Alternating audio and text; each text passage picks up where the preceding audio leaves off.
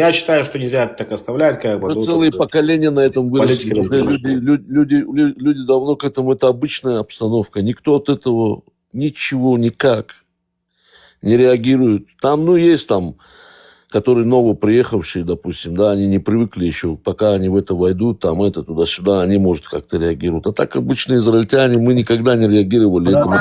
Знаешь, реально, ну что такое вообще, да, мировая война? Что такое мировая война?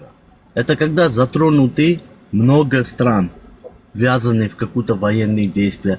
Сейчас смотри, как смотришь кругом, реально, Россия, Украина, Израиль, Иран, эти по арабским странам бьет Иран, там, Америка вмешана, Европа.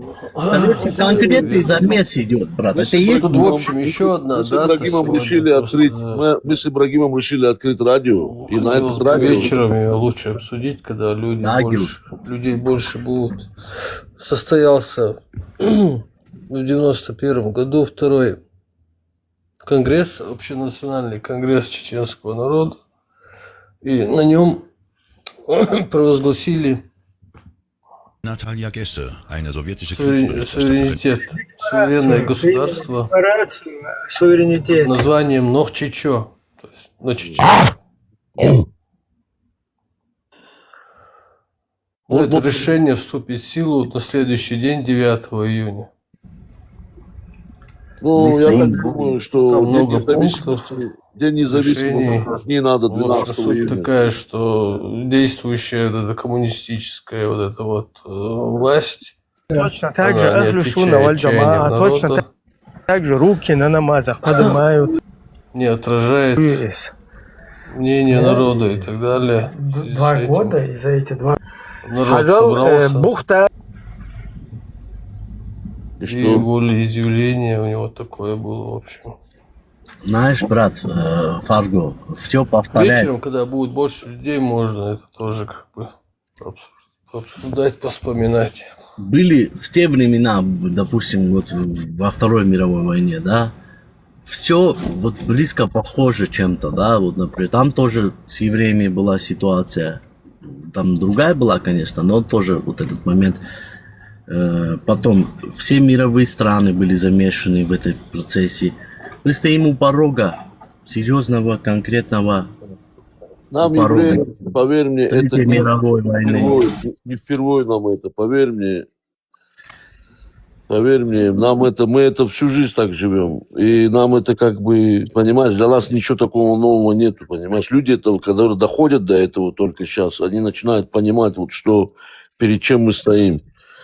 Но всегда это заканчивается, история показывает, одним концом для них, для всех, кто это на нас руку поднимает, понимаешь, это для них один конец всегда бывает. Потом они убегают, прячутся. Замес конкретный всех тронет в этом момент. Им будет конец, скорее всего, да, ты прав, но этот замес тронет всех, знаешь, в чем В этот раз будет Месилова намного посерьезнее, чем во Второй мировой. Мартин, кстати, видел, Пашинян выиграл. Да. Выиграл, да? Да, выиграл Пашинян. Теперь получается, что с Россией будут напряженные отношения. Да не, братан, я же говорил. Ты за кого, Мартин, за кого ты будешь? Он, смотри, сам, он сейчас сказал недавно, последнее интервью, что я сейчас с Россией, это мои друзья, и с Европой буду двигаться, но все равно Россия это наш тоже, друг. Россия же неприятно, когда будут с Европой двигаться, нет? Он предвыборную такую тему сделал, чтобы его выбрали, народ знает, что эту тему все поддерживает. Ребята, добрый вечер, один голос всего лишь перевысил там, этот барон пришел там, барон, да, который на ТикТоке, он пришел, последний голос один не хватал. Да, он отдал. Он отдал, крича, что он еврейский, да, и все пошли за ним. Да, барон это сделал.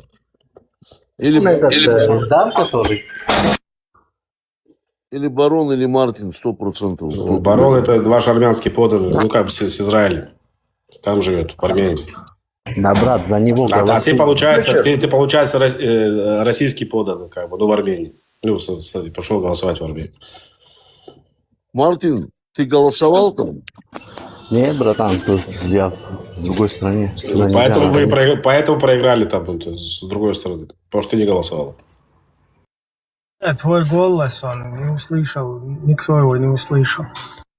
Не, ну Мартин... Твой голос ушел в зрительный зал, как бы, да. Опять же, там... Мартина голос засчитали, он там у них в списках. Они просто берут, даже если он там не находится, они просто берут его, засчитывают там. Ставят, короче. Да, Мартин, вот где сидит, просто кивнул вот так головой, и все. Да, мне до сих пор зажигалку мне армяне не вернули, которые вот этот вот благодатный огонь поджигают там в этом, короче, Бетлехеме, короче. Просили меня. Оставь. Сейчас давай, сейчас не наводи национальный рост, когда пускай они там дерутся между Просто собой. Мартин мне обещал, что... Мы охраняем, оставим. Сейчас заплатил за бензин просто на заправке. Что там говорили? Я говорю, Что они я тебя говорю? даже считают твой голос, даже когда тебя там нету, они просто берут за тебя, ставят. Так. Всё, Да, братан, там же масса за него. Обычно, большая часть, там миллион, 1,5 миллиона человек голосовало, короче. Из них, большая доля, 20% пророссийский, который сам собрал. Там 1,5 миллиона есть. Сколько там в Армении сейчас живет? Какие 1,5 миллиона долларов? Почти 3 миллиона населения. Не может быть. Сколько еще ездили же туда из России еще откуда-то голосовать? Да, почти 3 миллиона.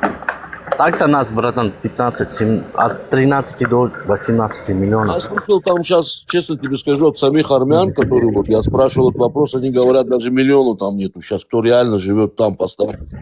Да нет, только в Ереване миллион. Ты поедь туда, там Ламборджини, какие эти движения не дают тебе проехать. Слушай, один момент мелькнешь, там просто машины, короче. Там конкретно с Америки за копейки привозят, блядь, здесь в России. А в России сколько живут армяне? В России Ну, Сочи только. Сочи, как Армения, не? В России крузак 70 тысяч долларов стоит, даже 80 нормальный. Там стоит Цены машины. Что Курзак? Я говорю, сколько армяне живут в России? Армян сколько живут там? почти 3 одинаково, что в России, что в Армении примерно. И так. основная масса это, получается, Краснодар и Сочи, да? Это вот это вот все. Ну, не только Ростов, Сочи, Адлер, Анапа. А в Москва. Европе сколько армян есть? В Европе. В Европе там по 2 миллиона где-то. А в Америке вообще? Два где-то, 2,5 в Америке. Ну, 2 где-то, поменьше Так немножко. сколько получается армян вообще в мире? Вообще говорят от 13 до 18. Что у меня У нас как 1,5 вас где-то. миллиона во Франции официальная диаспора армян. Да, много. Так Франция это самый такой проармянская страна в Европе. Страна. Как евреев официально, это официально просто. Это так. Никто это не знает на самом деле. Не, ну официально, не официально. У тебя получается в Америке больше евреев живут, чем в Израиле. Причем это как бы, да. То есть, дай бог, чтобы все жили в Израиле, как бы, да. Если мы вернем все наши земли, то будут проживать все здесь. Просто не все места Сколько в хватает. Америке евреев, подожди? У нас же до хрена земель забрали. Подожди, сколько евреев в Америке? В Америке, которые себя... Около 7 миллионов, по-моему, 6,5-7 миллионов. Это те, которые себя реально афишируют евреями. Здесь же есть, которые... Они как бы Ну, христиане, евреи, братан, половина этих евреев, про кого ты говоришь. не афишируют, которые себя есть такие. Вот, допустим, то, что Бабель сказал, я с ним не согласен. Я просто позже поднялся, как бы я не стал спорить на эту тему. Нет такой еврея, когда крестился. Вот я лично в это не верю. И у тебя и раввины в этом тоже, как бы, да, у них есть разногласия. Нет такого. Ты не можешь не быть евреем. Ну, не можешь ты быть не евреем. Много ассимилировавших. Я в том смысле, если принял христианство, не можешь быть не евреем. Ты только за счет того, что ты как народ, вот, мы связаны, как бы, да, с единоверием, с нашей книгой, ты не можешь быть не евреем. Как бы еврей... По статистике Хаббат, Есть даже, извините, Хаббат проводил очень интенсивную статистику. Нашли 24 миллиона евреев здесь, в Америке. Не, ну 24 миллиона, я не знаю, как он дошел до этих цифр, не важно. Я говорю, разговор мой о другом немножко. Он немножко до хрена. Которые они себя, как тебе сказать, они знают, что они евреи, но они себя не ассоциируют. Все, не ассоциируют. Но они при этом, лефи аляха, как я знаю, вот опять же, здесь разногласия могут проходить, как бы и так далее, но в конце концов ты увидишь, что лефи аляха, он остается евреем. Как бы еврей не крестился, он всегда будет евреем. Да, поэтому я тебе говорю, 24 Поэтому нету такого, что он не еврей. Если он себя считает христианином, его ребенок родился, он будет евреем. Он не может быть не евреем. Еврей – это единственный народ, Бабел, который рождается по религиозному принципу. Нету другого. И в Европе таких много осталось. Ну, не важно. Так, что он там своему ребенку дома рассказывает, что он христианин, в Латинской Америке нет такого. Ты знаешь, сколько только в Латинской Америке есть евреи, вот эти испаноязычных, которые называют это, как их называют? В Латинской Америке, у тебя в Аргентине, где хочешь проживать. По всей Латинской Америке, их как называют? Общался с евреями, христианами. Это маран. Очень такие, как сказать, очень такие спокойные, хорошие, добрые очень люди. Маранов есть 40 миллионов. 40 миллионов маранов. Да. Я понял. Каждому, что нравится, пусть в этой верит. Я сторонник этого. Но это не значит, что... Нет у нас 40 миллионов, но не важно, разговор не об этом. Есть как бы, да. Опять же, есть очень много, которые там... И они, кстати, тоже входят вот туда же. Бабел, чтобы ты понимал. Это испаноязычные и португальцы, которые говорят. Их полно. Они сейчас возвращаются опять в иудаизм, и полно в Израиль приезжает. Полно. К сожалению, может, сегодня было бы на 40 миллионов, но вот, к сожалению, произошло вот во Второй мировой, как бы, да. Сегодня могли бы быть 40 миллионов. Не 40, там не... Это таких, которые, я тебе говорю, это себя, которые их за евреев сейчас пока официально не ассоциируют, их нельзя привязывать к чему-то. Они Бне Анусим их называют, Бне Анусим. Бне Анусим как могут быть Бне Анусим? Если их мать еврейка, Бне Анусим. Потому что по матери нельзя отследить родословную точно, да, у них архивных данных уже нету, и им надо делать гиур лехумра. Понимаешь, надо делать им. Гиур лехумра надо делать. Если его мать ему рассказала, что она еврейка, то зачем он Бне Анусим? Не, но все равно доказательств нету, их не причисляют по закону этого. Так в том-то и дело, что именно по этому закону, потому что было, то было там среди... Он себя ассоциирует. Не может быть, что же Бне Анусим? Он себя ассоциирует с евреем, но его когда считают население, его невозможно туда приобщить как еврея, понимаешь? У него нету ничего подтверждающего.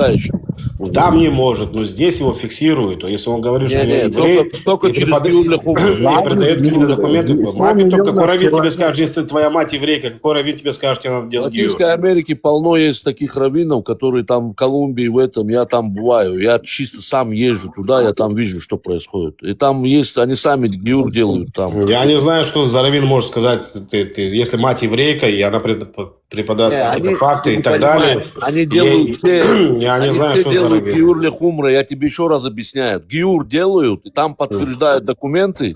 Когда у них эта бумага есть после гиура, только тогда они могут подавать в Израиль, если они хотят. После гиура. Опять же, гиур проходить ко всем. Их всех заставляют гиур. Если так будет, каждый скажет, что он еврей. Знаешь, сколько миллионов просто левых каких-то людей, которые вообще даже знать, просто в Израиле уровень жизни лучше, захотят поехать, миллионов 30 сразу же скажут, что они евреи. Я тебе говорю, что только в Латинской Америке 40 миллионов таких маранов есть. Только 40 миллионов. Ты представь себе, если они... Я знаю, что в Латинскую Америку ездил, и махабадники ездили. И была передача, вот 14 канал, только открыли, если знаешь, 14 канал в Израиле. И вот когда только открыли, его этот грузин, это олигарх, как бы, да, он его открыл, он его именно спонсирует. Михакашвили, как его. Не помню точную фамилию, как бы, да, грузин. Еврейский, который уже существует. Миралшвили, там да. Есть конкретные, знаешь, в каких местах, которые там вообще, ты даже не представляешь, как там евреи могут появиться. Там вот из местных народов приходят и говорят, что они евреи, их предки, которые приехали 600 лет назад вместе с этими конкискадорами, с испанцами. Они говорят, Брат, знаешь, заявляются... сколько раз я слышал, что мне говорили, что мы евреи, там разные люди. Вот от кого я это не слышал? Которые просто, им как модно сказать так, да, что типа евреи умные, хитрые, там, я не знаю, типа умные. Ну, так, да, они так у себя вас Путин приписывают. становится евреем тоже. Да. Я с кем не разговаривал, да, у меня там бабушка там какая-то там еще что-то, ну, у меня еврейская мама или там дедушка еврей. Все приписывают себя к евреям или там, ну, к таким народам, да, которые более... Стел, напиши, что нет, Лазик. Честно, я не Или понимаю. к чеченцам, кстати, к чеченцам Я тоже правда, это не, приписывают. честно, никогда не слышал, я перепроверю то, что вот я вот 100 до сих пор раз был уверен, слышал, что- когда говорят, что чеченцы, у меня там дедушка чеченец, вот это тоже миллион раз слышал. Я не с тобой, я со Стеллой. Стелла вот тут написал, и нет, Лазик. Кавказцев уважают и начинают себя говорить, что они чеченцы тоже. Русские, например. Я 100 раз это слышал.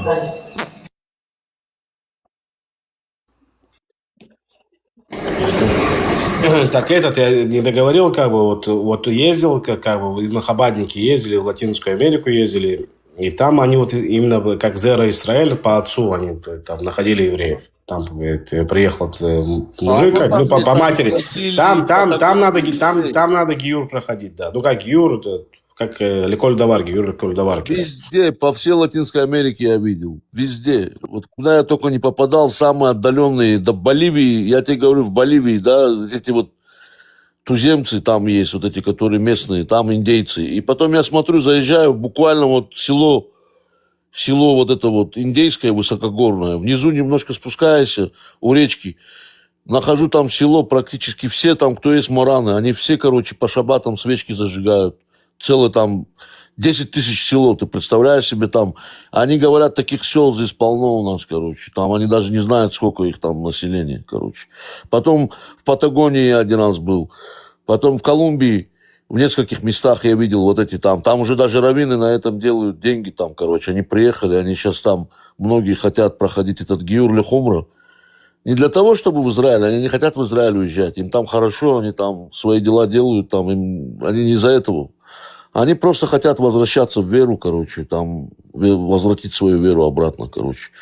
Я находил в этих, короче, недалеко, короче, от в Аргентине там, короче, самая северная, северная, говорю, южная точки, вот эти, где прям Аргентина, она такая вот, как бы длинная такая, в сторону идет, прям конец континента.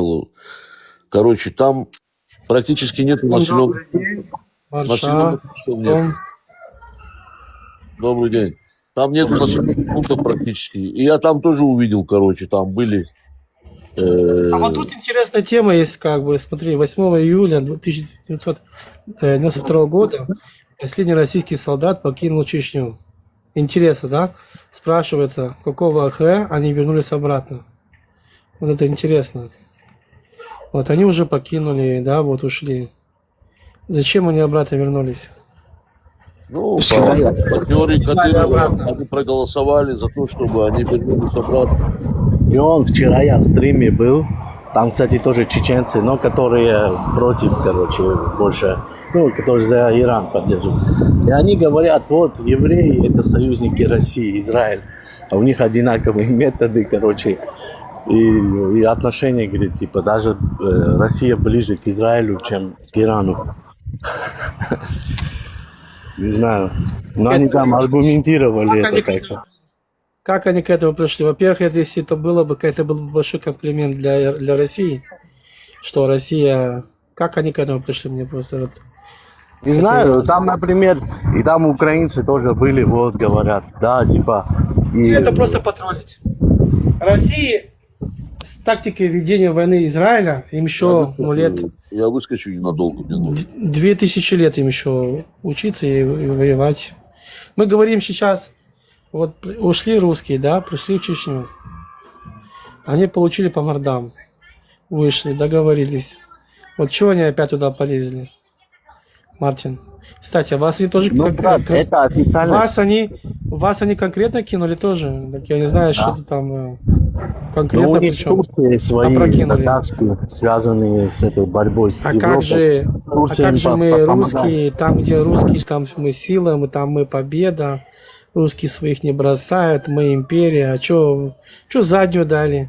Вот что они заднюю дали, когда финны, да, норвежцы вступают в НАТО? Прямо возле Петербурга, кстати. Чё, как бы, туда не полезли? Хотя косвенно, по факту говорят, мы вступаем в НАТО. Что русские сделали? Ничего, обосрались. А почему? Потому что не то, что на два фронта они не могут, они бы там конкретно бы обосрались бы. Там вернулись бы исконные земли Финляндии. Вот. Так что, понимаешь, это для меня это империя, которая видит, что человек слабый, вот, они нападают. Но, скажем, тоже Украину, они не рассчитали силы. Они думали, что там все сдадутся, можно купить, продать. Видишь, как получилось. Вот. То же самое здесь. Мне кажется, что их амбиции, их же сами похоронят. Иногда, даже если ты самый сильный или могущий, или это, надо остановиться, сделать рестарт, переоформить, где правильно, где неправильно, новую стратегию. А там ничего нету.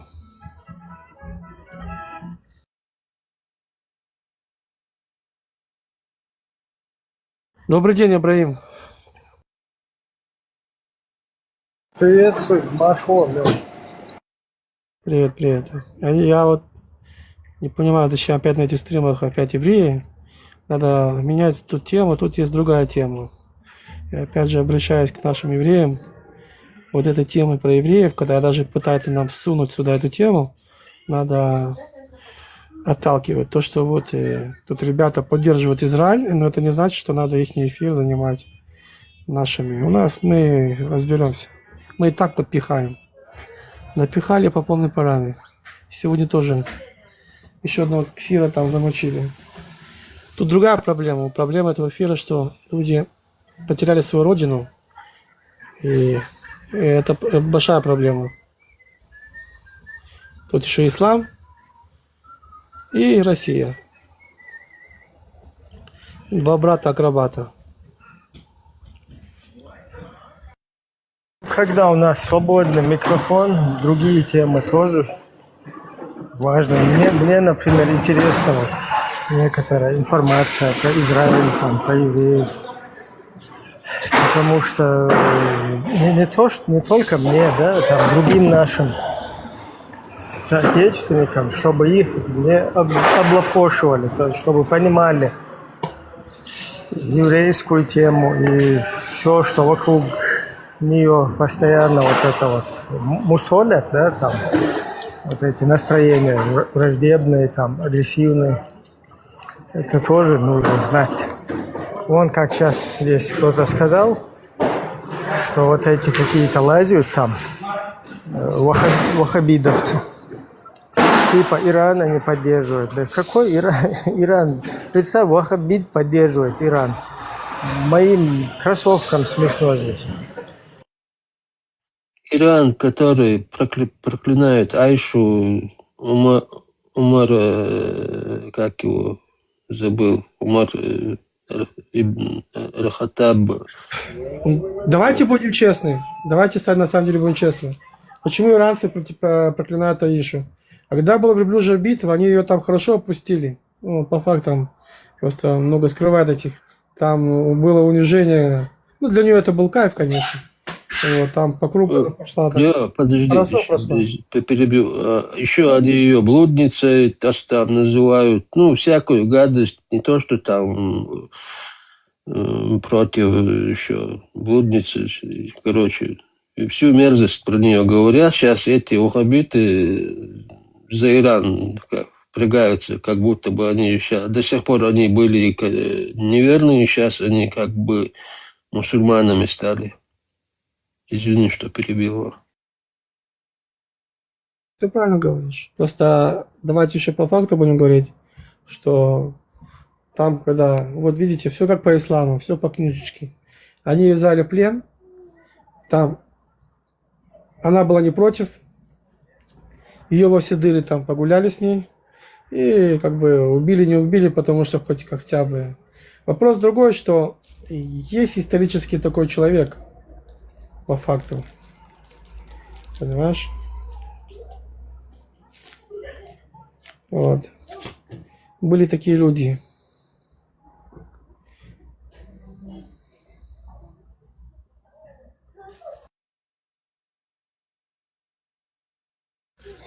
Поэтому это Машвол, всё Леон, приходи свободным. Маша. Приветствую всех, Машвол. Как дела? Нормально, нормально. Ну, в общем, Поэтому- вот 8 июня 92 года, после вот принятия Конституции 12 марта, потом было там много встреч с российскими.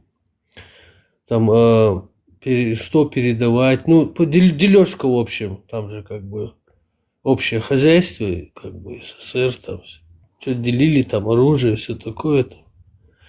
И, в общем, короче, по этому договорам, ну, все там юридически, политически, все четко было там. И потихоньку организованно они вышли. Вот 8 июня последний солдат покинул. Ровно за год до этого, 8 июня 91 года, состоялся второй конгресс, общечеченский конгресс. И там на нем провозгласили суверенную республику Нохчичо назвали на чеченском. Тогда еще никакой Ичкерии, ничего, Нохчичо назвали. В связи с тем, что коммунистическая вот эта власть, развал СССР уже, короче... А? Мне интересно. Была Чечня, государство. Они под каким-то соусом опять придумали предлог напасть. Все же понимали, что если нападут опять на Чечню, то Россия, то Чечня не может напасть на Россию. Они же понимают, это амбиции, да? Вот. Чтобы опять напасть. Вот. Для чего опять России надо было понадобилось вот опять это? Из-за нефти, из-за газа, ресурсов. Ну, там много причин. Они много зайцев, там много причин было. И территориальные там вот это, и ресурсы, и геополитическое, вот это все территориальное. НАТО, не НАТО, все это все вместе, в общем. И они воссоздать СССР обратно хотели, который якобы разваливали.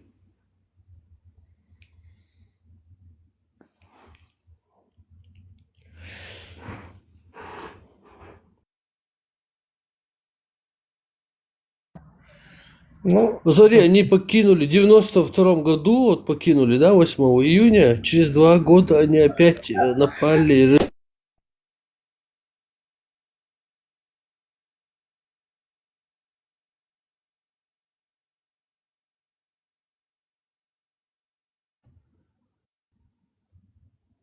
Вот так они вот с ними, вот так и живем бок о бок постоянно с этим медведем. Мы их выгоняем, они приходят. Прерывается, да? Мы их выгоняем, они приходят опять. Мы их выгоняем, провожаем. Потом кто-то пытается ужиться, его на бочку с порохом сажают на стадионе и в космос отправляют. Потом в Украину джихады начинают. То есть, как бы ты не пытался как бы ужиться, да, там, все равно, кроме роли раба и пехотинца, ты ни на что как бы не... В итоге ничего не выходит. Да. Полная ассимиляция, там, полная, то, что мы утрачиваем, там, язык, культуру, это что же все из этого. Сейчас вообще этот ваххабит притащили, это в разы усиливается. давайте предположим такую вещь, только логически, без фантазии. Вот скажем, Россия вот разваливается, ну, это к этому, может, скорее всего, придет. Чечня будет там, Кавказ взорвется, Чечня станет независимая. Мы видим еще одну проблему, что там остаются бабуины. Как это все будет работать, вот это все дело? Как это все будет уживаться? То есть мы понимаем, что ислам и технологии, и развитие, и светская жизнь это вообще... То есть они уходят опять 20 там, какой-то век, падают уровнем, как и все исламские страны. Как вы видите вот это все это дело? Не будет такого, что что-то развалится. Максимум она может остаться при своих. Скажет, слушай, ну, то, что не территориально признаны мои границы, ладно, там, Крым, не Крым на эти моменты, там, это самым крайним. В плохом случае она может, но она свою территорию, которая признанная, будет у нее в любом случае. И все. Все, что входит в территорию России. Я тоже согласен, что там нету каких-то настроений у вот этих народов, я не знаю, распадаться или какие-то, чтобы созрели там настроения на независимость, на свою государственность у людей. Вот эта тема, ей как раз таки постоянно и спекулируют русские. Типа, если чеченцы там уйдут, да, из-под их сапога, то получится, что другие тоже типа там за нами пойдут. Другие нам вообще не нужно, чтобы за нами кто-то шел или не шел. Нам вот своя проблема, она как бы первична, да? Остальное там, что куда-то кто-то шел, не шел, это как бы русские, внутрироссийская проблема. Вот эти народы там сами, у которых абсолютно каких-то настроений там нету. Вот у кого есть там настроение, у каких народов? Давайте подискутируем на это. Ну, говори, Ибраим, они не то, что там гадать не надо, что они сделают. Мы точно по практике, по опыту, по истории знаем, что они не пошли за нами. В начале 90-х. Никто не пошел. Сейчас я объясню. Вот распадается Россия, там кипиш, все там с Путиным, там это. Под этот шумок, что чеченцы видят, что бардак в России, а многие боялись этого слова. И также Кавказ развивается. Ну, такой сценарий, да? И это очевидно, кстати. В общем, у России так нет сил. Они сдают это все. Вот, сдают эти территории. Получается чеченское государство. Но у чеченцев остается такая вещь, ислам. Вот как они видят это будущее с исламом.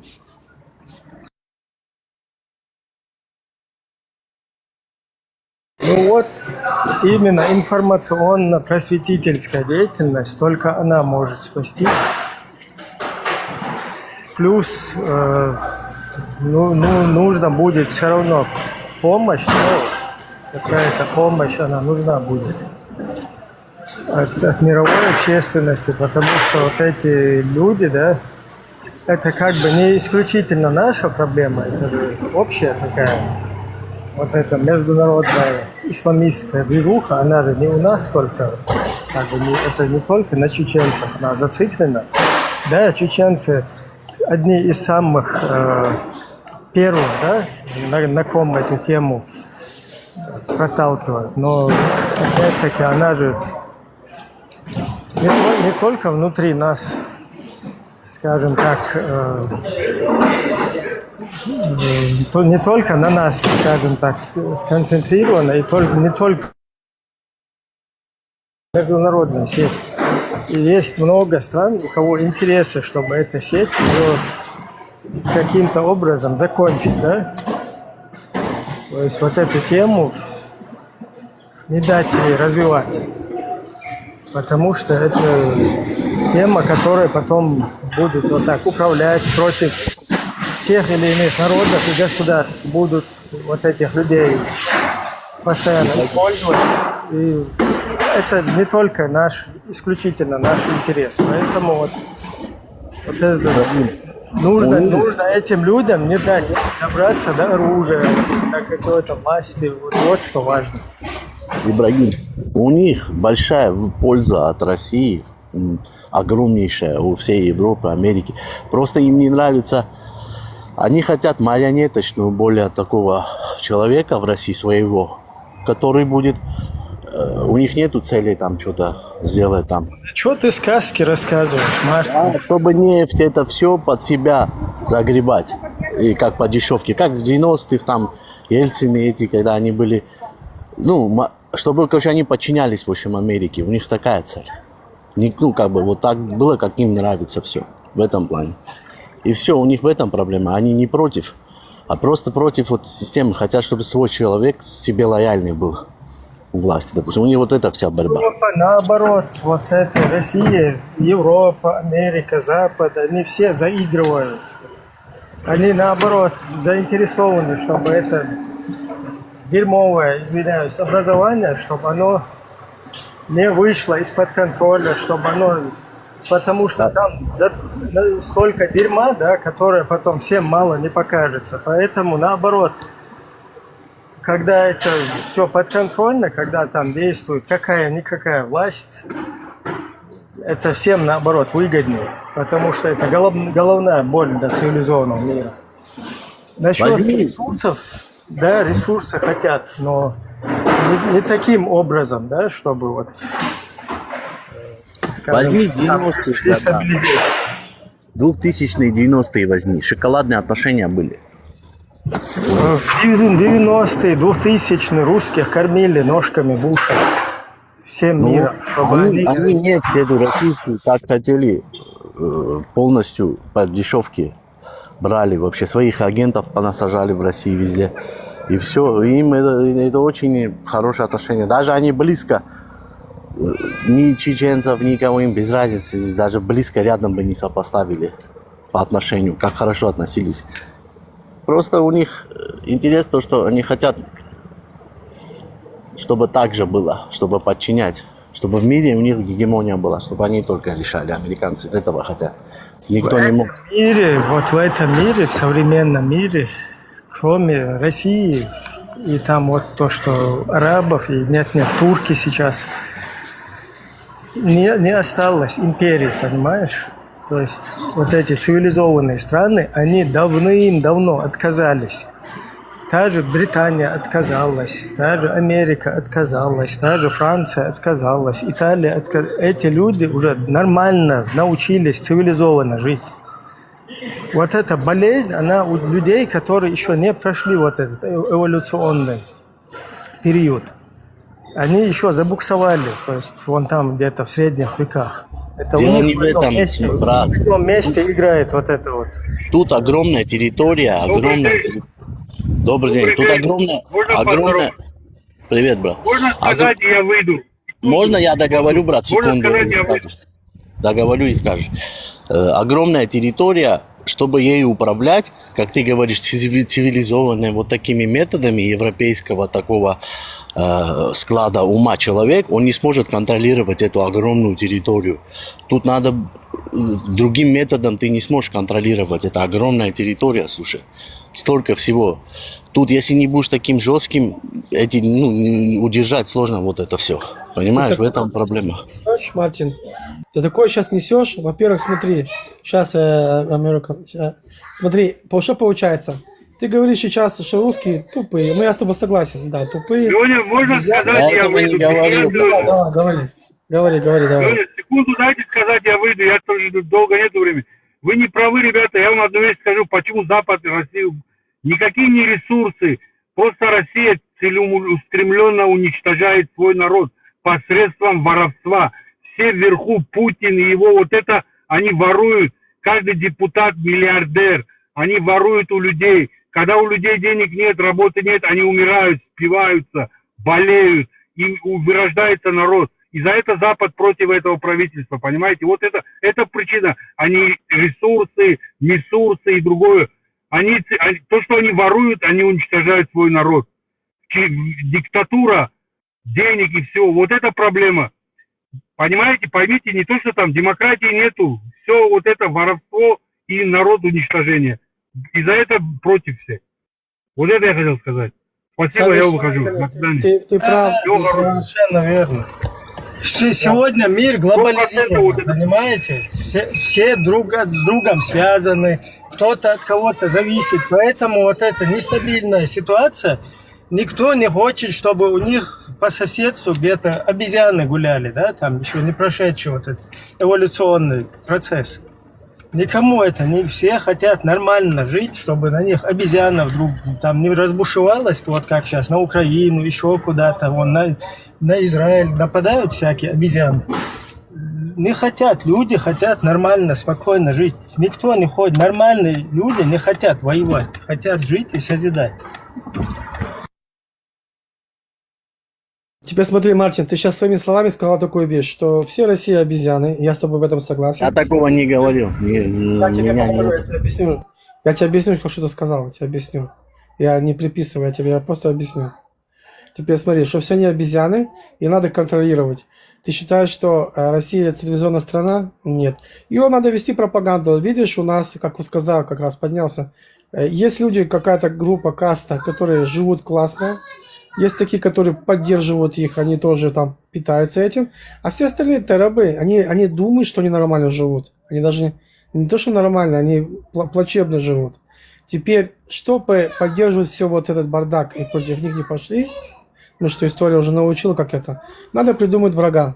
История научила уже, чтобы на тебя народ не пошел, надо придумать врага, надо придумать, кто там носитель зла, из-за кого все проблемы, а мы хорошие. И вот это тупые бараны, да, вот именно тупые бараны, они на это клюют. Почему? Потому что люди свободные, которые захотели бы, нет, я хочу тоже нормально жить. Я хочу тоже 4 раза ехать там, в другие страны, покупать что-то себе в дом, не думая, не копить, понимаешь? То есть нормально жить. Они получаются рабами. Те, которые вышли на митинг, их на бутылочку посадили. То есть... иначе ты никак не получишь свободу. Только так. Только так. Чтобы все вышли организованно, натыкали, сказать, нет, мы не рабы. Попробуй сделать в Америке то, что делает Путин своим народом. В Америке, тоже не маленькая страна. Ты знаешь, что там будет? Как скажешь, что в Америке нету дисциплины, нету порядка. Понимаешь? Просто там народ этого не купит. А ты не знаешь, как живут люди в Америке, и не понимаешь их не это. А у русских и других, как ты, им важно, что живут в других странах, им важно, что кто делает. А в своей стране ему насрали так в голову, это тебе не важно, живи как раб. Первым делом им всем важно в моей стране, что в моей стране творится. А потом уже можно прийти там подумать, что в других. То же самое американцы. Они вообще не знают, им насрать, что творится в других странах. Им важно, что живут в их аккаунте, да, аккаунте или в этих штатах. Все. Понимаешь? И попробуй. Проблема, Леон, как раз таки проблема цивилизованных стран, европейских стран, вот Америки, там, Канада, я не знаю, там, вот, ваша страна и так далее, я вот наблюдаю, как раз проблема в том, ну, Израиль еще более-менее понимают, потому что постоянно пересекаются с этим. А другие вот цивилизованные все страны, они воспринимают эту Россию, да, как вот самих себя, через себя пропускают. То есть на себе проводят параллель. Американцы тоже, европейцы. Они думают, что там Путин бедненький какой-то, НАТО какая-то, боится он НАТО. И поэтому какие-то вот эти войны там происходят. То есть как вот я бы думал, да, как бы я пытался бы оправдание какое-то найти, да, там, в войне или обезопасить свой народ, они берут через вот это, через себя это пропускают. И это очень огромная ошибка, потому что там совсем другой менталитет, другие настроения. Там вообще на другом этапе развития человечества. Я был в Америке, я был в Силиконовой долине, и в Сан-Франциско, других. И ты не поверишь, что очень много грамотных людей. И когда они спрашивают про Россию, они, ну, как бы они знают, слышат, что я на русском говорю. Их это не, они даже некоторые не знают, где находится Россия. Я говорю, как так, ты же такой грамотный. Он говорит, а мне это надо? Вот когда мне это будет надо, я поинтересуюсь, я прочитаю, я узнаю. А так это меня не интересует. все НАТО. НАТО сама должна выражаться. Видишь, все видят, что у нас НАТО. НАТО в таком состоянии, что я не знаю, что лучше, вооружение Украины или вооружение НАТО. В таком состоянии, что плачебном. Это просто, опять же, пропаганда идет. Русским выгодно держать всех вот в рабстве, воровать деньги. А у тебя есть враг. Ты не должен думать, что у тебя должны деньги заработать. Да, да, пустак постоянно. Внешняя страшилка, вот сейчас. Пират, поднимись, пират. Жри свою миску вот эту, да, которую мы тебе накидали, и вот и хрюкай там в эту миску, все. Понимаешь? Я просто немножко представил на минуточку, просто на минуточку, вот такое, как у нас в России, чтобы у нас такое было бы. Ты знаешь, что бы с этим Путиным бы сделали бы? Его бы сожгли бы на костре. И всех этих политиков. Всех. Понимаешь? У нас бывшего президента посадили, потому что там что-то кому-то, он к ней какой-то прикоснулся, там что-то такое сделал. Вот там, или там какого-то там нашли еще политика тоже постоянно. Постоянно гоняются за кем-то там, блин, ищут кого-то, что-то как-то, постоянно. К этому Биби уже прицепились, блин, и не могут доказать. Ну, это понятно, что политическое. Но так ищут, кто-то что-то сделает. В стране так и должно быть правовой. То есть народ хозяин, народ царь, народ барин, а не вот этот, которого народ туда поставил. Он слуга. У нас там подняли, какие-то вещи подняли. Ты знаешь, на следующий день, что было? А чуть страну не сожгли. Мартин, страну чуть не сожгли. Ты понимаешь?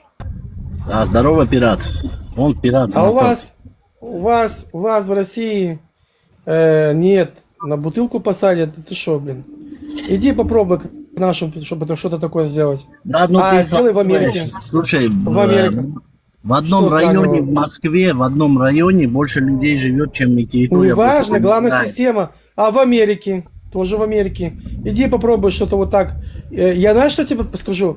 В Америке, брат, вот этот Эпштейн, Трампа, друг. Они вместе там детей расстреляли. Да при чем здесь одно к другому? Причем... Не, давай. До сих пор засекречено Эпштейна. Нет, давай скажем так. Давай скажем такую вещь. Видишь, вы уже... Я тебе говорю про факты, что если бы народу что-то бы не понравилось бы, да, он что сейчас сделал Трамп? Он сказал, знаете что, поднялись бензин, нет проблем, я снимаю налоги. Я снимаю налоги в Красных Штатах, во всех штатах, но демократы, они не снимают. Видите, демократы, они плохие, а я хорошие. И что получается? В Красных Штатах бензин упал, да, еще идет субсидии, а в Синих Штатах, вот там, $5, 4,5. Живите с этим. То есть, или в Нью-Йорке, например, да, сейчас поднимается огромный скандал. Там сейчас скоро будет взрыв. Этого араба, блядь, его на клетку посадят. Ты слышал, что сказал Трамп, когда его спросили насчет его дочки? Он сказал, я бы с ней бы сексом причем здесь занялся. Эпштейн? Нет, он сказал за свою дочку. Он сказал, я бы с ней сексом бы занялся. Она мне очень нравится. Во-первых, это пиздец. Это есть интервью, есть, братан. Я видел это интервью на английском языке. Он такого не говорил. Во-первых, это раз. Это русская опять пропаганда. Надя, проблема в том, что я сейчас тебе сделаю его, что он говорит, и переведу, и ты в это поверишь. Но пойти это проверить... понятно, что можно перевести, но на английском... А почему ты английский не знаешь? Русскоязычной публике вот так вот показать это и сказать, посмотрите, какой Запад. Он как в Совке нам показывали, постоянно бомжей, короче, американских, как они с голоду вздыхают, как рубль там доллар каких-то 70 копеек стоит, непонятно вообще, бумажка там. И что на английском сказал? Слова приведи, давай, Леон. Именно на английском слова же есть? Давай. Его дочка очень самая красивая. Я горжусь, что она такая. Я молодец. Из этого русские перевернули. Это раз. Два. Сан-Франциско, чтобы ты понял, специально бомжи хотят быть бомжами. Почему? Потому что им платят за это бешеные деньги. Ему дают хорошие дом. Нравятся наркотики, им не интересно. Нет, Даша, я же там... Бомжи хотят быть бомжами. Им дают условия. Им платят бешеные деньги. Слушай внимательно. Каждый день ночью он приходит, ему дают дом, где спать, где это кушать. И он кайфует. Он говорит, это моя, там типа такая секта. В России бомж, он бомж. Все, он бомж. Потому что он бомж. Система заставила его. Он Поэтому- вынужденный бомж, да? Да. А поэтому в Сан-Франциско, вот посмотри, даже бей в там интернете, по они хотят желанию, быть по бомжами. желанию бомж. Да, это я не шутки, я вам серьезно. Не, я Я понимаю. Я тебе секрет открою, Леон. Любой человек и в России, если он не захочет, он не будет бомжом. У меня есть знакомый, Мартин, он можно я бомж, скажу? хотя у него брат, сестры, все богатые. Мартин, он бомжует, смотри. ему это нравится, они ненормальные, у них с головой нет. Мартин при всех как бы негативных моментах Запада, да, вынужден согласиться с Леоном, что на Западе хоть есть сменяемость власти, и как бы власть меняется, да, и народ выбирает. И если даже вот, помнишь, даже Билл Клинтон, когда Зина сделал в овальном доме с Моникой Левинской, его чуть на виллу не посадили. А в России и постсоветских странах президент – это царь, короче. Вот он стал у власти, и пока не умрет, он будет царствовать. Я живу здесь, я могу тоже что-то много чего сказать, но я все равно не буду против что-то говорить. Вот и все. Нет, ну я Еще просто... после себя поставить царя, который потом его не будет преследовать. Да, такого же царя поставить, да, и вот эта монархия будет длиться, да. А так на Западе, конечно, тоже есть свои проблемы, там тоже не все так радужно. Ну, Плюс-минус, да, но человек, он человек, и в Африке человек, и везде. а так, по большому счету, что Россия лезет в чужие Посмотри. места, и Запад также лезет, да, геополитика. Смотри, пират, ты говоришь против Биби, ну там Биби менеджер. Просто я как сижу адекватный человек. Я вижу, понимаю, что Беннет, Лапид, ну ты их, слава богу, не знаешь. Да, такие клоны и другие. Они просто, понимаешь, политически и вообще они не подкованы. Они бы даже 0,01% не сделали бы то, что сейчас сделал Биби. Он войдет как Голдамейр в историю, это уже факт. Его даже уже признали из десятка лучших в мире. Но человек большой политик, но он уже старый, все, придет замена. Конечно, придет замена, которая будет, но поэтому народ его и выбирает. Он же недавно тоже проиграл выборы, и через 1,5 года левые вышли, они как бы... Леон, я согласен, что судьбу Биби должны решать и народ, как бы, ну, граждане, да, страны. Ну, конечно, как бы... Однозначно. Биби, Что кто мы такой? решаем? Биби Нетаньяху. Это мы решаем. Президент когда вы Израиля, будете премьер-министр. Беньямин, это Бенджамин, ну короче. Беньямин Нетаньяху.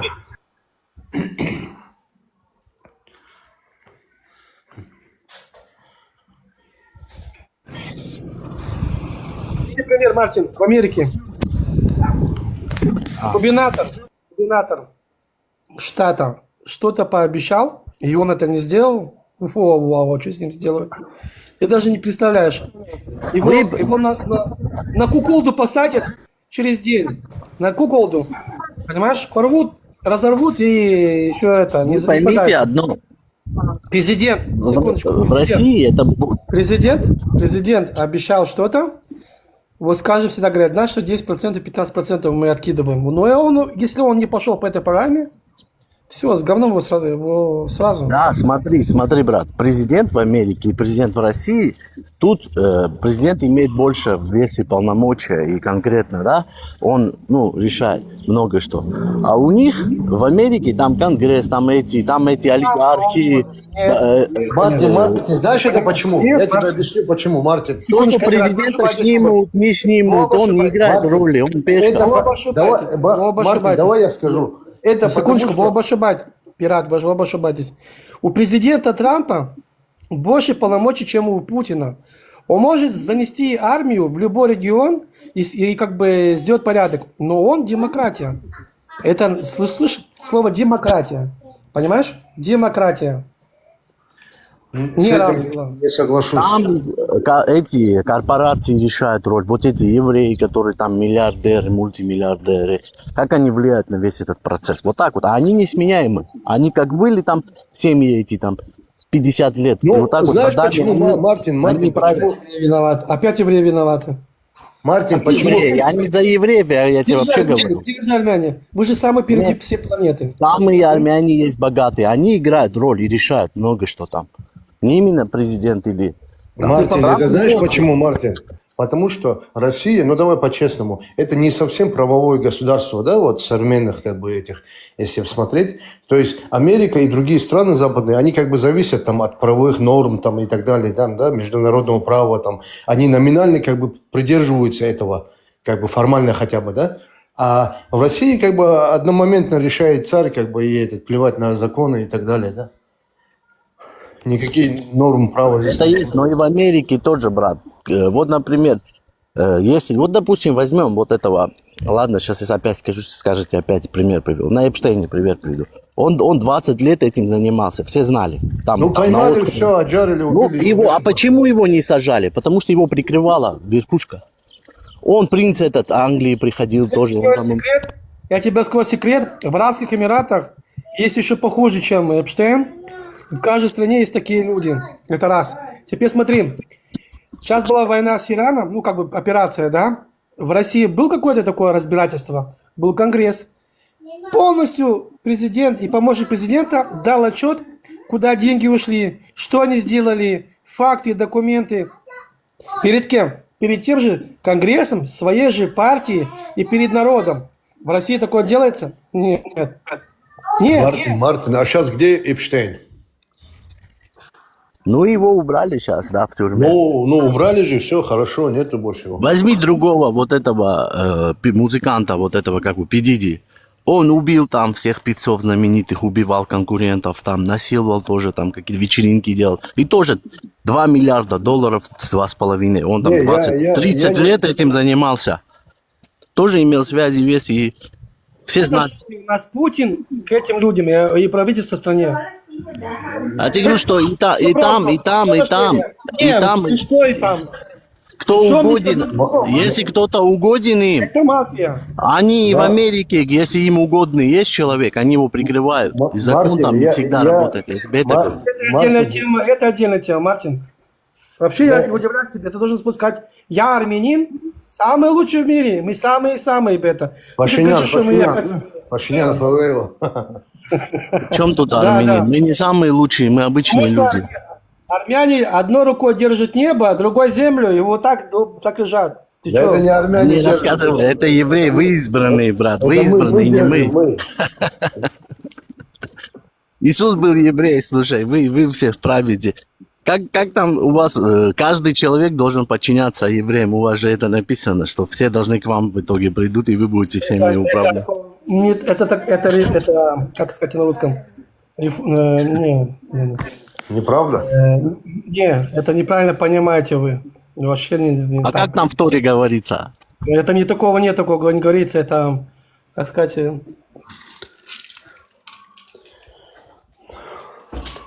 Короче, у всех своя правда, да? Я потом найду на русском как это объяснение, я тебе объясню уже. Это не совсем не так, как вы...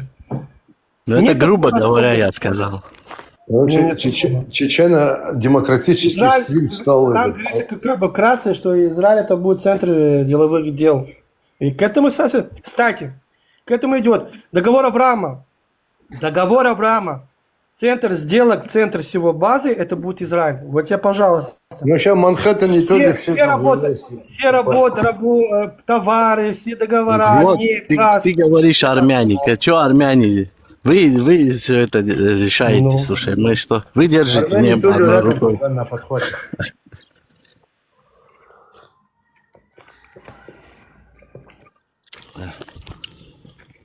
Думаешь, когда Россия распадется, она распадется, не потому что я хочу этого. Просто она идет по стопам Советского Союза. 1 к 1.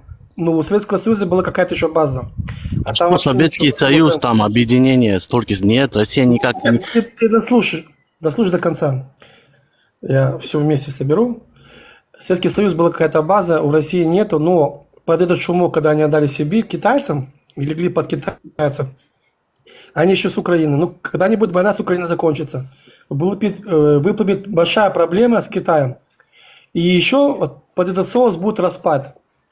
Ну, будет по-любому. Это не то, что я хочу, это папки не хотят. Лео, ну Кстати, единственный возможный сценарий распада, вот мы об этой теме говорили, что вот эти народы, да, которые скажем так, коренные народы России, они вообще никуда не собираются, вне России себя они вообще не видят, не представляют. Но есть возможный сценарий. Возможный сценарий – это когда вот сами русские, скажем так, регионы, да, вот они, если каждый будет там по-своему видит какой-то путь и по-своему попытается развиваться, да, там, свое какое-то государство, свою конституцию, свою государственную систему, как бы отдельно от других, скажем так, ну, практиковать или вообще применить, да, там. И единственное, вот такой возможен сценарий, с каждой какой-то вот этой частью, скажем так, с каждым регионом, да, или мини-государством, новым государством, хотя это не мини, но такого масштаба, если как бы, Ну, на княжество, да, распадутся. ну да, и вот эти вот маленькие, не то что маленькие, а эти коренные народы, они в той или иной, эти с этими останутся, там, эти с этими, вот что-то такое там возможно. Откалываться от Московья будет, да? Да, чтобы вот эти народы, коренные так называемые народы, чтобы они там пытались какие-то свои государства, я не знаю, вот кто, Пират, ты можешь сказать? Есть Вот вообще? смотри, модель разнится от места к месту, да? Допустим, у Кавказа мы примерно понимаем, другая модель, да, развития будет, может быть. То есть других альтернатив пока сегодня Кавказ не имеет, кроме одной. Если это там средняя полоса, или там Дальний Восток, или Сибирь, это совсем другие модели, да, развития. Допустим, вот берем полуостров... Смотри, вот кто, я просто понять не могу. Вот дагестанцы, что ли, хотят свободу государства? Или якуты хотят? Или кто? Нет, Буряты, сегодня это не ярко выражено. там есть 2,5 бурята, которые в интернете, там есть 2-3 татарина, которые... Ибрагим, но мы же говорим, если будет на это предпосылки, да, то есть если центр ослабнет до такой степени, что не будет удерживать, да, не сможет удержать там сепаратистические эти настроения там на регионах и так далее, да, то есть у него будут проблемы там с Китаем и так далее. Мы же в таком формате рассматриваем. Брат, да в этом случае они просто с Америкой померятся, а американцы уже будут их защищать. Как твоих самых родных и близких. Не, ну как будет это... Аллах лучше знает. Скажут, мы хорошо, мы будем делать, как вам нравится, только помогите. Они сразу же побегут и помогут, и удержат. Просто есть другой вопрос. Есть самодостаточные регионы, да, у которых есть ресурсы. Там газ, нефть, там какие-то биоресурсы, да. А есть регионы, у которых ничего нету. Это аграрные какие-то там регионы, у которых кроме картошки ничего нету, да. Вот им будет реально тяжело. А если есть там какие-то ресурсы, то они могут там с кем-то скооперироваться, с третьими странами и пригласить к себе там каких-то специалистов и работать, да, добывать там газ, нефть или там биоресурсы там и развиваться в таком формате.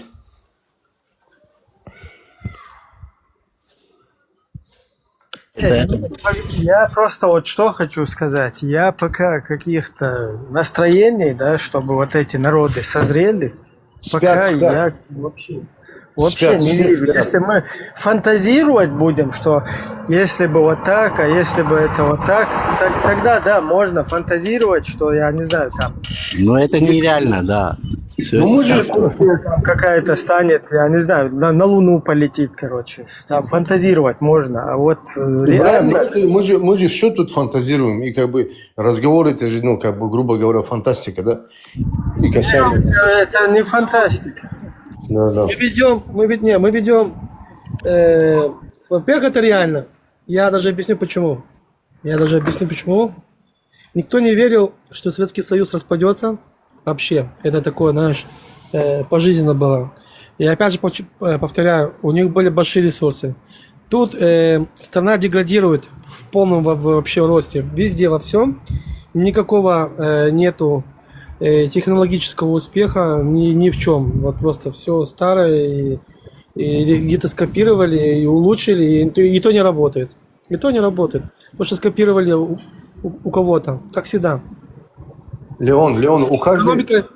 Сейчас, секундочку. С экономией такая огромная жопа, что это вообще, ну, просто провал. Страна экономически пошла по старым стопам, только нефть и газ. Хотя... Плановая экономика была, плановая экономика. Да. Надо было на рынок. Я об этом молчу, да. Хотя вся таблица Менделеева находится в России. Не пользовались ей, почему? Потому что не было оборудования, не было того. И это просто копали, брали эти ресурсы и продавали. Так было легче. Так было легче и потом купить готовый уже материал. Какие-то были химические фабрики, но настолько не давали там товара, да, объем продукции, что ну, на самом деле надо было. И опять же, те же технологии не позволяли. Все было старое. Россия деградирует не потому, что я этого хочу, а по фактам оно и есть. Теперь, когда война закончится, надо за все это платить. Потому что когда идет какая-то война, можно все списать, дописать, и сейчас экономика рушится. Там инфляция поднимается, вообще еще скачет и скачет. Вот. Так же и рубль упал. У любой империи есть свои подъемы и падения, да?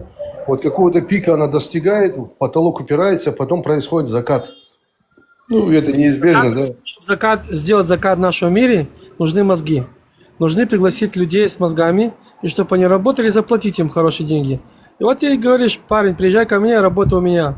Он говорит: а зачем мне переходить в вашу деревню, да, даже ту же Москву, хотя она очень классная. Если я живу себе или там в Силикон-Валли, как король, получаю деньги и кайфую от жизни, или тоже в Европе, или в том же Израиле, да, это, и все. Вот, вовремя нужно было переключиться. Вот посмотри путь Китая, да? Допустим, 30-40 лет назад Китай это было вообще там... О чем я говорю? Мозги, были утечка огромных мозгов. Те мозги, которые учатся там, это они... Ну, это не то. Давай скажем так, я видел уже специалистов молодых из России, им еще срать и срать. Правда, старая школа, она может дать всему фору. Я учусь в старой школе у русских инженеров Советского Союза. И они могут дать фору всем. А вот то, что сейчас, когда было, я видел их, это что-то посмешищеся непонятное, клоуна из клоуна, да? И понятно, что диплом он купил. Базовые вещи он не понимает и не знает. Базовые. Так что страна деградирует, а если страна деградирует...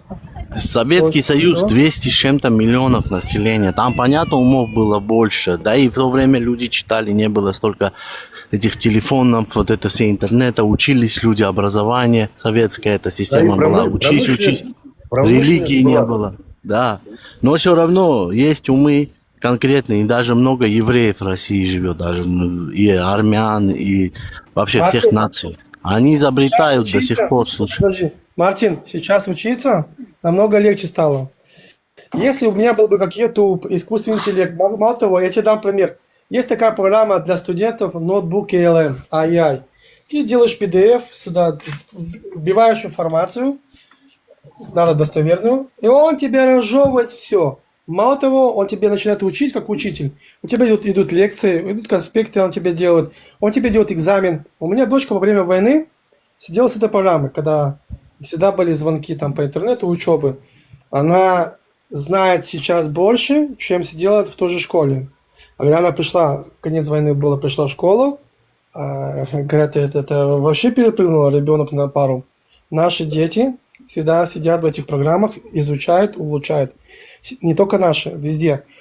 Так мир построен. И в Америке, и в Европе, и в Израиле. Но русские сейчас учиться намного легче стало. Получить информацию. Ты понимаешь? Но должно быть желание. В то время было воспитание такое. Ленин как говорил? Учиться, еще раз учиться. Да не религии, это все запрещалось. Это зависит от родителей. А сейчас молодежь что? Не только легче, а еще интересно, потому что все там цифровые вот эти технологии, как бы ты можешь, как бы уже, ну, тебе приятно, скажем так, да, там. Да, Ибраим, она сделала, там запустила пару учебников, сделала в PDF. Через WhatsApp PDF она сканировалась, такая, да? И она сканировала, закинула в эту программу. И он там видео ей сделал, объяснил, из конспекта для нее. Он понимает, что ребенок. Женщина и она, мужчина, рассказывают, задают вопросы ей. Каждые 2-3 урока делается экзамен. Понимаешь? И они прекрасно понимают, что он понял, что не понял. Другой подход. Например, по математике она им показала японское, как можно посчитать, ну, это считаю, не знаю, как на русском. Японское, американское и российское, например, да? То есть уровень, как можно посчитать, тактики, да, тактики. Каждая своя тактика, каждая своя это. Понимаешь? И как тебе удобно, и все. То есть это все показывается, делается видео, Мартин, так что сейчас... Брат, желание должно быть, желание учиться. В этом кто хочет проблема. получить, кто хочет, так тебе даже интересно становится, тебе так все это делается. Ну, я учусь, Даже- лично я имею знания. Понимаешь? Лично я не Сейчас хочу хвалить себя, я Ты во всех сферах знаю. ты затронул сейчас, вот видишь, Советский Союз. То есть сейчас стало легче учиться, получать информацию. Так что это все зависит от системы. А вот от системы. Я и говорю, что советская система была такая, что вот она к учебе, как сказать, поощряла учебу, там толкала на учебу людей, да, более Там такой пример. к работе и к учебе. Даже сажали за то, что человек не работает, за это сажали. Дам за тебе то, сейчас пример. Дам сейчас тебе пример. Вот наш премьер-министр сказал, с маленького класса мы будем обучать детей уже искусственному интеллекту, программам, каким там, как учить, как изучать, что строить. С маленьких лет. Ты знаешь, какой это бонус потом даст ему в будущем, когда он это все выйдет после со школы?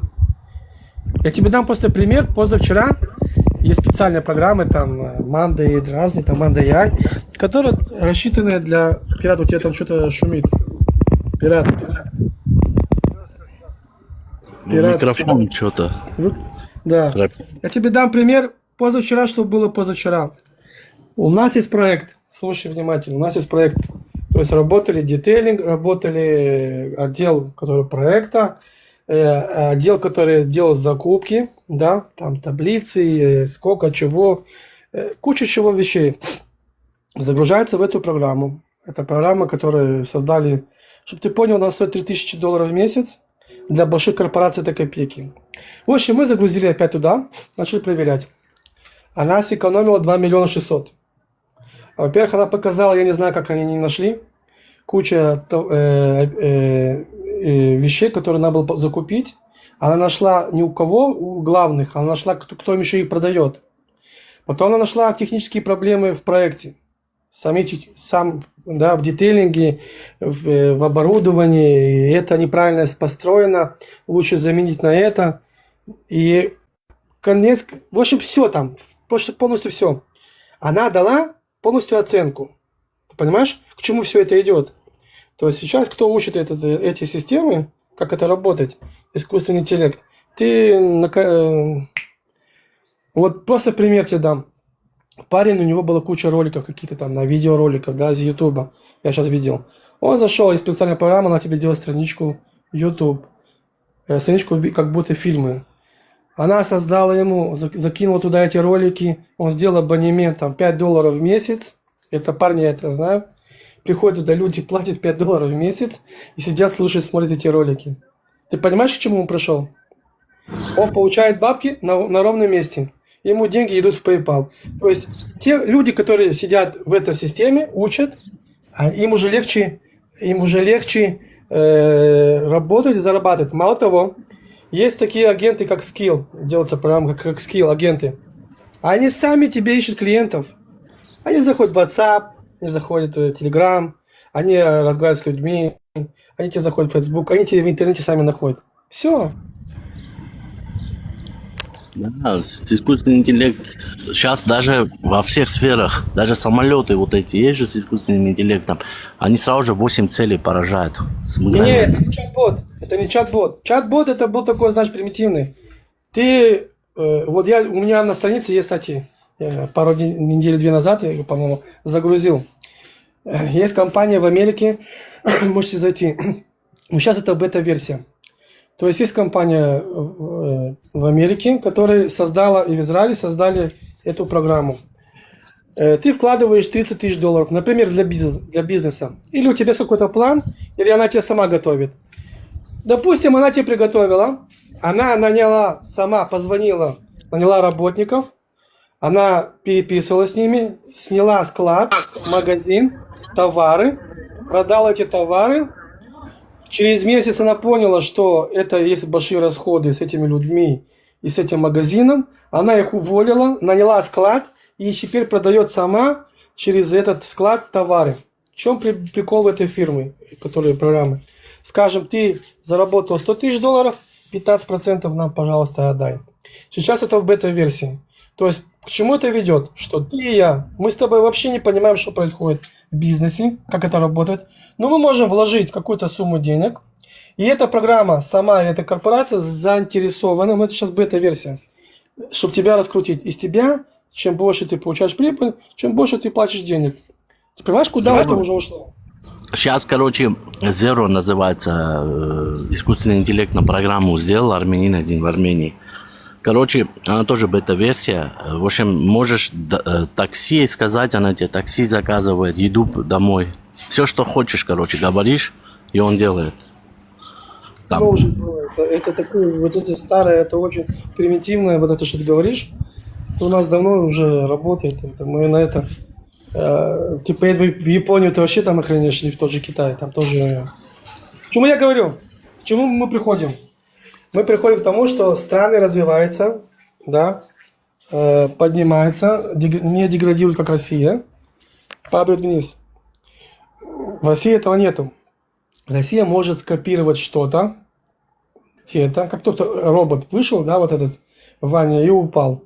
А посмотри, американские роботы, которые уже, кстати, на заводе, китайские. Он шлепнулся там на сцене. Да. Это был вжак всего... Арнольд Шварценеггер, да, терминатор американский, он прям летает. При Путине его поставили какого-то робота, я думаю, там человек был, скорее всего, и он там двигался. Ну что, он так Путин на него смотрел, сейчас упадешь, я тебя расстреляю здесь. Леон, а ты помнишь, вот на выставке робот Алешка был, робот Алешка?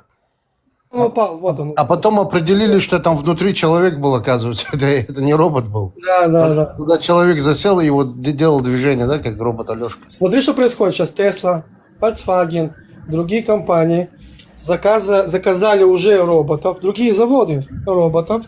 Они тебе работают, меняют просто батарейку. Знаешь, в чем прикол? Вопрос, Вот. Куда люди денутся?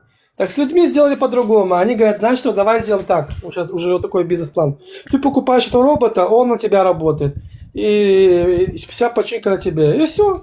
А человека используют как батарею, да, как в матрице. Он Мартин, просто... ты заметил, Мартин, в Москве кассиров не осталось. Вот узбеки, киргизы были кассиры. Сейчас полностью автоматизировали вот эти супермаркеты большие. Да, но, брат, там воровать легко в таких автоматизированных. Не, воровать нормальная тема, да, я понял, я имею в виду этот. Ну, у тебя камеры, у тебя зафиксированы камеры, ты все видит, и могут их хватать. Это в Америке очень много таких, например. Знаешь что, люди столько изобрели. Сейчас, Мартин, услышишь, ты неправильно понял. Когда подняли этот вопрос, что с людьми будут делать, так ответили, люди будут покупать этого робота, они будут сдавать его в аренду, он будет работать, получать за это деньги. Людей на фронт. Знаешь что, брат, сколько лет вот люди трудятся, да, смотри, вот самое наивысшее изобретение Бога, да, как говорят, ну, это мозг человека. Реально, вот эти все компьютеры, искусственные интеллекты, они даже не могут 10% человеческого мозга способностей не имеют. То, что ты говоришь, ты прям приравниваешь. Эти роботы, почему они падают? Да хоть кто изобретет, хоть американцы, все равно до сегодняшний день это вот доказано. Человеческий мозг, как он работает. Русский робот, который упал, он, ну, я думаю, что он пьяный был, наоборот. Он наоборот отвечал, как бы, вот, как искусственный интеллект, да, вот он попытался соответствовать, потому что там бухие ходят, падают, а эти не поняли даже, что там произошло. Да, он пьяный был. Вы, пираты, да, все. Вот смотрите, хорошо, вы говорите, всех людей уберут, а если свет отключат? Так они сделают это тоже, да? Не могут придумывают- сделать, брат, не могут. Человеческий мозг, Нет, он понятно, что работает какой-то минимум на другом оставят уровне. людей, оставят, понятно, там, врачей оставят и так далее, да, там, диагноз. Какая-то замена, вот какие-то Ну, я вещи. имею в виду, что в целом, как бы, заменяете, да, сейчас автоматизировано все, 21 век, да, как бы. Да все равно, брат. Потом, Сегодняшний подожди, день... Мартин. Мартин, вот скажи, ты сказал, что ну вот на кассах самообслуживания люди воруют. Ты знаешь, как у нас сделали? А вот тебя зафиксировали, да, тебе раз Каспи перекрыли. То есть ты можешь совершать покупки, допустим, в Каспи Ред, Каспи рассрочку. Да, конечно, в черный список пользоваться. попадешь, и все, тебе там уже блок Либо в поставят. полицию Да. отправляют записи, что ты там вот Ну, своровал. у нас нет, у нас вообще просто берут тебя, как говорится, Каспи Ред, Каспи рассрочку перекрывают, и ты потом сам уже понимаешь, за что ты был пойман. Где Но ты был это пойман. доказать же тоже. Смотри, например, человек пришел с продуктами, пробил половину не пробил. Это не видно, не Ну, это фиксируется. мошенничество, ну, попадешься Да. рано или поздно, попадешь. К чему я это все привел? Я это привел, что насколько страны другие, да, они развиваются, улучшаются. У людей, детей, ты сам подчеркнул, я этого специально как бы подвел тебя, что у них другие мозги, другие мышления, они по-другому живут, они хотят спокойно жить, лучше жить, гулять, отдыхать, а в России все по-другому. Им вбили, насрали все вот это дело. Да, брат, ты хорош, ты на Россию, ты смотри, Не он, в не он, России, в России в тоже России люди- людей люди много всё-таки плохо, разных, люди хорошо. и хороших, порядочных, и там Я кто вижу, бухает, я не говорю, и евреев, я не говорю и про, там я не чеченцев. говорю про порядочных, Матин. Ну ты так Порядочные говоришь, брат. бухают. Ты Я- про не развитие, слышишь меня? развитие говоришь. Ты не Речь о понимаешь. каких-то людях исключение, а вот от ситуации политической полностью. Политика это другое, тогда это власть, это другое немножко. Я тебе не говорю про людей бухают, порядочные, это как бы, мы говорим про развитие самой страны. Брат, русские, они способны, они читают с детского сада, слушай. Мартин, в любом случае, Что всему русские миру знают? понятно, что технологически Россия отстает, но это как бы, ну, это понятно, да? Да Технологически... все Россия умы, сама потому что Частная едут в компания, Европу, частная там компания, поощряют их, зарплаты частная- хорошие, они едут. Мартин, у частная компания, да, ты прикинь, что произошло? Запускают в день по 3-4 ракеты, эти ракеты еще возвращаются на Землю, да, и государство просто снимает и не платит бабки. Она еще на этом экономит. То есть он стал, там, не знаю, самым богатым человеком в мире, и он кайфует. Еще другие компании, как Amazon, они сейчас начали делать, у них не удалось. Ты понимаешь, что происходит? Происходит, что люди, частные компании обслуживают страну. Что получилось в России? Россия ничего не создала. А если ты обратишь внимание на то, что на технологии, которые у нее есть, это все что-то скопировано. Вот просто все. Даже тот же лебедь. Как в мире это 90% стран копируют. 90%. Нет, у тебя есть- 10% у тебя есть- изобретают смотри, что-то. Я тебе еще мало расскажу другое. Китай, Россия ничего не создали. Ты просто обрати внимание, они просто под копирку копируют, и что-то получается, а что-то не получается. Самые технологии это идут с Америки, с Европы, с Израиля. Все. Но эта страна... Китай не совсем удачно ты сравнил, потому что Китай вообще сейчас оторвался, да, в отличие от вот этого мухосранца. Опять же, не, это да. Но я специально сравниваю Китай с Россией. Советский Союз, Китай это мечта была Советского Союза, чтобы ты мог понять. Поэтому я тебе сравниваю Китай с Россией. Смотри, Китай, который ни хрена почти нету, да, и как бы ресурсов, и Россия. Где Китай, где Россия? Уровень жизни и технологии там тоже. Братан, Понимаешь? уровень жизни, например, смотри, вот в России, да, Просто на рыночную экономику перешли в свое время, переключились. Были бы на плановой экономике, до сих пор бы как Советский вот Союз. у меня дядя в Марселе, Пытался это сделать Андропов. у меня дядя в Марселе, во Франции живет, в Марселе, и он уже 20 с чем-то лет, и он жалеет, что уехал отсюда. Он моему бате говорит, вот там, говорит, я работаю, говорит, постоянно, вот чисто как как робот. Работа, дом, там туда-сюда, арабов много. Здесь он жил, в России, да? Здесь, как сказать, даже вот это выйти вот просто... Короче, свой кайф есть, да, вот. пойти там тот же кафе, тот же с этими с девочками, не знаю, там с русский народ. С ними приятно. Он же свободный человек, он может поехать в Россию. В чем проблема? Да, но он там уже завял, у него там уже внуки есть, короче. Там уже так просто он не может, знаешь, взять один переехать. Он в свое время у него тут... Я когда был в России, и в Сочи, и в Москве, и других, да, есть богатые, красиво, это все. Но я же смотрел с другим взглядом, как от своего. Мне жалко было этих людей. Ты кто пишет? Чурка, адвокат русский. Это кто пишет? Мне жалко было этих людей, потому что они не понимают, что такое нормальная жизнь. Я это видел. Если сравнить среднего жителя, который с Израиля или с Европы, с российским, ну, блин, это вообще космос и земля. Просто космос и земля.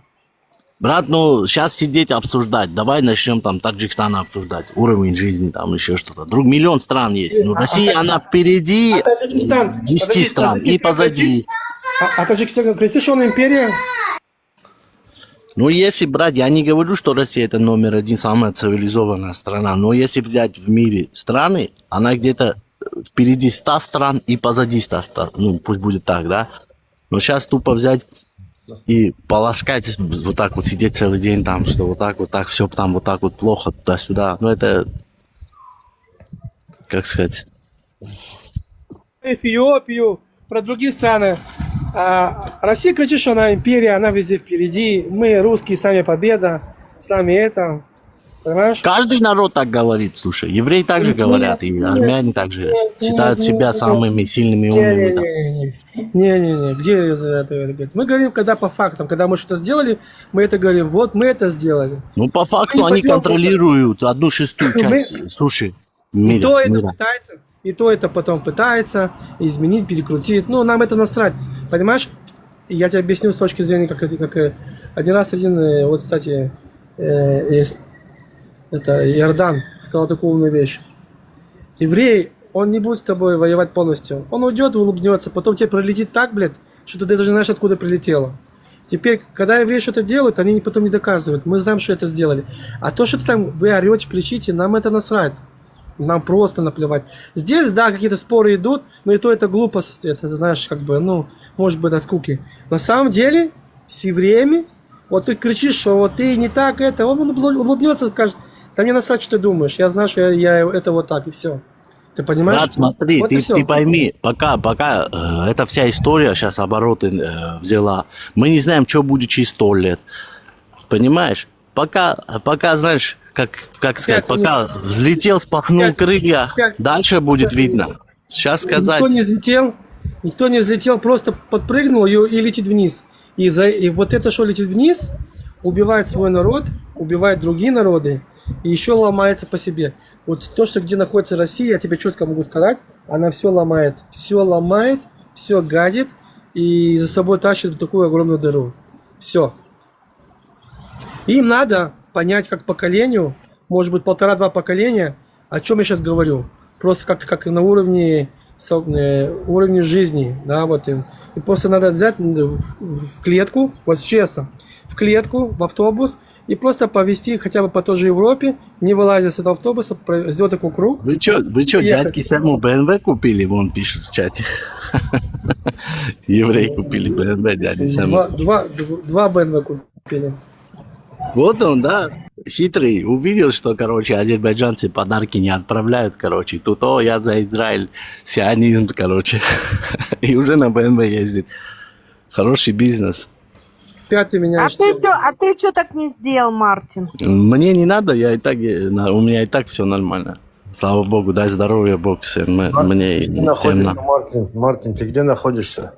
В Пакистане, брат. В Карелии он как-то даже камеру открывал, показывал, что у них тоже дороги делают. Да, от Питера, от Питера недалеко. Да. Мартин там неплохо устроился, походу. Что ты газуешь? Сильно ты газуешь. В смысле, в каком смысле газуешь? Ну, за страну, да, я говорю в целом. Да я не газую, брат, ну я живу здесь, понимаешь, я ем здесь Не, хлеб. я тоже здесь живу, брат. Мы же земляки с тобой. Я Ну тоже зачем? Вот смотри, этот разговор, хорошо, мы будем сидеть сейчас все вместе, да, оскорблять эту страну, допустим. Да? Не оскорбляю. Что я это тоже мы газую, никак не брат. влияем на политику, Я не брат. оскорбляю. Я не оскорбляю. Мы констатация факта. то есть. Ну, брат, ну мы не влияем ни на что, понимаешь? Это Мартин, пустой. мы не Вот главный оскорбляем. вопрос. Мы тебе ничего не говорим. Ты за Россию, ты это Россия. Я тоже газую за Мы, страну. Я вот, тоже мы газую. свободные люди, как бы, мы можем, нам можно, скажем так. Я пехотинец Путина. Я пехотинец Просто Путина. знаешь, я о чем говорю? Как этот сказал Кадыров, я пехотинец Путина. Черное называем черным, белое называем белым. Да, какие проблемы? Вы сами подтвердили, что вы сказали, от вас ничего не влияет. А на самом деле должно быть наоборот. Вот вы сами Ну всё ты как, Леон, ты сам тебя что говоришь, влияет, а Леон? твоя Вот страна, евреи дружат с Россией и с Путиным. Вот ты хоть убейся, они будут охуенные отношения. А зачем Это факт. евреям, подожди, а зачем евреям, если самим русским вообще на себя, скажем так, ну, пофигу, да? Зачем евреям там с вами, с кем-то воевать или что-то? Да пошли Леон вы сами сидит, там, один разбирайтесь. Леон, пацан сидит и там, Россия так. Да твое мнение, твои же все евреи дружат с Россией. Смотри, Россия враг с Америкой. Ну что, не мешает торговать. То же самое. Но Ну, как? Наши интересы. А наши У вас, интересы... отношения с Украиной хуже, чем с Россией, потому что украинцы вас там гоняли, там еще что-то убивали. Вы сами говорите это. Не надо Я сейчас тебе тут вот эти провокационные там бросы делать. Не, пускай будет. Ты знаешь, что Россия, Израиль тоже сейчас насрал Россию очень конкретно финансово. Причем очень конкретно. Если выгодно сейчас это поднять, эту тему. Приветствую. Ты как Тоже- Соловьев тоже- заговорил сейчас. Да, то есть, если ведут какие-то торговые отношения пока что. Ты знаешь, что вот Россия, Израиль запретил сейчас летать уже сколько раз в Россию, отменяет рейсы. Все Ты меньше, заметь, меньше, меньше. Трамп с Россией дружит. Ну, по факту, возьми, если взять старых президентов всех, Он самый бизнесмен. лояльный. Так я Да. все объясняю. И он дружит с что? Израилем. Ты не видишь, что А параллель какая? Обама, Они Обама все не друзья. покупал. А Обама не покупал у России. А другие президенты не покупали у России. Покупали. Все Но покупали. они ближе дружат. Они были можно враги? так сказать. Не, да какие друзья? Да. Да, И Трамп, и Они- Нетаньяху, и Путин, они все хорошо знают друг друга. Слушай, еще Смотри, с 90 я они тебе- ездили Мартин, друг к другу в Мартин. гости раньше. Все время Америка воевала была против России, Россия была против этого, но в то же время они покупали друг друга товары и вещи. Этого ничего по фактам. Понимаешь?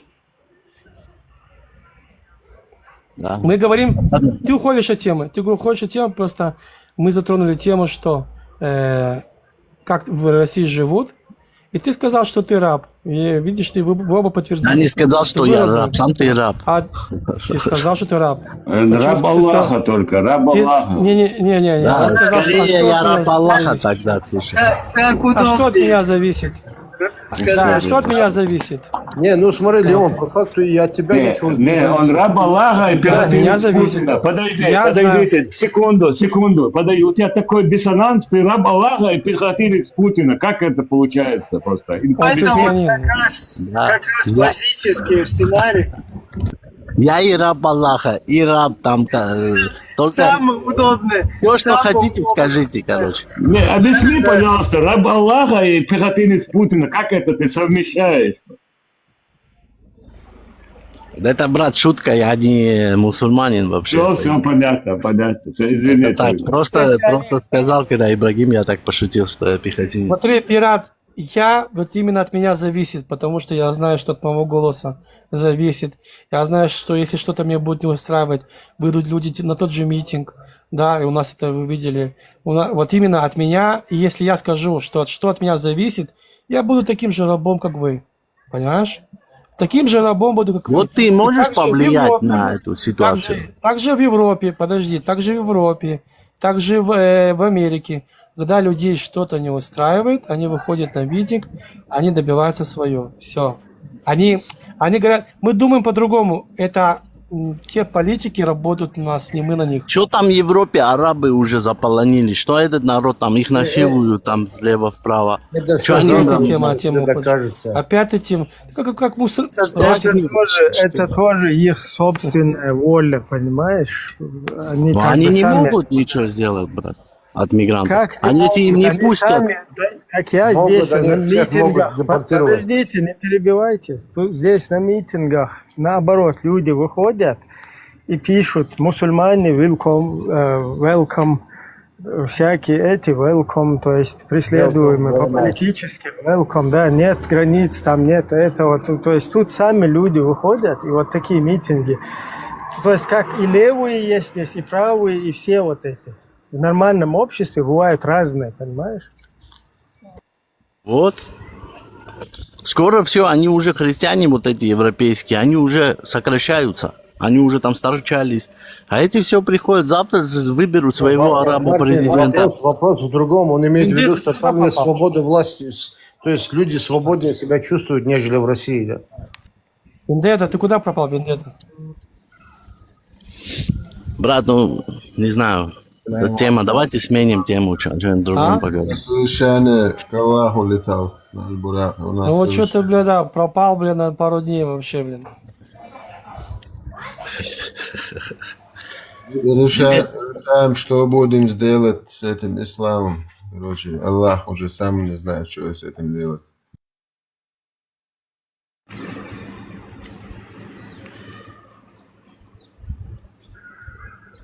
По поводу... Вот, Лео, Алёшка хочу...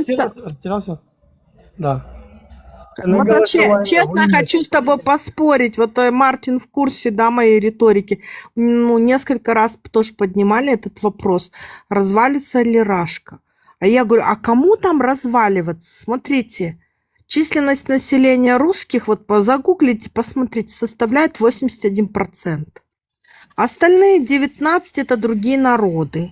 Вот и я тогда говорила про хантов 65 тысяч. Что эти 65 тысяч могут решить?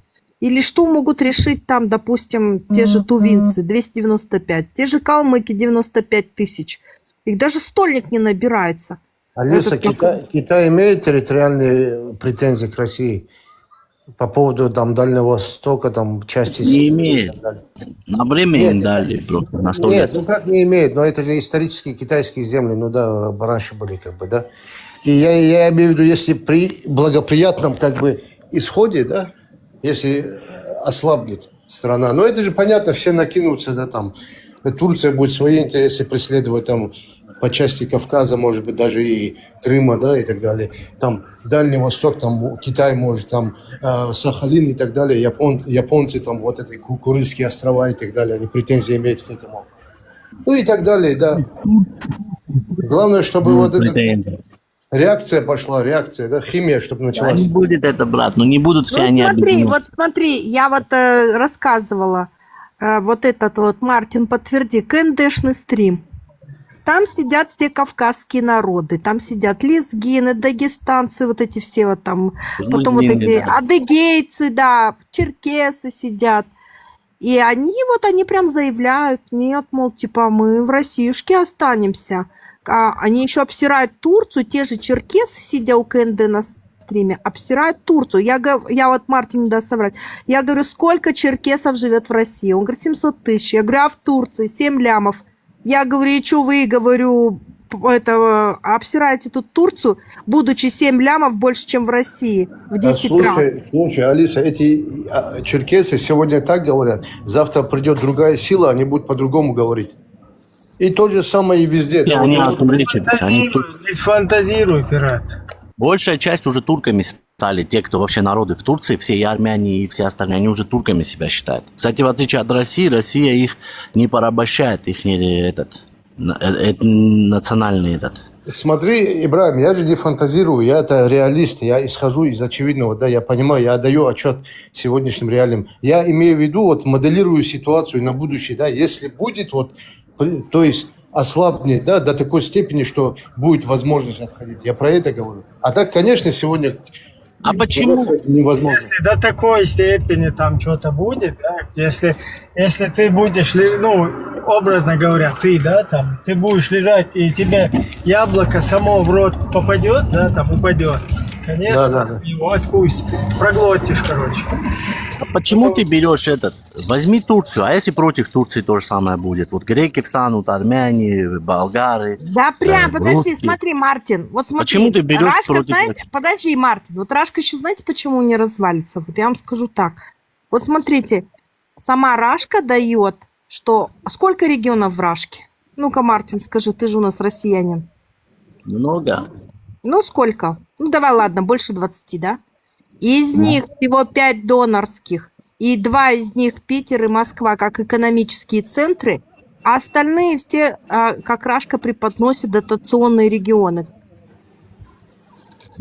Там места, где нет. Она так преподносит, это искусственно сделанные дотационные регионы. А в регионах есть и золото есть, и платина есть. И Нефть, и брат, газ, Ханты-Мансийский, и нефть, слушай. и газ, и морепродукты. Огромное и всё остальное. количество нефти. Так, Ханты-Мансийский один из донорских регионов. 5 всего Рашка дает. Больше всего там нефти. И что? Это...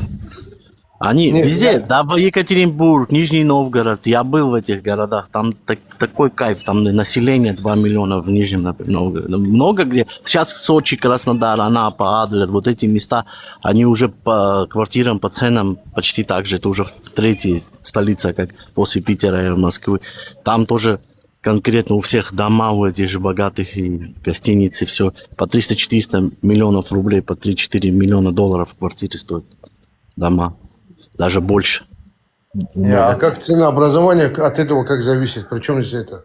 В Рашке инфляция, конечно, будет, и цены высокие, и все как бы это. Да? Везде живут, двигаются, везде. Возьми, Россия это собрано из там 20 стран, по факту. Ну, Это искусственно, в одной. да. Как Америка, допустим, штаты, да, там разные штаты есть, каждый штат свой закон, свои правила. Примерно что-то похожее. Вот это федерация, Российская Федерация. Там входит Ну, туда Мартин, ты 20 стран. загнул. Нет, Что, да. как в Ты о Америке, чем? Я ага. не понял. О чем вообще? А ты к чему это? Ну что, не так, что только Питер, Москва, да, это основные, Нет, да, самые столицы. понятно, Ну, везде. И Новосибирск тоже это экономический центр, я это все понимаю. да, Конечно. там двигаются конкретно. У И- бюджета и- того же Новосибирска больше, чем Таджикистана. И Владивосток Понимаешь? тоже экономический центр, там каждый год проходят вот эти азиатские, там вот эти форумы, да, всякие там. Это все понятно, но мы про другое немножко говорили. А так, да, Ибрахим, конечно. Я если тебе скажу, например, Мартин, ВВП Армении меньше, чем ВВП города Алматы. Ну да. А ты возьми, например, Калифорнии ВВП, он больше, чем у половины стран вместе взятых в мире. Ну да. Только у Калифорнии, штата. Так что сейчас, если так взять... Мартин, Арарат там производится еще? Арарат продается в Армении? Да. Да, конечно. Сейчас закрыли в Россию, по-моему. Заводы работают? Заводы работают?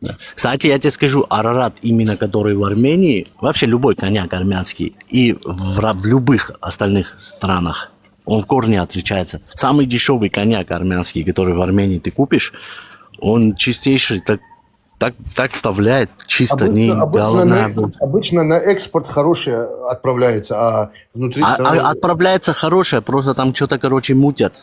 Берут там в левую, какие-то есть пираты, они суют туда левый товар. Армяне мутят, да. Не армяне, я не думаю, что армяне, им зачем свою продукцию подставлять. Есть всякие эти, которые... Коррупционная составляющая, наверное, есть там на заводах. Наверное, да, что-то такое. Потому что если я пил пару раз в разных местах, не только даже в России, в разных странах этот Арарат пробовал, ну так, на днях рождения и в Грузии, там тут что-то качество не особо было. Ну, может быть, это там в подвалах делали, эти, в Волгограде.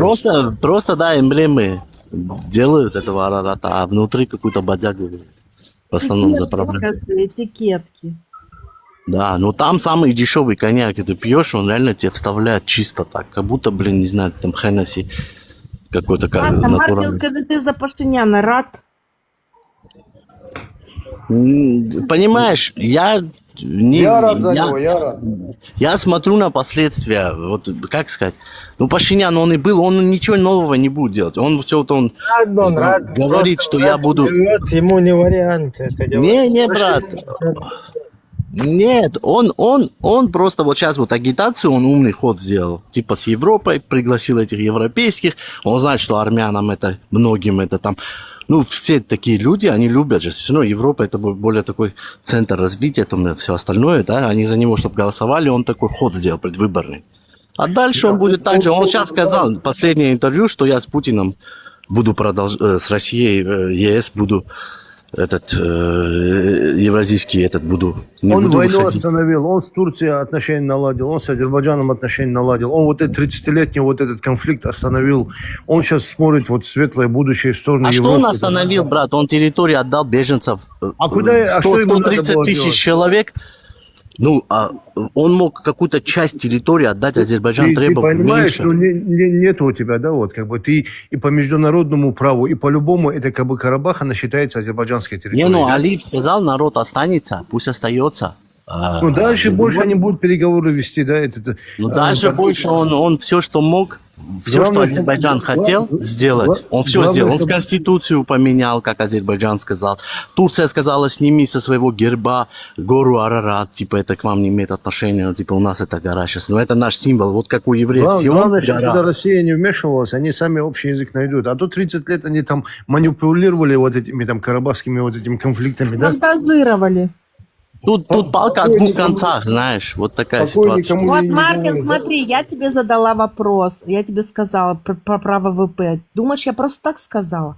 Потому что с Россией вы не поменяетесь, а вот в сотрудничестве, скажем так, с Турцией, с Азербайджаном Развитие будет, развитие. у вас открывается транзит, вы будете со всех бабки рубить. Конечно. Ну, а это, ты смотришь, то же самое Украина тоже думала, я вот сейчас там буду с Европой и буду бабки рубить, а только трупы рубит сейчас, понимаешь, собирает. А потом на них напали аккуратно. Так что вы смотрите только положительное, вы не видите Не, ну камни ты подводные. про беспредел говоришь, Мартин. Это беспредел. Так, а это тоже составляющая Тоже жизни, будет, да? да? Бытия. Это правильно. Учитывать. Надо все учитывать, конечно. А то Лео только... хочет подняться, ведущий. Это как бизнес, например, у меня знакомый есть там, говорит, давай сейчас что-то откроем, сделаем, только видит положительное, столько денег вложим, мы там в 5 раз больше заработаем. Они понимают, а если ты прогоришь, минусы надо смотреть в первую очередь. Мартин, если ты боишься, вот смотри, вот тогда бы не было вообще хирургов. Если бы все боялись бы оперировать, вообще бы хирургов не было. Вот ты говоришь... Они-то Мартин, знают 100%, что они как хирург операцию делают. Он вот уверен. ты смотри, ты говоришь, Мартин, Карабах отдали туда-сюда, да? Ну, Карабах вот этих 30 лет даже Армения сама не признавала. Но согласись, она же не признавала. Это было такое, знаешь, такое непонятное квазигосударство, такое, как Абхазия, типа того, да, вот. Она как бы никем не признанная была. А щас- он отдельное государство, и что его признавать? Он Ну, был я вот отдельно. это говорю, да. Ни вот. Армения, ни Азербайджаном. Они не хотели, народ хотел отдельно быть. Как два этих. Да. Ну, там запутанная, брат, история.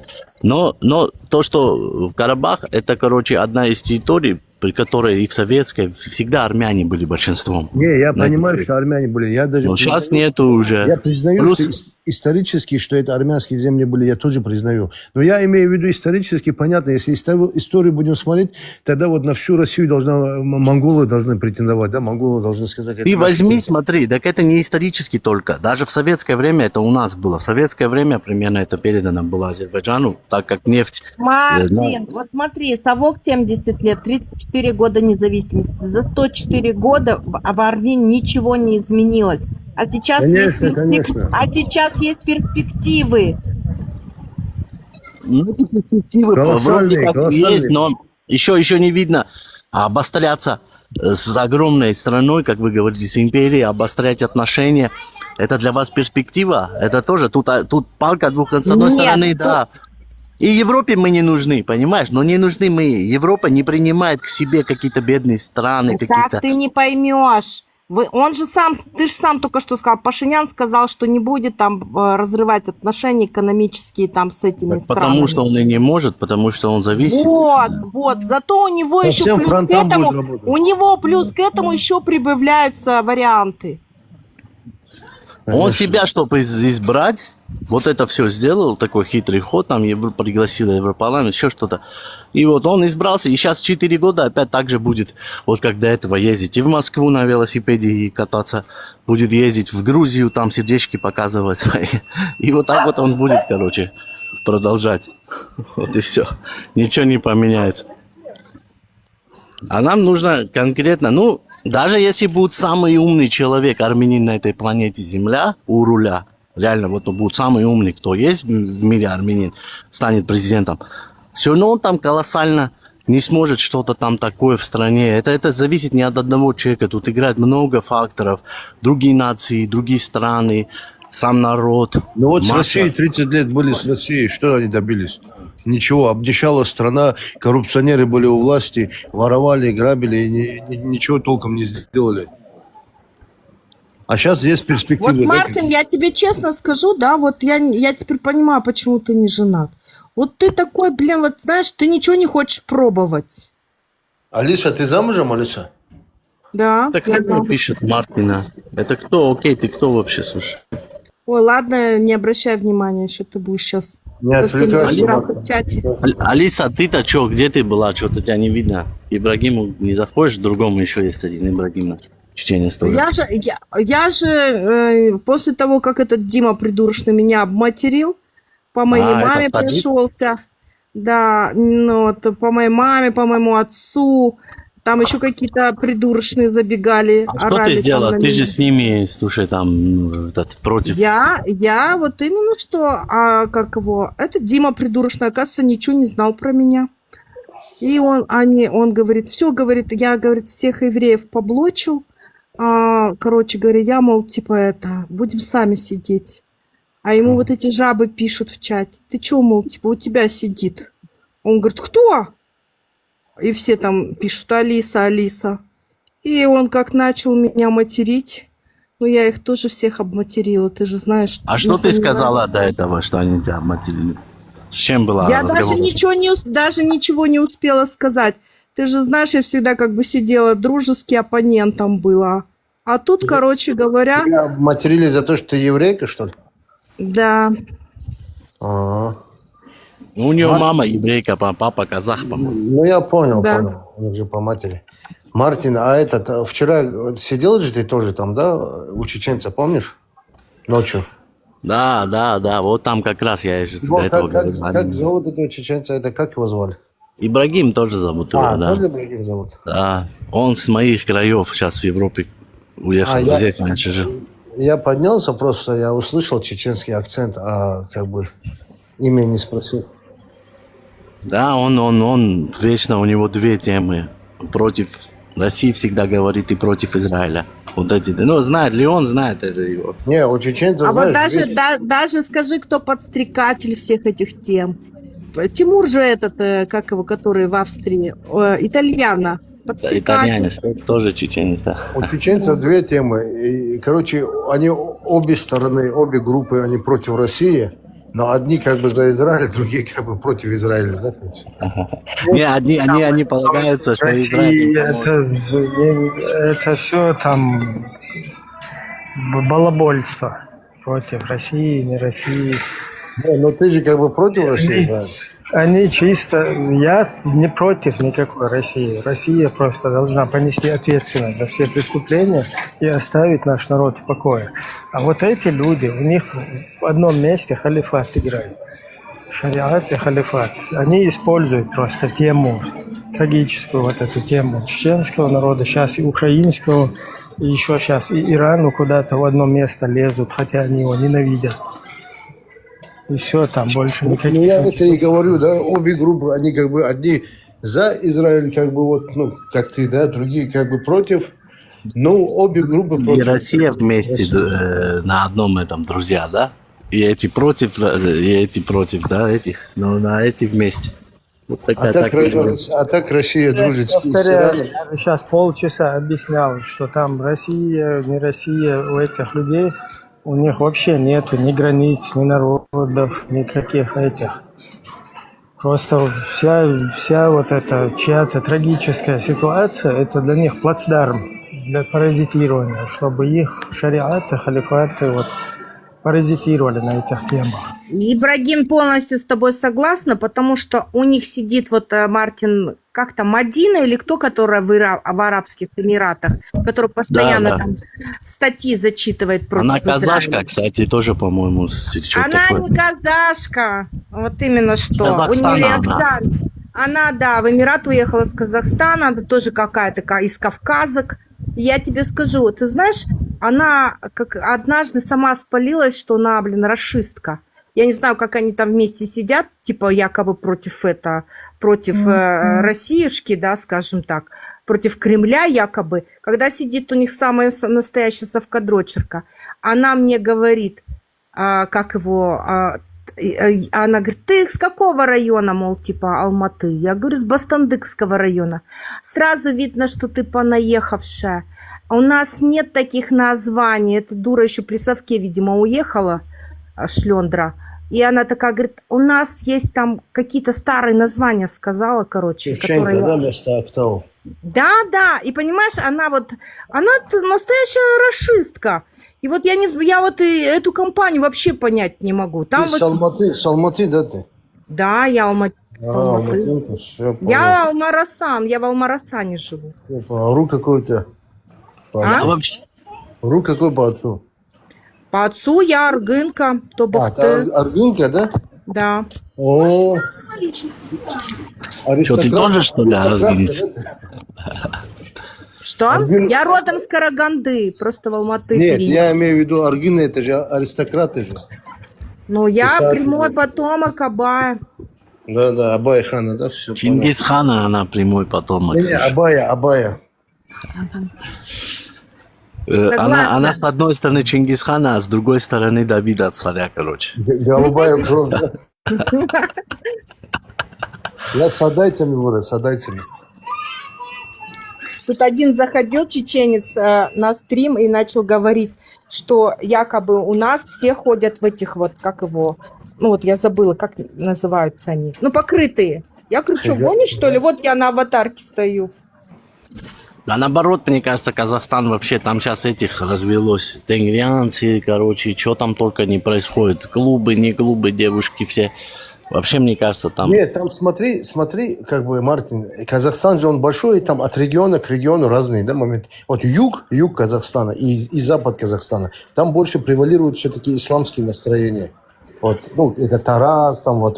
Я же с юга. Да, ты с юга, да, ну, понятно, у тебя другая тема. А вообще вот Тарас, там, Шымкент, или там Актау, Жанаузен, ну, там как бы исламисты, да. А вот север, они как бы больше пророссийские, как бы российские настроения у них там у многих.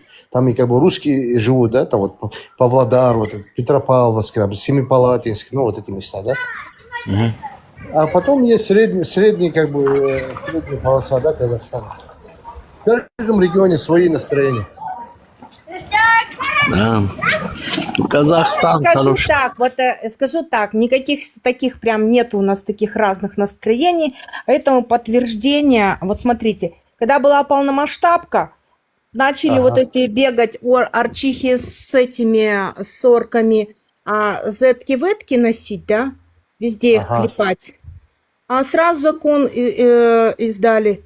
Как это сказать? Даже блогеров посадили. Символика неприемлема, да. Будете оштрафованы. Даже блогеров посадили ваших. Да, зетки-ветки убрали.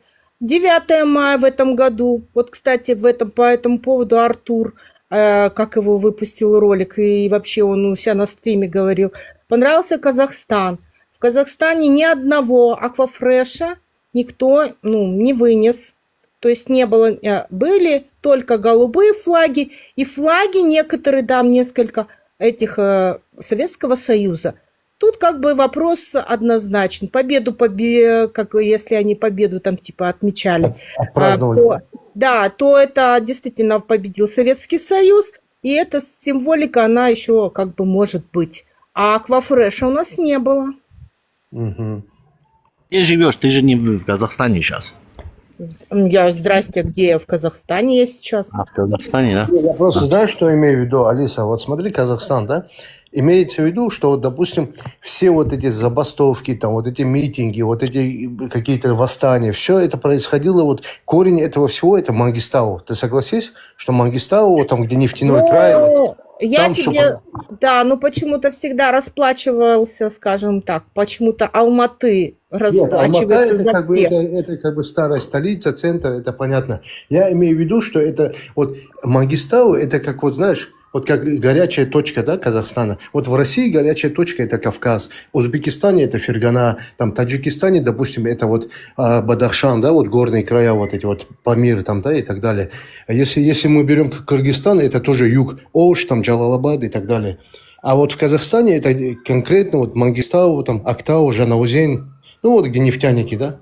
Любой кипиш, вот даже вот недавно, когда ОДКБ, когда туда приезжала, помнишь, вот российская, это же тоже все восстание начиналось оттуда, да, со степей, ну, с Мангистау. Ну, смотрите, когда их начали, ну, как скажем так, ну, как противостоять им, да, просто учитывая, что эти поднятия цен будет по всему Казахстану, по всей стране, просто все города решили их поддержать. Это же был мирный митинг. Просто вот эти, скажем так, шантажисты, да, и манипуляторы воспользовались... Да, нет, имеется в виду Кремль. Ага. Они запустили эту хуйню, на которую постоянно, блядь, вот постоянно, вот эти вот, у меня такое чувство, что этот Запад дебильный, вот я тебе сейчас скажу, вот этот Запад дебильный часто играет в интересах Рашки. Ну, он в своих интересах, наверное, играет. Там же все-таки это нефтяной край, как бы, там люди как бы там работают, зарплату получают, да. И, конечно, они борются за условия труда, за свои условия труда, да. Как бы они там и налоги отчисляют немалые, да. Пират, вы поймите Извини одно. меня, и инвестиции вкладывают очень сильно в них. По большому счету, они сами, От скажем них так... отдача есть, Там они нефть добывают, газ добывают, понимаешь? Вы поймите одно, вот этот мир, да, мы все делим разделение вообще. Любое разделение, это тоже плохо, как говорят, это от дьявола, да, разделение вообще. Этот мир, один целый вот этот шар, это и есть наш дом. Не имеет значения, это будет Казахстан, Россия, там, Дагестан, Чечня. Это философия, Мартин, это понятно. Да, брат, смотри, просто... Да, смотри, по такой логике Армения – это внутреннее дело Рашки, ты согласен? Не, я не к этому говорю, брат. Я говорю, что если где-то война в Израиле, там, это все касается... Нам вообще, всем людям нужно, чтобы как-то был в мире порядок, чтобы все дружба была. Это понятно, это портит настроение всех. Глобализирован, и сегодня все там где-то в одной точке что-то происходит, всех это касается. Конечно. А это все ведет Третьей мировой. Понимаешь? Нет, Сейчас понятно, посмотри, Мартин, весь мир сполыхнул практически. Израиль, Америка, Россия. Там везде, короче, практически на 60% в мире этого суши стран замешаны в каких-то конфликтах. А это не может так всегда, знаешь, вот так вот мирно. Там один раз ударили эти, потом там те ударили, это вот так вот. Один день это просто выйдет, может выйти, не дай бог, из-под контроля и начаться кипиш. Это все же то же самое, как и Второй мировой, когда сначала Европу захватил, потом потом Америке пришлось вмешаться, начать с Англии их бить. Потом Катя, мы тебе об этом и говорим, а ты оправдываешь агрессора. Я не оправдываю, я живу здесь, я не буду ничего против говорить, я еще раз говорю, даже если я буду не согласен с чем-то, что-то, все равно я не буду это говорить, мне это зачем? Ты согласен или не согласен? Я не хочу обсуждать эту тему. Вот, например, если ты живешь сейчас в Казахстане, я сейчас буду твоего президента сидеть и оскорблять. И я тебя буду заставлять оскорблять. Мы с тобой в одной стране живем, Мартин, я тоже там живу, я тоже... Ну, у тебя другой взгляд, у меня свой взгляд. Нет, я ваш человек, я тоже с вами, Мартин, нормально все. Ну, ты вот смотри, ты не можешь оскорблять моего президента, мы ни на кого не нападали и никого не убиваем. Да, слушай, смотри. Осуждаю. От меня это не зависит, я не решаю что-то. Я если даже скажу так или так, что это меняет? Ну, ты налоги платишь, слух, Мартин, это просто воздух обычно. Налоги отчисляешь? Конечно. 13%. Нормально отчисляю. Ты официально работаешь на этот? Ну, Зарегистрирован? да, я ИП? честно все работаю. Ну, в смысле, я не работаю ИП? как так лично. Ну, у меня ИП? ИП есть, да, там разное такое. А я Ну, чисто да. пират. А как, брат, сейчас закон, то, что вы говорите, закон, здесь закон четко работает. Здесь ты не сможешь обойти ничего там. Тебе Чисто копейку... воровать надо, братан. Здесь нереально воровать. Может, в 90-х там где-то что-то можно было тогда мутить, что-то делать. Сейчас здесь закон работает как часы. Ты где, в Даже каком ты регионе? здесь права не Смотри, сможешь себе. смотри, а вот, Мартин, вот блогеры, да, блогеры, многих ваших блогеров отжали у них бизнес, и Для таких рабов, как ты, других закон там не работает. Для вас рабов законы работают. Да. Видишь? Смотри, ладно. Ты знаешь, сколько миллиардов крадут вообще каждый божий день? Те, кто вам законов там устанавливают. Я не говорю за это за хозяев страны. Ты ни за что не говоришь и всем тут советуешь. Я обычных людей говорю. Здесь за обычные люди не сможешь ты что-то украсть. Обычные люди, рабы. Рабы обычные. Я не знаю, я не раб, я тут двигаюсь. И у меня свободы больше, чем у тебя даже. Вот где ты там живешь. То, что я здесь могу делать, ты не сможешь Что этого у тебя сделать. свобода? Что у То, тебя что за ты свобода? в интернете трогаешь ислам, Комнатная ты с свобода. открытым Алло. лицом выйди и оскорби Алло, ислам, давай если ты включи свободен. камеру. Давай включи камеру, Давай. скажи, что Путин террорист. Давай, включи камеру. Ты включи камеру сначала, и я включу. Давай просто включим на начало камеры. Да что это изменит? Ну Вот просто это я поворот. могу лицо показать, а ты можешь? Ну, конечно могу. А давай что включи. изменит мое лицо? Ну, знаешь. Ну, что узнаешь? Мартин, я знаю, что хотел сказать. Мартин. Ты что, тут следователь, заходишь все контакты, лица, Я не следователь. Чем ты занимаешься? Слушай, я захожу, время есть, общаюсь с людьми культурно, никого не оставляю. Он не Я об знаю, этом, дурак. Знаешь, что я хотел сказать? Вот понятно, что там Европа, там Запад, там как бы уровень жизни, все, там пособие платят, ну, все хорошо, да? В России немножко с этим похуже. Но почему я как бы в свое время, когда даже мог уехать, почему я не уехал? Здесь все-таки вот как бы плохо, да, но здесь можно мутить, да, движения всякие там, да.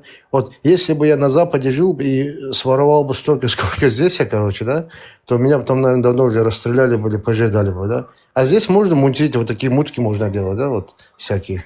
И налог не платить, ничего, короче. В этом плане здесь, конечно, лучше. вот вы сами подтверждаете, что вы беспредельщики. Нет, не беспредельщик, ты не поняла, я тебе сейчас объясню. Вот есть, вот как вы Вендетта говорите, или как Мартин говорит, вот придумали законы, да? То есть кто придумал законы? Такие же воры, там, бандиты, преступники, мафия, да, придумала законы.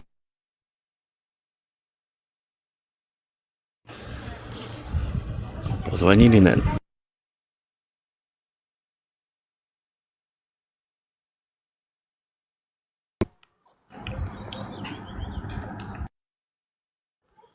То есть сами придумали вот эти вот, да, чиновники законы, сами их не соблюдают. Но мне и Мартину говорят, соблюдай. Естественно, я тоже какие-то моменты там тоже не соблюдаю, да, там, как бы. Это не значит, что я беспредельщик. Если можешь не соблюдать, если у тебя есть возможность, хоть даже ты там, хоть президент, хоть кто, Ну, я если ты имею в можешь... виду, вот, там, рыба, краб, там, понял, вот это все, да. Они как- Например, тот же Трамп, ты думаешь, он что, все законы такие, как Нет, обычно я американцы? имею в виду, они сами, понимаешь, тоннами, миллиардами вот эту рыбу, крабу, вот это все дербанят, да, вот с океанов, с морей. А нам говорят, а вам нельзя дербанить, да. Естественно, мы тоже дербаним, да, короче, как можем. Я в этом плане имею в виду. Ну, брат, честная жизнь самая лучшая. Любой, пойми одно, любой это не обман, значит, что мы беспредельщики там или еще что-то. брат, клянусь, любой копейку обман, даже Если- 10 рублей, если это тебе я- потом обернется. Нет, Любой если я на копейку. берегу вырос, почему я не могу эту рыбу ловить, понимаешь? Или этот краб ловить и так далее. Потому что пришел какой-то москвич, придумал какие-то законы мне, короче, да, и говорит, вот, ты не имеешь права воровать, короче. Ну, не воровать, там, ловить и так далее, да. А сами при этом не соблюдают никакие законы, там вообще беспощадно все уничтожают. если вот если бы я этот закон не соблюдал бы, допустим, где-нибудь на Западе или в Европе, то меня бы за это и оштрафовали бы, и посадили бы, и все, да? А в России как-то можно договариваться, можно как-то увиливать и мутить эти движения. В этом плане, конечно, плюс есть. Плюс для кого? То махинациями занимаешься, да? Ну вот, для меня плюс, да, для меня. Я махинациями не считаю, что я занимаюсь. Так и говори там. Ну да, я же про себя говорю. Я же изначально начал говорить, что почему я не уехал, когда я мог уехать, да? Честно, сейчас бы хотели уехать? Нет, сейчас тем более не хотел бы. Потому что, я немножко привязан как бы к своей родине, да, как бы я время от времени хочу увидеть горы, там, поехать в горы, там, и так далее, да, чисто из-за этого. А так бы, конечно, может быть, и куда-нибудь уехал бы. Так-то я катаюсь, иногда езжу, я в Стамбуле жил, потом я бываю, нет, там, то в Дубае был, там был, тут был. В штате Аляска был, в Пусане был, в Южной Корее. Так много где был. Но все равно возвращаюсь, да? К Сосветлинскому заехал на этом круизе. Кому? Не понял. К Сосветлинскому в Турции заехал. Не, к нему не заехал. Я же его сейчас здесь знал, пока он еще не уехал. В России еще когда жил, я его тогда еще знал. Ну да, он же хочет шариат у нас устраивать. В Дагестане не хочет что-то. Не понял, как?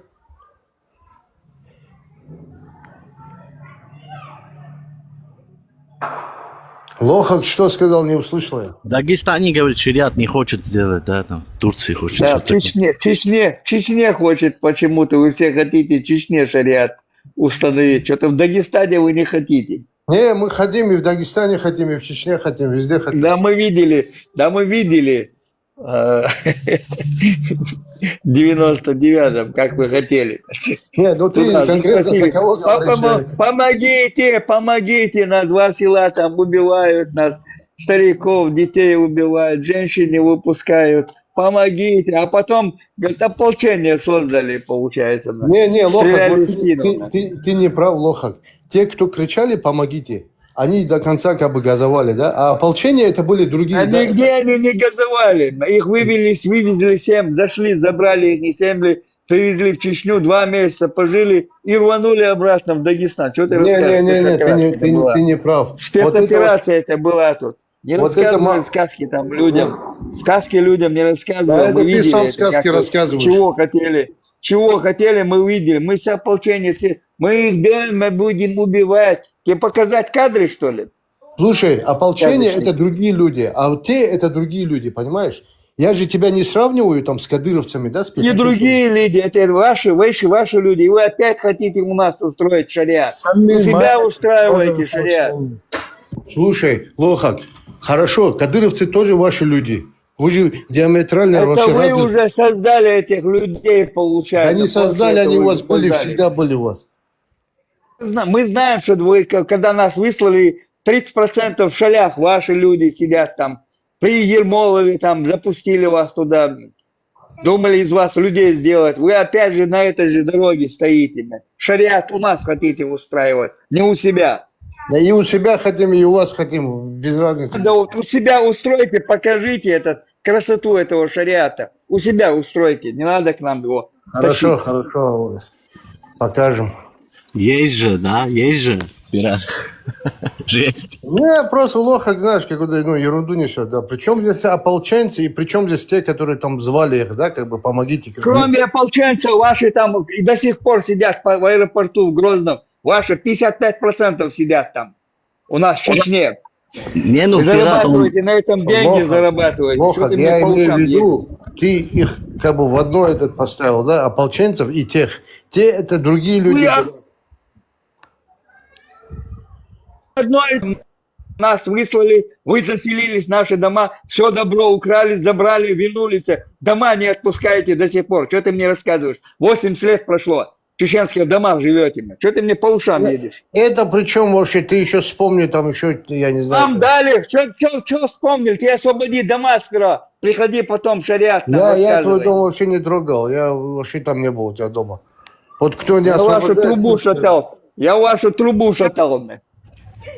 Ты черт просто, черт конченый. Ладно, не ругайтесь. Вот об этом и речь была. Смотри, он сейчас о чем говорит, что вот эти люди, которые призывали, это не они были в ополчении. Я согласен, что вот эти, которые там в учебках, всякие вот эти бородатые и так далее, это одна тема, а которые в ополчении были, это другая тема. Конечно, конечно. То же самое, если я скажу, но проблема в том, что вот эти, которые бородатые, они почему-то рассосались. Они не рассосались, Ибраим, они не рассосались. рассосались? Они открыли второй фронт из Дагестана. Они в Чечне были, и там были, и тут были. Они просто... В Урус-Мартане генерал ваш был. Аварец был ваш генерал в Урус-Мартане. Животы вскрывал, а потом голову жены, блядь, кишки туда засовывал. Слушай. Ее мужа положил убивать. Хорошо, вскрыл живот и туда жены его голову, которая подорвала вашего генерала. Что ты мне рассказываешь? Чеченцев на бутылке кто сажает? Дагестанцы сажают или чеченцы? Россия сажает. Их не предатели туда. Ваши дагестанцы среди них находятся. Нет, ваши которые сажают. У нас живут. Да не надо, при шалях 30% дагестанцы живут. Что ты мне рассказываешь? Ваши сажают, ваши чеченцы сажают чеченцев на Мы в свое время приняли, там, сказали, вот, возьмите, можно вас пожить, можно вас баранов пасти. Приходили, оставили вас. Вот эти вот и оставляют, следы ихние, получается. Что ты мне рассказываешь? Ничего не получается. Ваши чеченцы сажают вас же на бутылки. У нас в области сейчас, в Чечне, 80% ваших дагестанцев, а следы вот этих дагестанцев ваших. Сейчас нет. Ладно, давайте, ребят, не ругайтесь. Не, подожди. Это все Рашка же делает, Кремль. Они Рашка это делают, это вот такие... Да, это ихние, они все Рашка, они и есть Рашка. Вот эти фашисты знают, что если чеченец что-то сделал плохое, это сюли для них. Приходят здесь и рассказывают, сидит тут по ушам едет. Иди я нормально, а ты что рассказываешь? В чеченских домах вы живете. Иди, скажи, ты хоть раз выступил, сказал, освободите дома. Ни разу не сказал, ни один из вас. Вы уже по 3 дома получили из бюджета России, деньги выделили в Долькаске, те же названия этих сел. Ленина, Ул, Калинин, Ул, там поставили вам Долькаспия. На лезгинских землях вам сделали. Я смотрел по Google Maps, смотрел там. Двухэтажный коттеджи вам построили, из бюджета деньги выделили российского. Вы берете перед тем, как уезжать туда, вам в дом выдать, документы брать, за месяц берете, на племянника оформляете дом, по 3 дома вам построили. Вы не освобождаете этот. Ты хоть раз слово вы сказал тут, нет? Я не слышу, чтобы ты где-то говорил. Что ты сказал? Ну ты не слышал, да, ты если бы чеченцы говорили, если бы чеченцы сделали так, давно их позорили бы, давно они отдали бы эти дома. Вы приходите, сидите там шариат, пытаетесь пиндюрить. Дома у себя строите шариат, у себя ищите вертолетов, самолетов, евреев ищите в турбинах самолетов ищите евреев, не надо нас подтягивать. Вы пытались в Хасавюрте устроить это, потом свалить на чеченцев хотели. Ты как мышь сидишь, вот сиди там как мышь. Никогда домой не приедешь. Я не как мышь сижу, я тебе вот высказываю. Сюли, смотри, при чем тут дело тебе до чеченцев? Да? Нет у меня никакого дела до чеченцев. При чем до чеченцев вообще? Здесь вопрос... С чего тема пошла вообще? Почему вы этот... Да это потому, что они беспонтовые, да, нацисты, короче. Не оскорбляй, брат. Да, беспонтовые. Тебе говорят, иди освободи дома. Да я ты сидишь там шариат, хочешь пиндюрить. Я в глаза не видел твои дома. Я в глаза твои дома не видел. 100% он там живет, 100%. Да он не знает даже. И не знает, и не слышал даже. Я знаю, я слышал. Причем, если... Смотри, вот ты лохак, ты вот интересный человек. Если какой-то чеченец сделал что-то плохое, что я буду тебе предъявлять? Ты же это не сделал, понимаешь? Если какой-то чеченец, допустим, ублюдок какой-нибудь, да? Что ты хочешь, ублюдок, что ты хочешь? Нет, я говорю, что этот лох мне что-то говорит за кого. Нет, а ты, Вот пират, а скажи ты свое хочешь мнение, шариат? мнение скажи, что ты хотел-то вообще. Да мы Не вообще... начинал, подождите, он не начинал же эту тему. Это лоха зашел и начал на него наезжать сразу. Так на него не наезжают, а они приходят, у нас шариат хотят строить. Вопрос Этот вообще приходит, не про второй шариат. приходит. Ты вообще с чего начал, лоха? Ты вообще, ты больной Пират, человек. ты хочешь шариат, чтобы был вообще? Хочешь? Я при чем здесь шариат? Мы говорили о другом. Да? Че, Я хочешь? говорю, Просто Против шариат? За шариат они все ходят. Ты тут подойди. начинают. Да вот, ты за шариат? Мартин, Говори. мы говорили о другом. Мы говорили, что я почему не уезжаю в страны Европы, потому что мне жить здесь хорошо, да, в плане того, что двигаться там и так далее, там зарабатывать деньги и так далее. Да. С Осетинскому хорошо, жить в Турции хорошо, с Осетин. Но строит он собирается шариат у нас. А этого с А осетинского ты к уже, нему не по-моему, попал. Иди в России пообщайся. хотели посадить его, по-моему, если я не ошибаюсь. Это молодой, Не да? надо рассказывать, его хотели, по ушам не едь, а хотели. Он его. был в розыске, слушай, он поэтому в Турцию убежал. Это- конечно. Не рассказывай, он в розыске был. Он что, его интернет... Не могли подать в розыск Интерпол, что ли? В розыске он Не был. Не надо выдает, по ушам Турция не ехать. выдает, не Не, выдает. но он в России пытался мутить, он убежал, он им не мешает, если он в Турции сидит. Да, Не Багаудин рассказывайте, тоже сбежал. Подождите, я скажу. Багаудин тоже Потом сбежал. приехал домой туда. Да, подождите. Хачилаев был депутат, который какой-то был. Депутат Российской Госдумы. Тоже да, в розыске был. Ну, я И чё? могу перечислять и перечислять их. Да? Не, а Багаудин тоже, Хачилаев тоже сбежал, что ли? Как отработанный материал в Москве застрелили его там, не надо рассказывать. В Махачкале застрелили. В Махачкале какая, в России застрелили его. За шариат, товарищ. Не, За не, шариат. просто пират, пойми, смотри. Вот с этими исламскими моментами, как всегда, вот, ну, чеченцы на границе, именно, да, там, Кавказа, да, и на них удар больше всего приходится в итоге. А вы сидите сзади, чуть что, потом вы говорите, ладно, мы с вами, нас сдаетесь. Ну, это- Идеологи оттуда, идеологи, ты не Чего? понимаешь, Мы за Россию. идеологи. Так что- Российский так что- идеолог. И хоть в Чечне устроить шариат, мы у вас устроим шариат, говорит, ты у себя в Дагестане устрой его. Нахер ты мне тут... Да в не Чечне надо должен никакой устроить? шариат, в России здесь не надо. Живите, Конечно, кайфуйте, подождите, без шариат. Не агрессируйте. Смотри, пират. Ибраим, ты же понял, что я хотел сказать? Это Я лоха понял, просто но там беспонтово, и не да. до конца тоже, потому что, например, вот эти же Хачилаевы, вот эта тема, она же, ты же понимаешь, что они то сюда перепрыгивали, то туда, то есть это Гебнюковая тема. Они куда перепрыгивали? Для Они них никуда это не Гобняковая тема. Как раз эти вот занимались они. И сейчас хотят устроить шариат в Чечне. Что вам мешает? Плодитесь, размножайтесь. У тебя шариат Кадыров устроил уже, вот и таких, как ты, вот на бутылку сажает и... Не, подожди, не агрессируй. Смотри, бутылка это чисто русская тема. Это не русские, чеченцы На сажают. чеченцы бутылку, кстати, вот этот вот Хаджиев, он тоже вот эти пыт, не то что на бутылке, он спорол живот вот этому пацану. Да, и женщина засунула туда. Ее туда голову макал ему в Да, кишечник. Вот это. Да, это тоже Хаджиев это делал, но опять-таки он Не, Ибраим просто... как бы полностью не относил бы, да, там, к Дагестану, я, конечно, да, мрази там тоже полно, но все равно... Это русский военный, да. Да, это русский военный, но это тоже легко сказать вот так, да, там русский, там отмазать это, то есть признавать то, что он этнический дагестанец, это для нас он русский, да, а вот для искреннего дагестанца он как бы тоже должен признавать, что он и этнический дагестанец. Я признаю, но вы же не признаете, вы там всех считаете шулями, да, вот чеченцев, которые на бутылке сажают чеченцев. Все всех не считают. То есть, там, все, Ну вот лоха всех считают, да.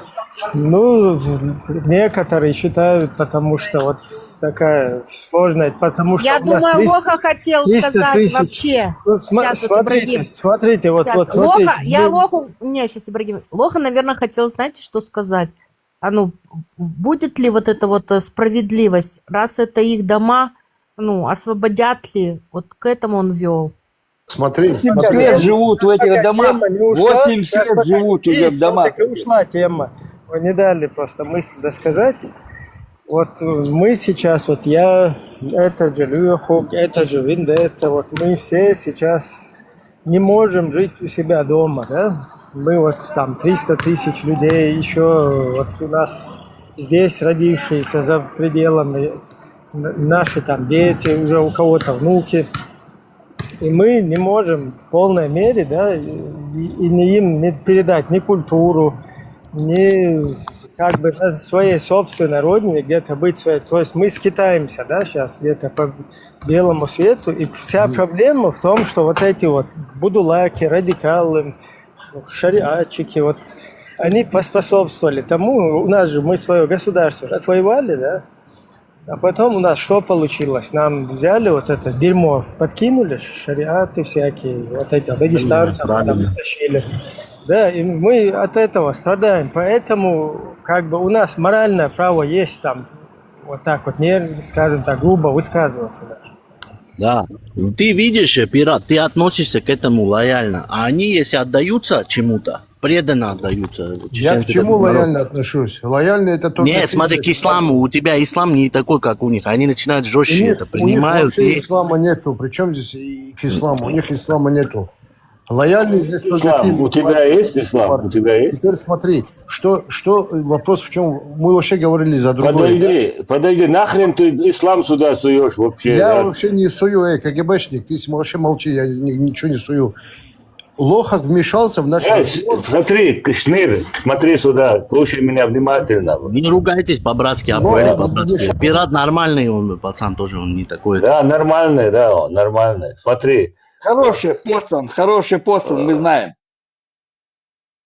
Смотри, вот свой шариат, твой вот это все у себя дома строй, свой ислам, свой гей-клубы, все у себя строй. Нас оставь в покое, вот это тебе говорят. Смотри, что нам у себя дома строить, мы сами знаем, мы у себя дома находимся. В отличие а что ты сюда нам пришел? Не лезь, нам со своим шариатом не лезь, я говорю, что непонятно. Да, это не тебе решать, куда мы... Сюли, когда ты вот из шашконки вылезал, скажи мне?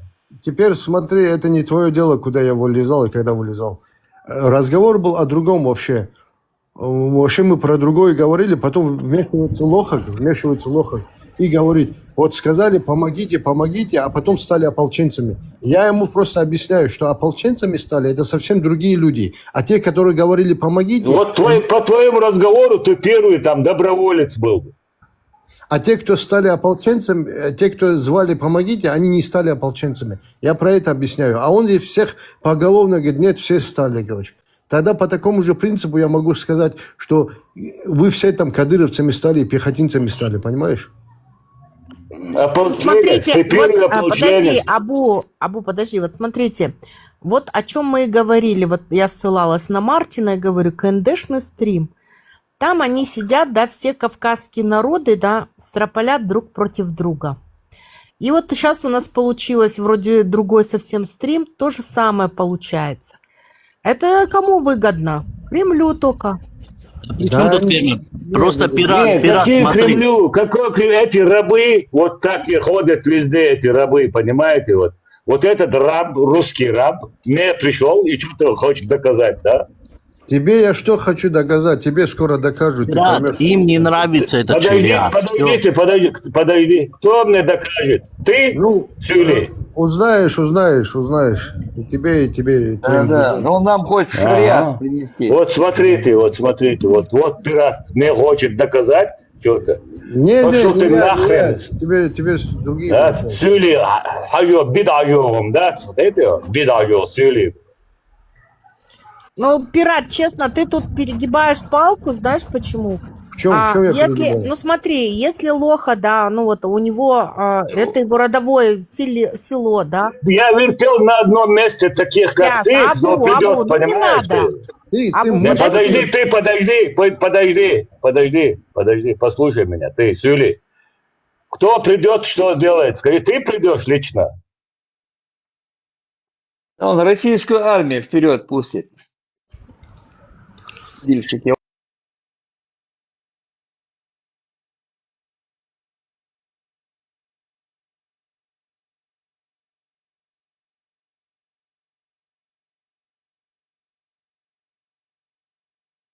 Не может за Чеченец, всех отвечать тоже, ты какое к правильно? чеченцам отношение Пират, имеешь? можно я скажу? Пират, смотри, если будут чеченцы Я тебе какое мусульмане... отношение, когда в смысле, мы за столом сидели бы, я бы тебе показал бы, какое отношение я Подожди, имею. За Абу, столом брат, ты бы у меня секунду. под Секунду. столом Пират, лежал бы смотри, под столом. тут люди, которые не хотят ни шариат, ничего, вот сидят. Если ты будешь в стриме, где чеченцы исламисты такие мусульмане, да, там ты можешь это все говорить. Но тут люди не хотят, не надо им объяснять, что это не Слушай, так. Мартин, послушай меня, я за шариат слова не сказал. Когда Ну вот скажи тогда, я против, чтобы был в Чечне этот шариат, смотри, каким слушай нравится меня, и все, зачем ты... Мартин, дай мне сказать. Когда Лохак вмешался и обманывает, я просто ему сказал, Ты сидишь и говоришь, я приду, я к вам приду, сидишь там. Что, я тебя не знаю, что ли? Знаю я тебя. Слушай, Хорошо. ты уже меня начинаешь передергивать, поэтому я тебе это говорю. Когда ты говоришь, что одна часть сказала «помогите», а потом они стали ополченцами, здесь ты обманываешь. Пират, что ты хочешь? Скажи свою позицию. Ты что хочешь? У вас чеченский чат. Есть чеченцы, которые лишились своего государства и хотят вернуть свое государство. Ты что хочешь в этом чате? Пусть возвращают. Ты что хочешь? Вот ты что хочешь? Ты зашел. Здесь мы ругаем ислам, хотим Россию, хотим ислам, хотим черта на рогах. Любого ругаем, кто против. Не перебивай меня. Любого ругаем, кто против деоккупации нашего государства, кто против нашего чеченской свободы. Мы будем любить любого и любую вещь. Ты что теперь хочешь сказать? Чем ты недоволен?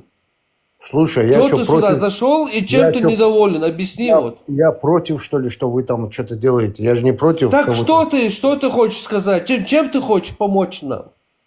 Я говорю, чтобы Лохак не обманывал, да, когда он говорит, что сначала сказали «помогите», а потом стали ополченцами. Я говорю, это было не так. Ополченцы – это другие люди. Те, которые говорили «помогите», это совсем другие люди, понимаешь? Я про это говорю. Нам это не интересно. Нам, пират, нам это не интересно. Другие были люди, эти люди. Да. Нам это не интересно. К нам мы знаем, что дагестанцы пришли, там эту смуту навели, потом пошли, потом там опять смуту навели, потом позвали чеченцев, а потом опять, короче, сделали эту подлость. Мы это знаем, а там у вас рыжие, белые, кто у вас там что сделал, нам не интересно. Со стороны вас была подлость. Все. Теперь смотри еще. Ты говоришь там, вот ты не имеешь отношения к этому, а вы 30 лет уже, сколько там прошло? Не 30, почти, 20, сколько там лет прошло? Вы каждый год отмечаете, вы каждый год отмечаете День Победы. Вы отмечаете День Победы каждый год.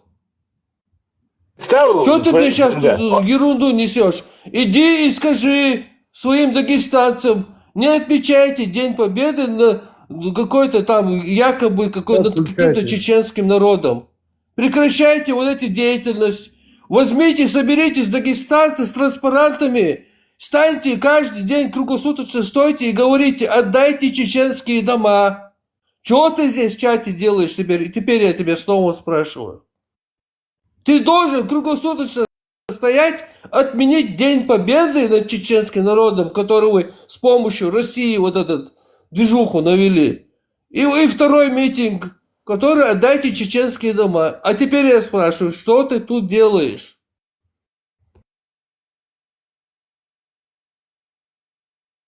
Вот, нет единения на Кавказе, видите? А вы говорите, что Рашка Какое распределяет. Нам единение? не надо его Не, единение с этими людьми, подождите, мне не какое надо. единение? Какое единение может быть с людьми, которые с помощью нашего врага в авангарде идут, короче, и насилуют, это убивают нас? Это наши соседи, якобы, с помощью нашего оккупанта на их стороне, с их оружием, с их деньгами нападают, и все эти 300 лет этим и занимаются, вместе с этой Россией, вместе. Какое единение может быть? Это враги, они россияне. Вот когда они признают, что мы виноваты, мы меняем позицию нашу, как-то извиняться, тогда будем говорить о чем-то. А сейчас что, он пришел в чат и нас учит какому-то там морали какой-то. Пусть идет опять, ставит 2 митинга, отмена День Победы и вернуть чеченские дома. Слушай, если кто-то захватил чеченские дома, да, или еще что-то, да, то какое отношение к этому? Ты дебил, ты говори, вот ты взрослый человек, я тебе за 1 минуту объяснил твою позицию и что ты должен делать. Ты прикидываешься как пятиклассник, как будто бы ты ничего не понял. А Нет, я люди говорю, взрослые сидят и понимают, что происходит, и что ты как-то виляешь хвостом. ты что меня отключаешь? Я тебя буду отключать и выключать. Что хочу с тобой буду делать? Вертеть с тобой хочу, как хочу. Даже армяне с азербайджанцами, ну как, нашли общий язык. А тут получается вообще нереально, да? Да, слушай, чеченцы с дагестанцами в очень хороших отношениях. Это вот просто этих вот, я не знаю, этих собралось, да. Как дела, а? Вообще я-то... Вот видите, они ни черта не хотят, вот просто вообще вот до того упрямо не хотят вообще, ничего признавать не хотят. Вы говорите, да как, ну как дружить с людьми, которые идут на стороне врага, каждый день занимаются подлостью, убивают нас народ. Они же не просто подлостью занимаются, они в рядах российской армии постоянно занимаются геноцидом нашего народа. Посмотрите, перечислили списки милиции, полиции, военных, сколько вот со стороны Дагестана.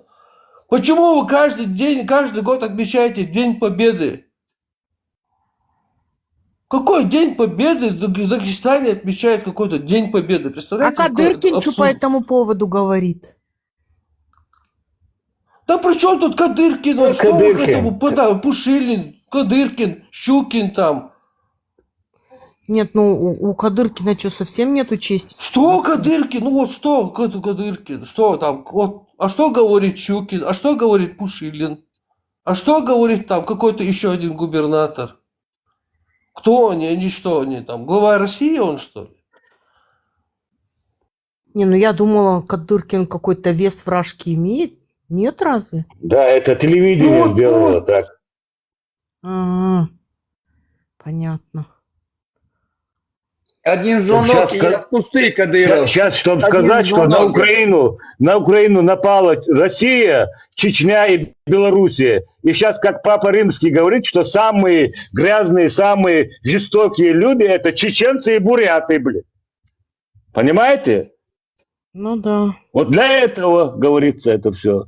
Для этого все делается. Русский даже не говорит, что Россия насилует всех там.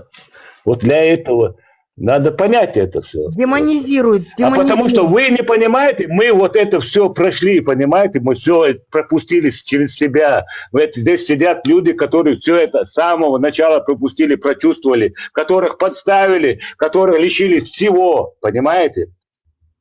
И нам вы говорите, что вот так давайте дружите с вашими насильниками, блядь. Да? Я просто таких моментов не знала. Я думала, что рашисты, ну, чисто вот, скажем так, Псковский десант мы слышали, всякое такое. А вот про вот дагестанцев нет, не слышала. Ну, не интересовалась, скажу честно. Они представляются чеченцами, когда как в Украине в Чечню солдаты находятся. идут, они закидывают продуктами. Ребята, берите. Вот так вот, да, как закидывают. Есть там все. Ой, блин, вообще, А короче. эти дагестанцы в Украине представляются как чеченцы, чтобы вы знали. Ужас, конечно, вообще. Всех стравили. Это не говорю. Но вот эти, которые люди сюда заходят, это офицеры. Понимаете? Он мне говорит, вот ты не чеченец, кто-то до тебя дойдет и с тобой разберется. И мне говорит он, понимаете? И что я должен ему сказать? Извините. Я, честно, думала всегда, ну вот даже вот сегодня про развал Рашки говорили, если есть надежда была как-то на Кавказ больше, а теперь вообще нет надежды. Все равно адекватные люди должны с адекватными людьми находить общий язык, там, каких бы это народах не было. Я сейчас не говорю, что тут все должны побежать, обняться, там, поцеловаться, короче, и в какое-то единое государство строить, что-то такое. Но отношения у народов, они нормально должны быть. Я вот это просто с этим абсолютно не согласен, да, когда там всех обобщают, все народы там футболят вот этим, когда занимаются. Но с одной стороны я... И покажи мне одного дагестанца, который выступил, сказал, освободите дома. Одного покажи мне. Давай я сначала выскажусь, да, вот. Я понимаю вот это моральное там состояние, там какое-то моральное право, вот это все, но все равно должны быть люди, которые говорят на языке дипломатии. Без этого невозможно, то есть всех под одну гребенку еще какими-то вот этими настроениями, там вообще через русских сейчас перепрыгнули куда-то. Я, например, противник вот этих дел, я сторонник того, что всех обобщать я не собираюсь, потому что Дагестан во время Первой русско-чеченской войны активно, короче, помогали там и беженцам и так далее. То есть вот такие какие-то моменты были, да. Я наоборот сторонник того, чтобы искать точки соприкосновения. Опять-таки, я не имею в виду, что нам совместные имаматы какие-то строить надо, да, там какие-то шариаты и так далее.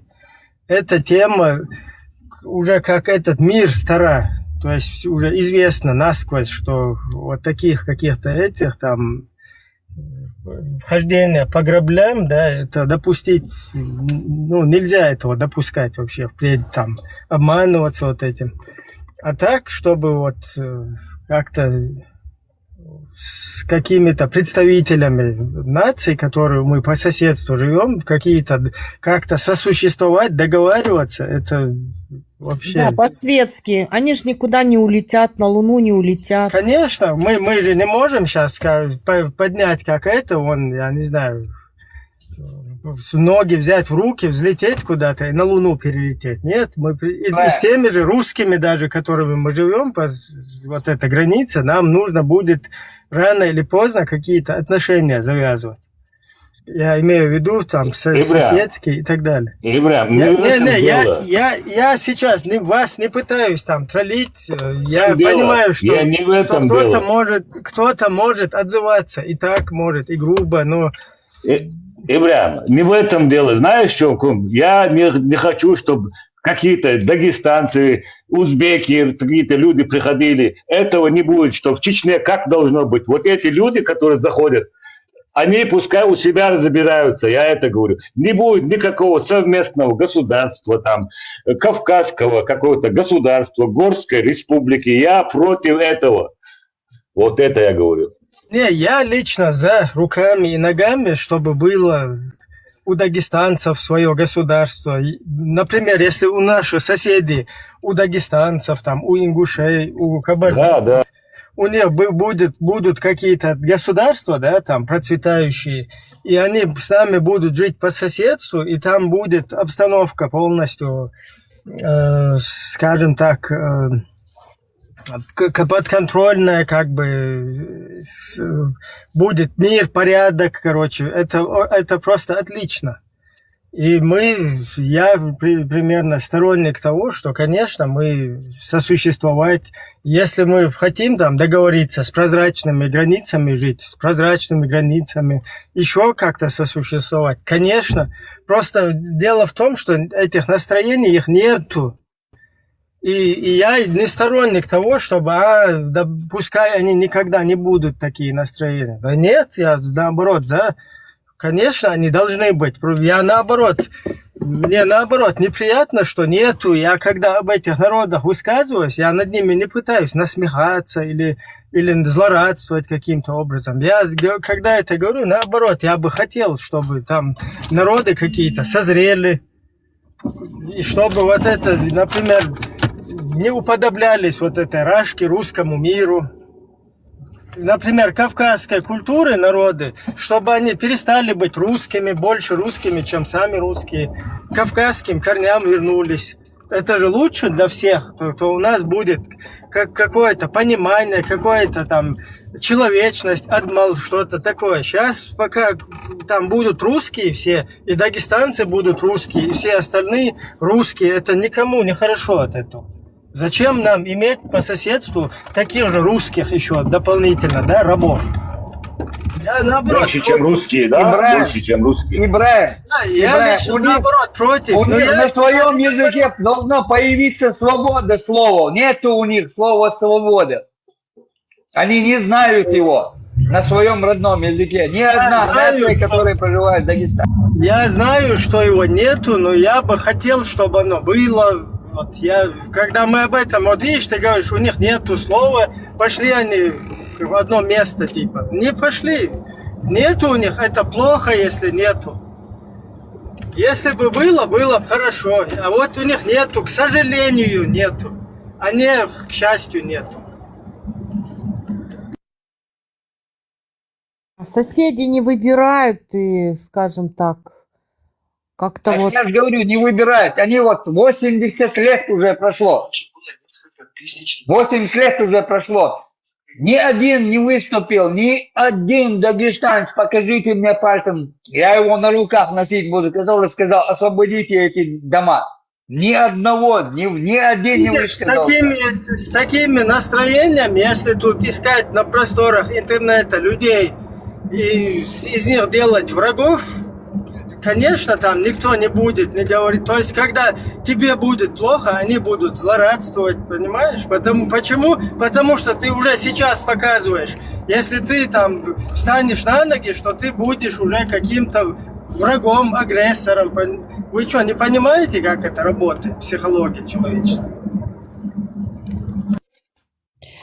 Не, ну да, надо озвучивать эту тему, эту больную тему, но подход надо как-то по-другому, наверное. Да, это нужно не наоборот, вражеские настроения, враждебное вот такое отношение против друг друга, как бы, ну, настраивать, да? А наоборот, чтобы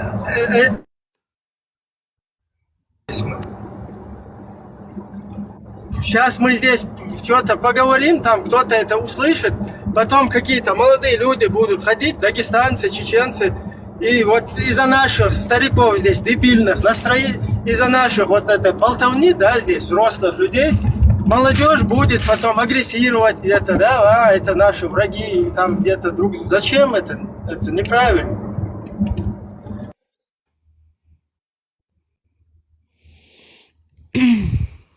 Ну вот я этот честно... пират заходит, что он хочет, вот что он хочет, почему он советует или что-то пытается, что-то навязать, вот я не могу понять, вот они сидят...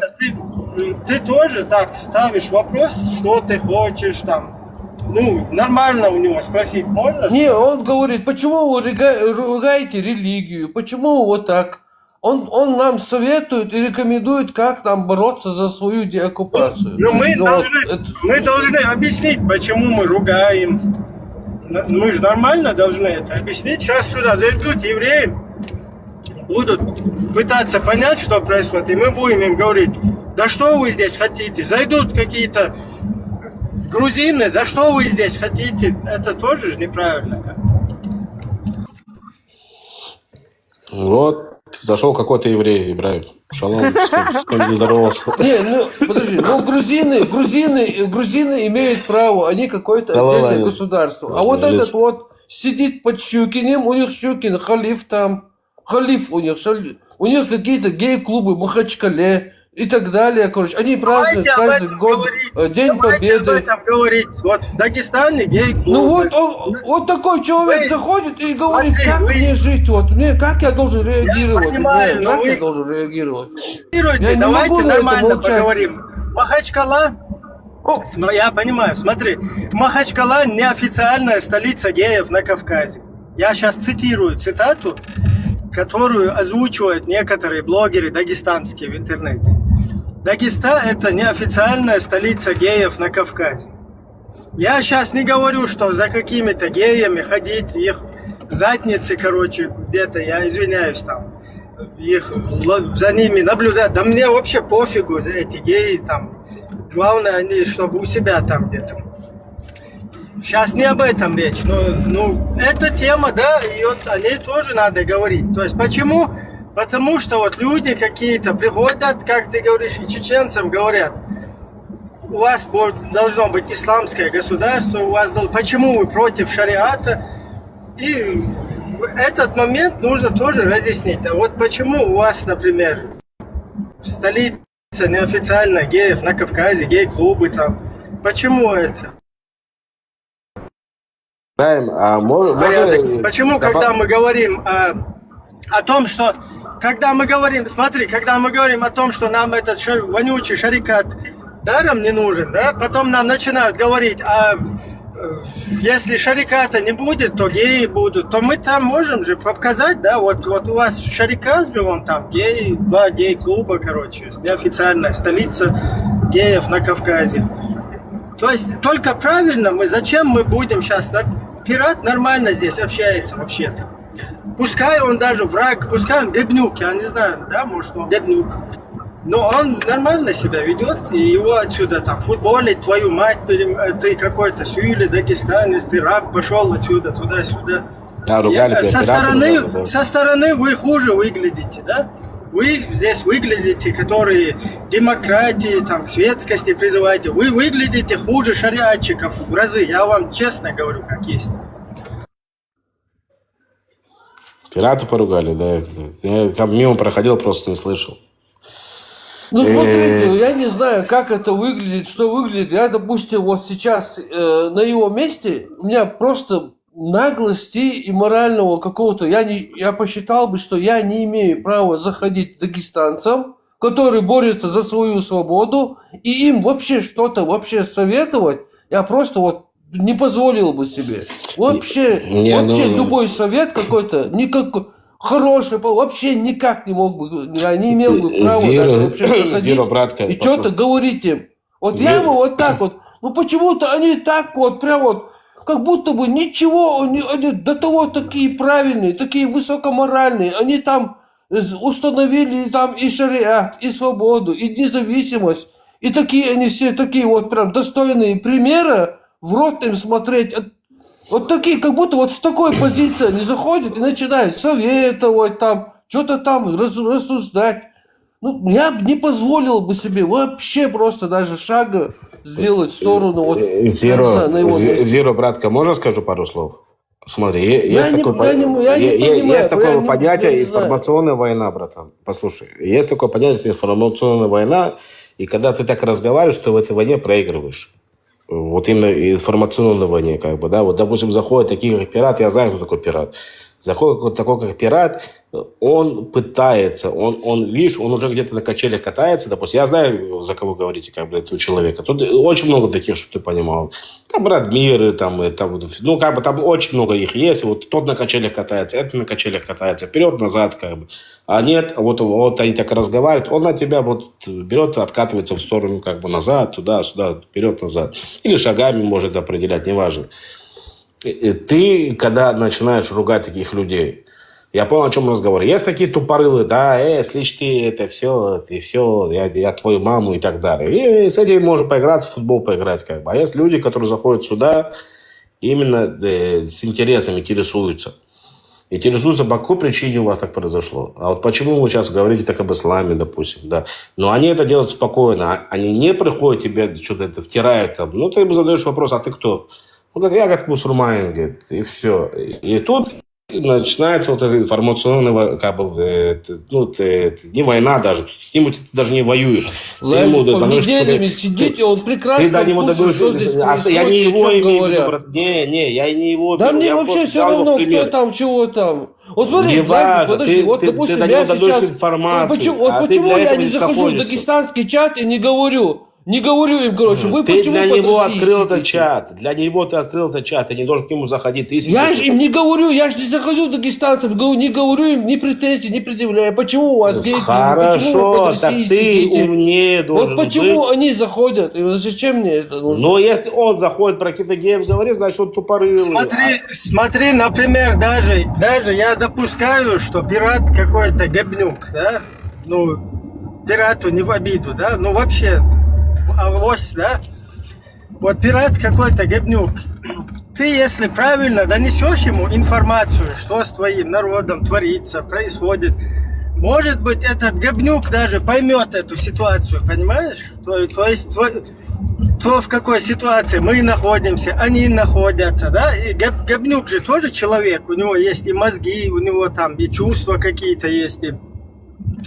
Поэтому я вот на ровном месте создавать врагов, я сейчас опять не собираюсь кого-то здесь критиковать или обучать, изучать, там у людей свое мнение, я просто свое мнение высказываю.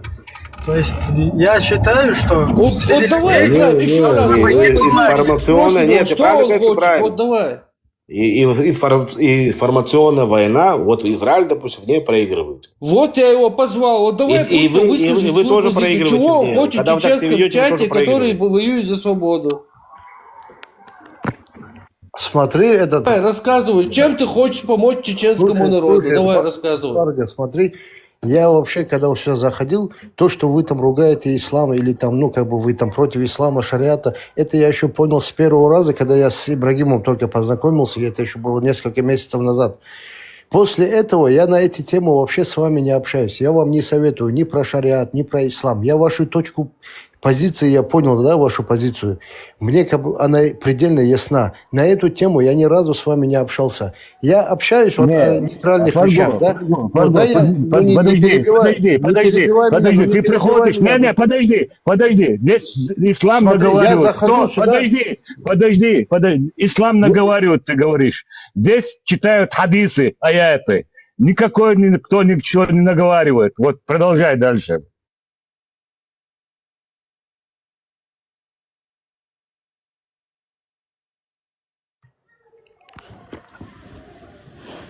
Чего отключаете меня?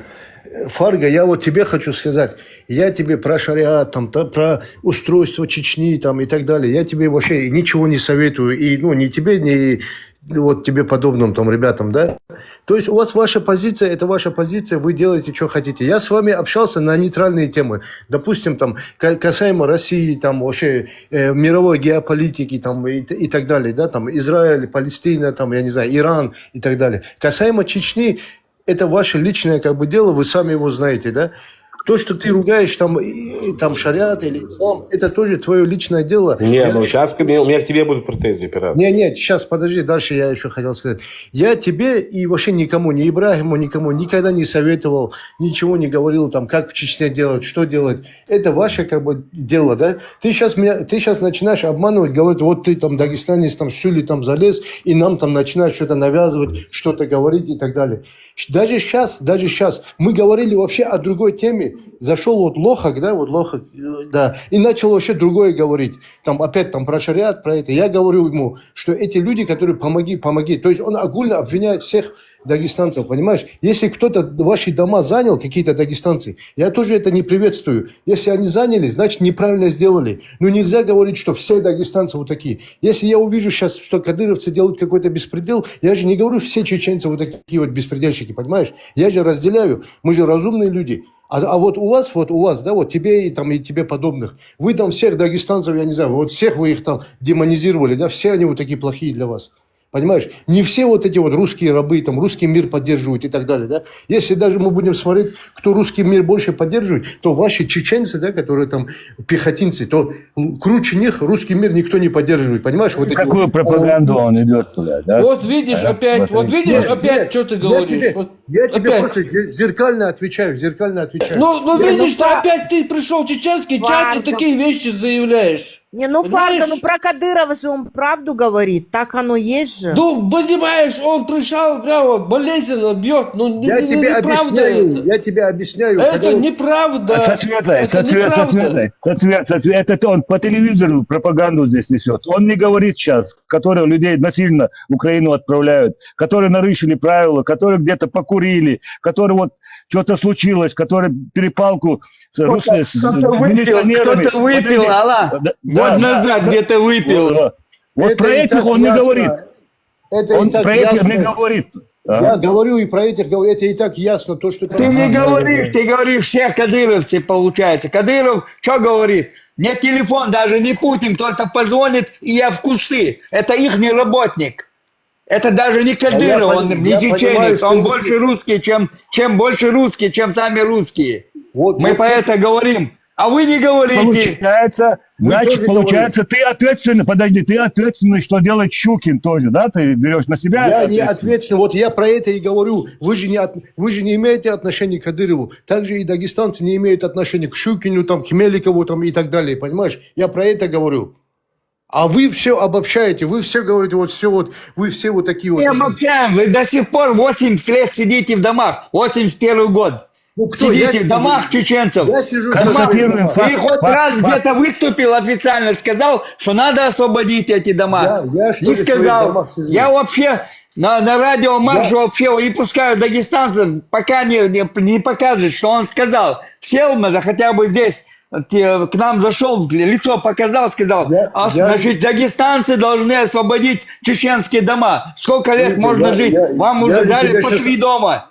Кто-то сказал из вас, не сказал. Я же тебе Ты не щас об говоришь этом об говорю. этом. И такие же, я как ты, тебе не сказал. говорят никто. Я тебе сейчас об этом сказал же. Я же тебе говорю об этом. Причем я что, поддерживаю это, что я считаю это неправильным, что надо было давно, вообще не надо было даже туда заселяться. Причем это и так понятные вещи, понимаешь? Если кто-то не освобождает, ты говоришь, все дагестанцы вот такие плохие. Только и останутся дагестанцы, только там остались. Все остальные освободили дома сразу. Грузины освободили, осетины освободили. Все остальные куйки освободили. Вы только там сидите в этих домах. Нет, Аварцы, когда ты блядь, аварцы и лакцы ваши сидят в этих домах. Ну, предъявляй претензии им. Причем здесь все дагестанцы? Все, что ли, там сидят? Я же тебе говорю, что я, допустим, с этим не Я же согласен. тебе говорю, кто из вас там, у вас большинство, кто у вас в правительстве, ваши аварцы. Лёг, ты хочешь сказать, что Дагестана никто не едет в Украину воевать, как ты говоришь? Почему не едут? Едут, еще как едут. Добровольно едут. Да они контрактники, как их послали первый раз, сразу убежали. Сказали, что нет, там убивают, мы контракты расторгаем, не будем идти. Ну их все равно погнали туда. Я тебе что говорю? Они Абдулкулов, представляются в не едут. Украине чеченцами, представляются. Я тоже знаю, я в Украине нахожусь, знаю. Нет, вот сейчас просто Фарго как бы поинтересовался, я ему свою позицию обозначил, да? Когда он говорит, ты что здесь поднимаешь, чеченцам что-то говоришь, там, учишь их чему-то, там, шариат, не шариат. Я тебе что, хоть раз про шариат что-то сказал, что ли?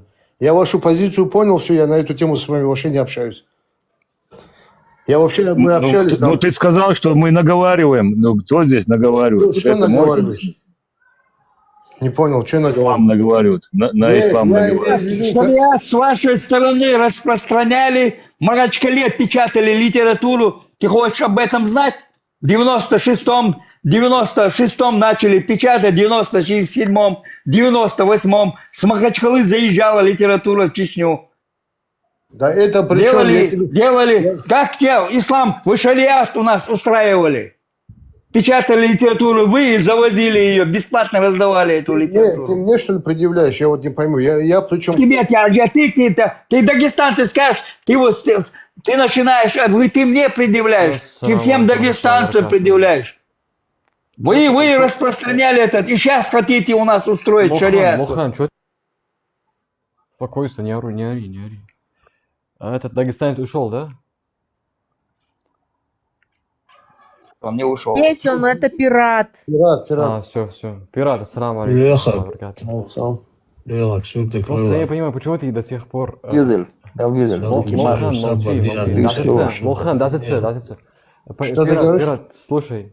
Я не понимаю, почему ты до сих пор разговариваешь с этот фуцин, муртад, кафир, ненормальный, просто... Если он просто мне скинул, где он находится, да? Я могу с ним разбираться, просто не тратить свое время с такими фуцами, блин, ненормальный, просто... Я уверен, что он даже гомосексуальный, блин, клянусь Аллахом. Ну, ты говоришь сейчас. Это кому ты говоришь? Это кому ты говоришь? кем разговаривает Лохан, тебя я говорю, это Лохан. Пошел ты, мне, слышь, труболет ты. Денис, Конченый я сейчас труболет объясню. ты. Я смотрю, я объясню, Вот да, вот.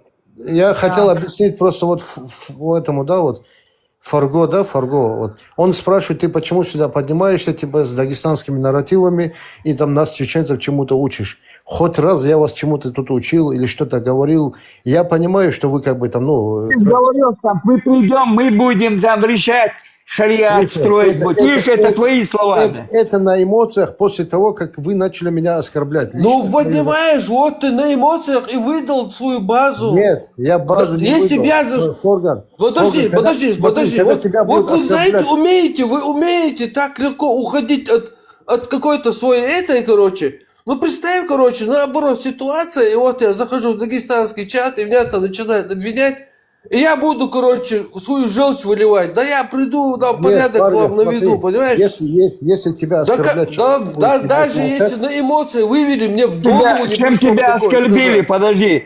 Чем тебя оскорбили? Да. Чем я тебя оскорбил?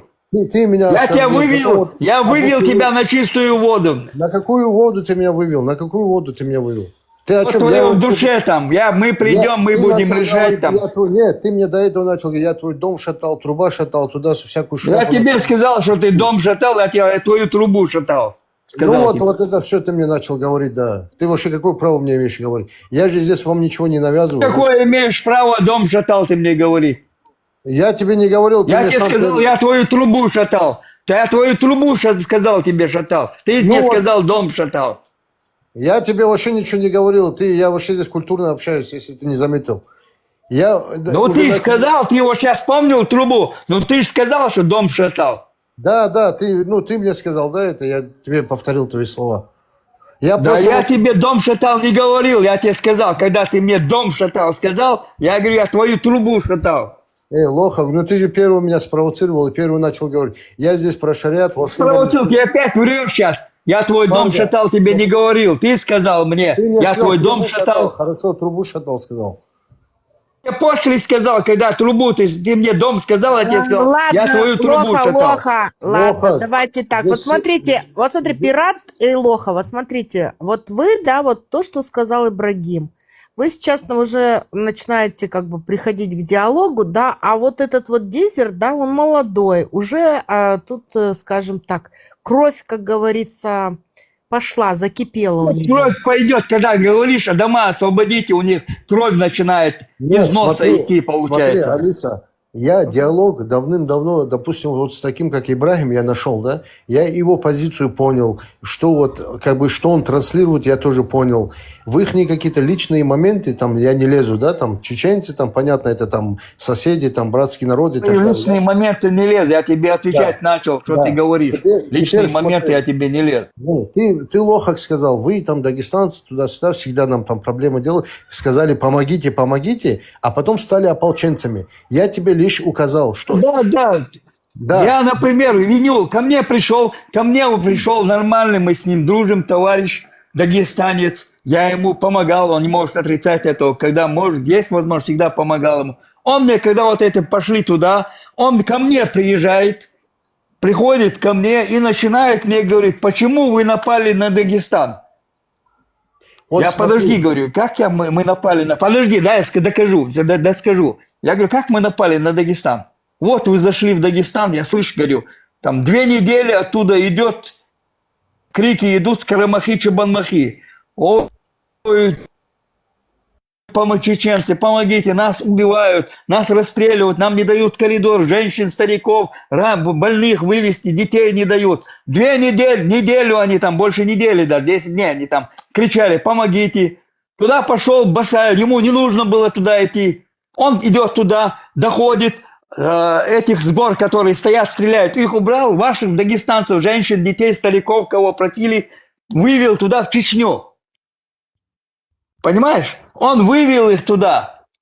Там не оставался у вас. А я ему говорю, он-то вывел, он привез сюда ваши, вывел туда. А мы что, на вас напали? Вы должны были там, говорю, вы ближе там находитесь, там сколько там километров? 80 километров они туда шли, или сколько там? 60 километров.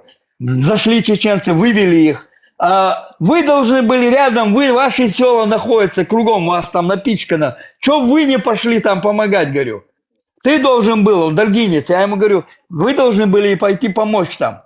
Ему сказать нечего, он развернулся, ушел домой. Ну вот и пират сбежал сейчас тоже. Ну, я думаю, пирату написали, чтобы он вышел, чтобы не обострять. Конечно, вышел, обострять, не обострять. Они должны были пойти на помощь своим сородичам там. Карамахи, Чабанхи, ихние села.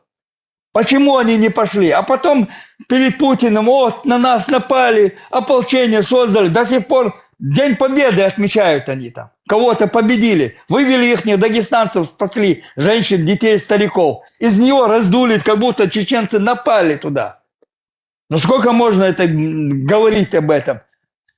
На них напали. Они по рации там все, это ж по телевизору сами показывают на тот момент, россияне показывают. По телевизору пока. Помогите, помогите, нас убивают. Не надо было, я говорю, Шамиль не прав был. Не нужно ему было идти туда. Там своих дагестанцев хватало. Чего они не пошли, не помогли? А потом типа, вот мы передали Шамиль, Мельвалик, а как его звали, этого дагестанца? Мы тебе передаем всю власть. И сами соскочили. И потом Россия, говорит, на нас напали. Взорвали 4 дома. 180 тысяч чеченцев поубивали, стариков, детей, больной, не больной, разрушили, да, и так разрушены Грозный, раздолбали вообще, все села вокруг раздолбали. 25 тысяч по тюрьмам до сих пор сидят, еще не все вышли. А этот приходит и мне начинают, шариат они собираются у нас строить. Ой, ужас, конечно. У себя строят шариат, нам не нужен, ни шариат не нужен. Пускай свободу сами себе завоевывают. Пускай найдут у себя справочники, свое слово на своем языке. Свобода слово изучат сперва. Мы никуда не ходили. Что означает лох-хаг? Лох-хаг. Лох-хаг ищущий. А ищущий правду или что? Правду тоже. В основном правду. От души. Ну вот Алим тут пишет, у тебя ненависть к дагестанцам. Алим, я думаю, нет. У меня дагестанцам нету ненависти. Там живут аварцы, я знаю конкретно, они не выходят. Говорят, нам Сталин подарил эти дома.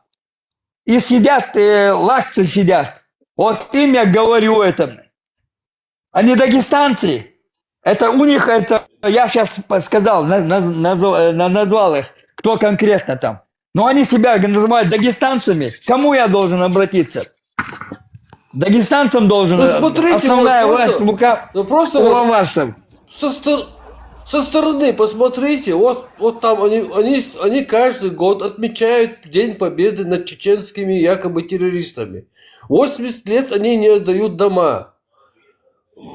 И потом вот, я не знаю, они, какой вот вообще просто, мне стыдно было просто заходить вообще, вот в чеченский чат, где говорят о свободе.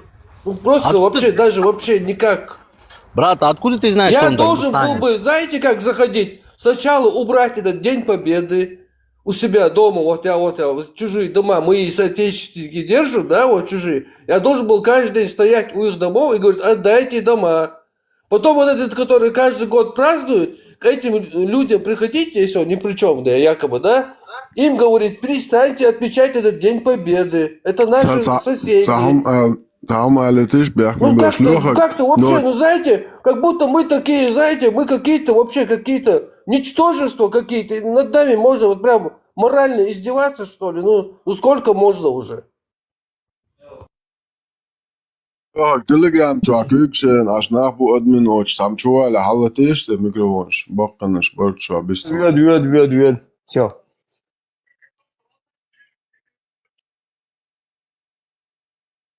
Иншаллах, мы в Дагестане построим шариатское государство. Назовем его Шарипат Дагестан. Никакой ненависти к народу нету. Ну просто приходите с какой-то с моральной позиции, какой-то правильной.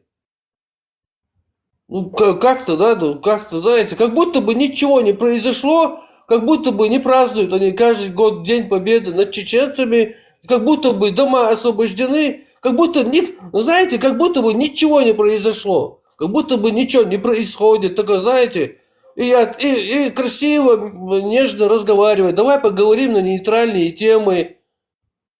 Просто, я не знаю, как это объяснить еще.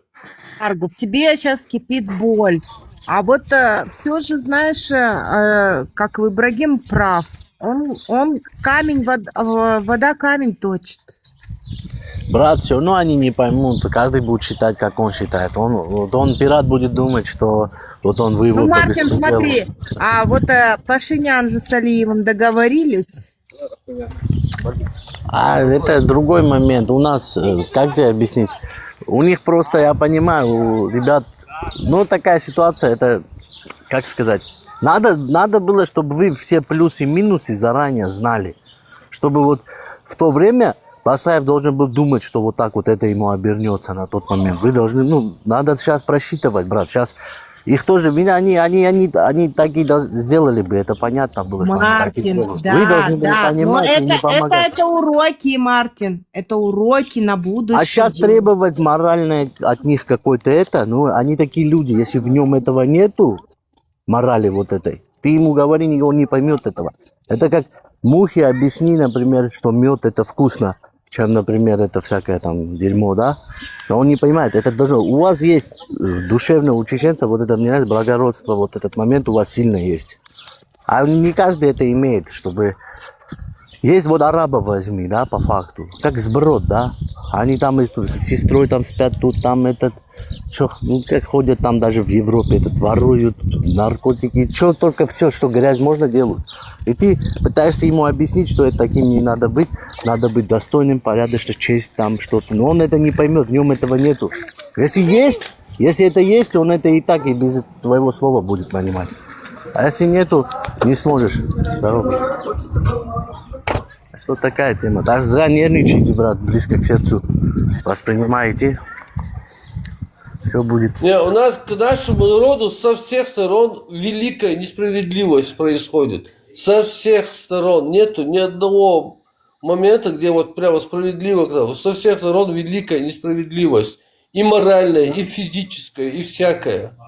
Приветствую всех. И даже после всего этого, даже всего мы готовы простить любого. Мы готовы простить любого, русских, кого угодно. Даже после этого, в ту же секунду мы готовы простить. Но хотя бы просто признайте, что вы вот здесь, короче, вы не правы. Что вот здесь вы несправедливо поступаете с нами. Вот просто признайте, в ту же секунду мы очень благородный и простительный народ. Мы простим и начнем дружить, и идти навстречу. Да и ненависти к вам нету никакой, никому до сих пор. Даже после всего. Просто мы говорим о справедливости. Элементарно. Ладно, гости есть, гости. Мартин, подожди, вот люди зашли. Маршал Думасаги, я что хотел сказать? Говорят, реабилитация, что люди вернулись на родину. Люди-то вернулись, есть, которые не вернулись. Если реабилитация, то она... полная. Получается, на словах реабилитация, а на самом деле я не живу в своем доме, не на своей земле. Что за реабилитация? Что где-то кто-то там сказал, и там подпись внизу стоит, что реабилитация. Не реабилитация. Реабилитировать надо полностью. Если человек вернулся со своей семьей, откуда его выселяли, вот туда. Правда, многие не смогли вернуться, потому что в дороге от холода, голода умерли в дороге очень много. И там на месте уже от холода, голода тоже умерли. Их как, с ними как поступить? Ну, часть людей вернулась, выжившие. Но вернулись куда? Разве это реабилитация? Но я что считаю? Что этот замороженный конфликт специально. Он будет откладываться до таких времен, потому что когда мы изучаем, читаем, что это, они говорят, даже вот архивы, когда из КГБ попали, вот в 91-м некоторые читали, там фамилии, много чего было написано, и там говорят, про вирды написано. Их надо делить. Вирды, все это надо. Столько-то вирдов в Чечне. Вот в этом вирде, за этим вирдом столько-то мюридов. За этим там 5000 написано, за другим там 100. И все это перечисляется. И вот которые вот вожаки этих, которые мы там считаем святыми, вот эти, которые, их дети, все, говорят, они на нас работают. Вот мы так через них управляем этим народом. Ну вот представьте, этот конфликт можно было спокойно решить. Представьте, города Россия восстанавливает. Сегодня в Украине восстанавливаются города. У себя новые города за это время в Советском Союзе были построены новые города. 60-е, 70-е города были большие. До севера, где вообще там тяжело, дорого стоит, потому что туда все надо везти. Целые города были построены. Ну что, потихоньку нельзя было в Дагестане этих людей вернуть на те же земли, откуда они заселили нам. Спокойно можно. В течение 20-30 лет безболезненно для этих людей этот вопрос можно было решить. Но почему он не решается? Причина чего? Этот конфликт специально оставлен, чтобы любой момент можно было поднять, когда ситуация на Кавказе будет неуправляемая, чтобы создать хаос, как они это сами говорят. И как это будет делаться? Как всегда, среди всех народов есть агентура. Среди чеченцев поднимают людей, которые там, мы сейчас пойдем заберем земли. Как погнали в Дагестан в 99 году. Кому-то платишь деньги. И дурачков всегда много найдется. Тем более под знаменем каким-то. Знамена можно менять. Главное, деньги были дурачки, которые пойдут за этим знаменами. Среди чеченцев поднимает часть народу продажную. Мы сейчас заберем землю. И, соответственно, среди дагестанцев тоже агентура есть тоже. Мы сейчас будем защищать свой. И создается опять этот конфликт заморожен. Другой причины нету. Также везде в эти конфликты. То же самое, как Кабардино-Балкария, Карачаево-Черкесия. Хотя это вообще разные народы. Можно было карачаевцев-балкарцев в одну республику сделать. А черкесов и кабардинцев, специально все делается. Это замороженный конфликт. Я все. Всех будет все хорошо, брат. Старайтесь хорошее видеть, и только будет счастливы будете, и все по кайфу. От того, что будем сейчас плохие вещи, это только себе настроение. 5 намаз обязательно арабскому камню. 5 намаз обязательно. После Первой войны, там 5 лет там как-то было, что это в течение 5 лет без войны какие-то вопросы будут решаться. Россия не собиралась вопросы решить. Не собиралась. Я поэтому и говорю, что армяне с азербайджанцами оказались более прагматичными, более перспективными. Да. И сейчас, как больно не было, армяне думать будут, как без Карабаха. Ну, что поделаешь? Это их вопрос, это тяжело. Для Азербайджана сегодня, тем более армяне, тяжелый вопрос решится. Там истории не будем лезть, потому что чужое легко решать, а свое тяжело. Про чужое легко говорить. А про свое с болью говоришь. Но я говорю, этот конфликт оставлен. Когда чеченский народ станет обратно, сегодня он подавлен, но когда опять появится возможность, когда чеченский народ опять заявит о своей независимости, вот этот момент, этот же конфликт заново будет с Дагестаном. Потому что видят, что в Дагестане очень много народу, население большое. И вот первый чеченцам будет противопоставлен дагестанский народ. Хотят они или нет, но среди них людей найдется таких продажных. И они везде есть. Может, народ не захочет, но продажные. А эти люди пойдут за ними. Это конфликт оставлен. Потому что, как мы говорим, в 99-м так воспользовались они, что чеченский народ втянули. А в следующий раз по-другому втянут. Другой вариант будет. В следующий раз другой будет вариант. Насчет карабахский момент, мы конкретно там, война была сколько лет, да даже еще 100 лет назад это у нас идет, сколько было, еще татаро-армянская, раньше они татарами назывались, не азербайджанцами, да, татаро-армянская война за кавказскими татарами, да, там, и с грузинами у нас была стычка в 1918. И это идет конкретно, то, что у вас там какие-то моменты, это да, но у вас нет, ну, Алиса то, что говорит, пример приводит. У нас конкретно там война была 100 лет на протяжении 100 лет. У нас с дагестанцами, подождите, у нас с дагестанцами никакого конфликта нету. Нету никакой ненависти. Мы говорим только о справедливости. Нету никакой... Кто сказал, что у нас... Нету никаких конфликтов с соседними народами, нет. Не может быть вообще, в принципе. Мы говорим о моральном праве и справедливости. Вот и все, больше никаких вопросов нету там. То, что ты говоришь, дагестанцы будут... Есть дагестанцы, тебя поймут. Вот то, что ты говоришь. Но не каждый.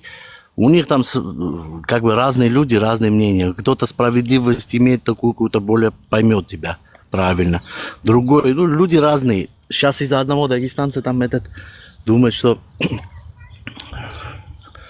Ну, как бы, это такая тема.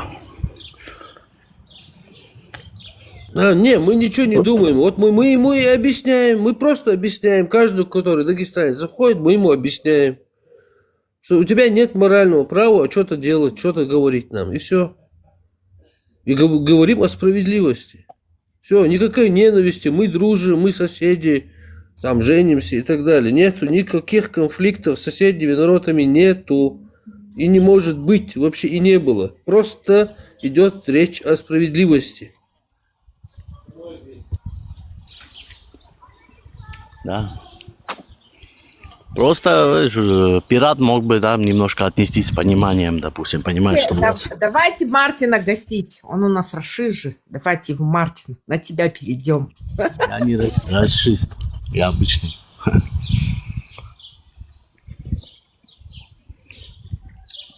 Что, Ибрагим Тему переведем, давай поругаемся с тобой, тему переведем.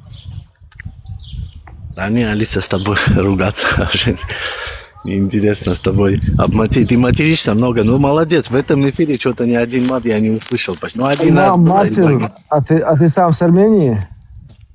Да, брат, с родом с Армении, да. У вас вообще выборы, походу, да? Я так понял. Да, вчера были. И... Пашиняна вроде выбрали. Серьезно? Ну, смотри. Да. Ну там... Поздравляем. Да, идут разные эти... Где-то говорят, что он там как бы подстроил. Ну, по российским новостям так говорят. Почему он бороду, Вадим Кон бороду полностью брил? Помнишь? А он раньше без бороды был в самом начале. Потом он бороду носил, когда стал только примерно первый раз. До этого он без бороды был. Но он не то, что... Он бороду носил, потому что, короче, ему некогда было. Он там митинги делал. Здрасте, он митинги делал, все такое, ему некогда было бриться. А потом он так и на митингах и стал этим премьер-министром, так и оставил. Мартин, ты все собираешься в Армению? Я езжу параллельно. Я был 2 месяца назад. Уже все, Россия сейчас будет гасить теперь в России армян. Не, слушай, он будет, Пашинян, вот сейчас последний, он сказал, что он не будет, брат, обостряться с Россией. Ему это не нужно, он не дурак, чтобы себе проблемы создать. Он будет стараться. Какие проблемы создавать? Он уже взял курс, 50 миллиардов выделено Европы, и все, армяне должны уезжать с России. Хорош, братан, слушай. Пусть американцы нам дадут грин-карты, уедем. Хорошо. А что, этот Лавров, этот, как его там, вот этот, говорят... Медведев, алкаш этот. Симонян, все должны быть. Да, там, кстати, у Бастрыкина 3 зама армянина. Не. Лавров, Симонян сказала, она думала, что она армянка, а по крови она не армянка. Не, она армянка. Она с Турции, видишь, там, когда турки эти территории уже забрали. И, Мартин, ты просто плохо следишь. Она сказала, она сделала ДНК крови, у нее армянского ничего нету, кроме фамилии. Да ладно, сейчас тебе так уже скажут. А Лавров тоже армянин, например. Сергей Лавров. Не, он никогда не говорил, что он армянин. Он даже не знает армянского языка. Откуда ты знаешь, что он знает? Все знают, что он армянин. Ну, Такая, сказать можно все, что... честно, скажи, лошадь может разговаривать на армянском языке? Ну, серьезно, Мартин. Не позорь хоть свой народ. Ты да? еврей, слушай, у вас евреи, куда они живут, в России, они русскими именами, фамилиями, чисто думают, что он русский. Вот Жириновский больше всех кричал, что он русский. Не, Жириновский, не, ты ошибся. Жириновский говорил, что мама у него русская, а папа архитектор. А папа юрист, да? Юрист, да. Вот и все. А ты видел видео, где он оплакивать ездил в Израиль? Да, я видел. Сейчас, минутку, ребятки. Вот. Или этот, Соловьев еще, скажи. Так что, брат, это... Жириновский отца оплакивал, у него мать русская, по-моему, была.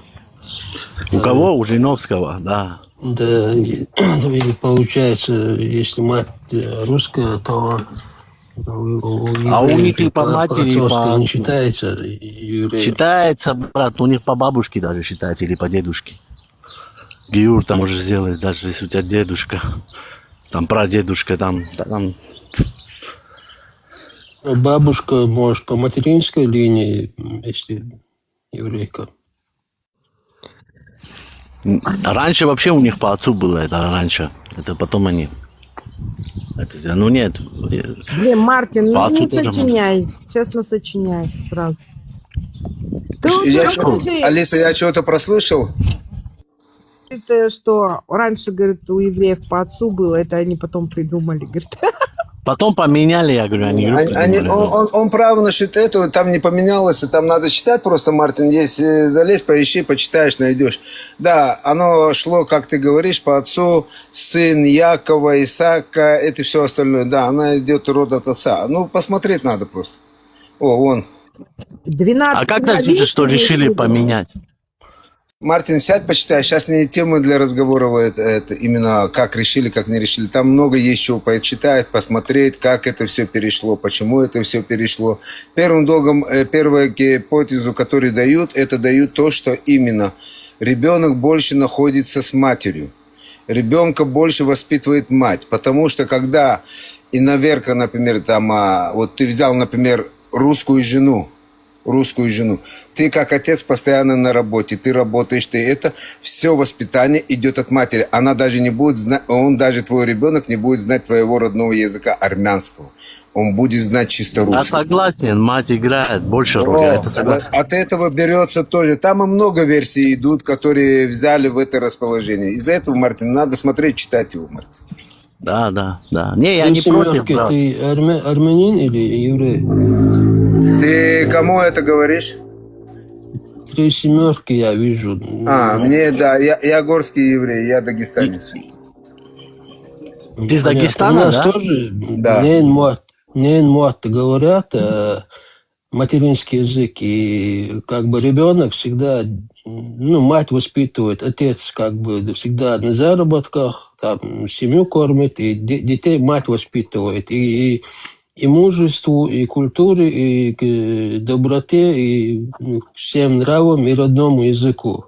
Ну, я про это и говорю. Да, я согласен. У нас также. Если, например, смотри, вот пример приведу.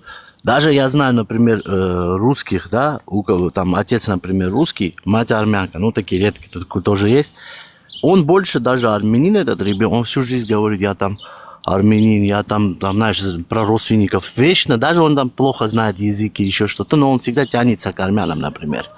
А тот, что наоборот, мать русская, папа армянин, Он, да, выглядит как армянин, все такое, да, но он чисто по-русски живет. И с русскими женится дальше, не думает даже с армянами.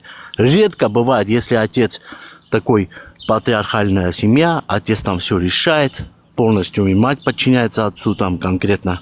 В такой семье, да, он возит их в Армению там год раз, 2 года раз. Он уже, да, более как армянин становится.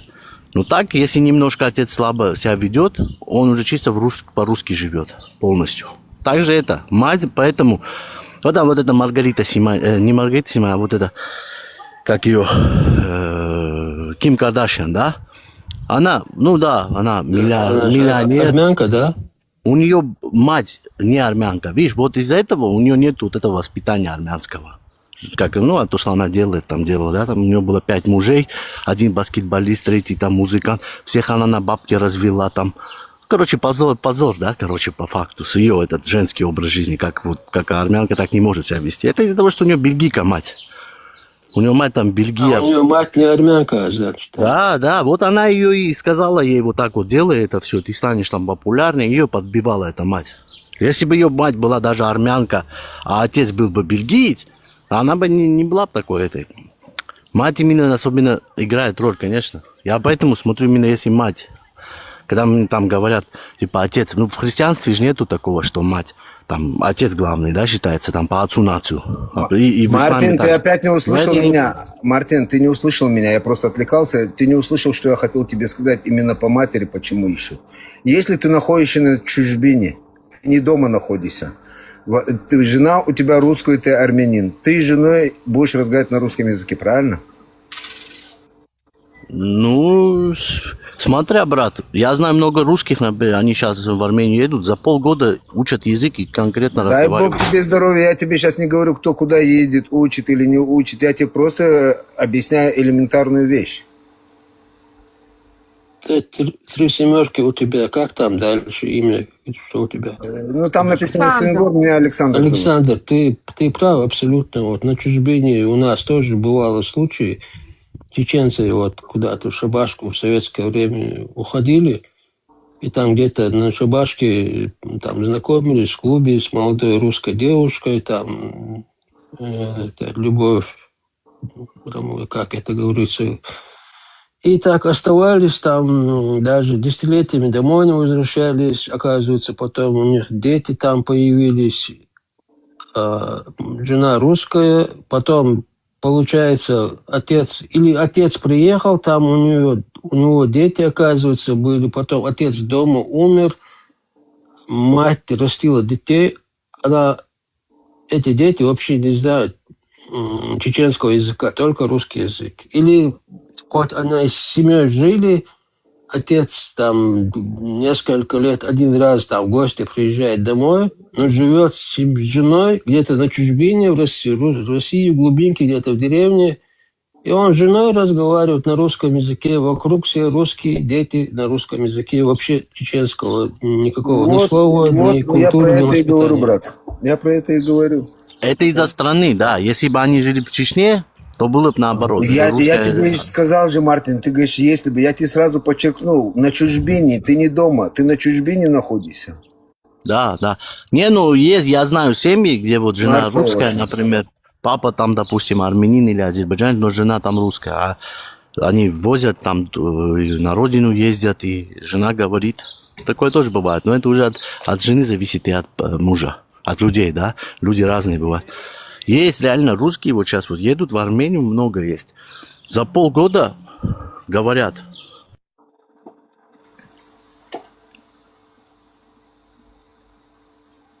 Приходите свободным маршем.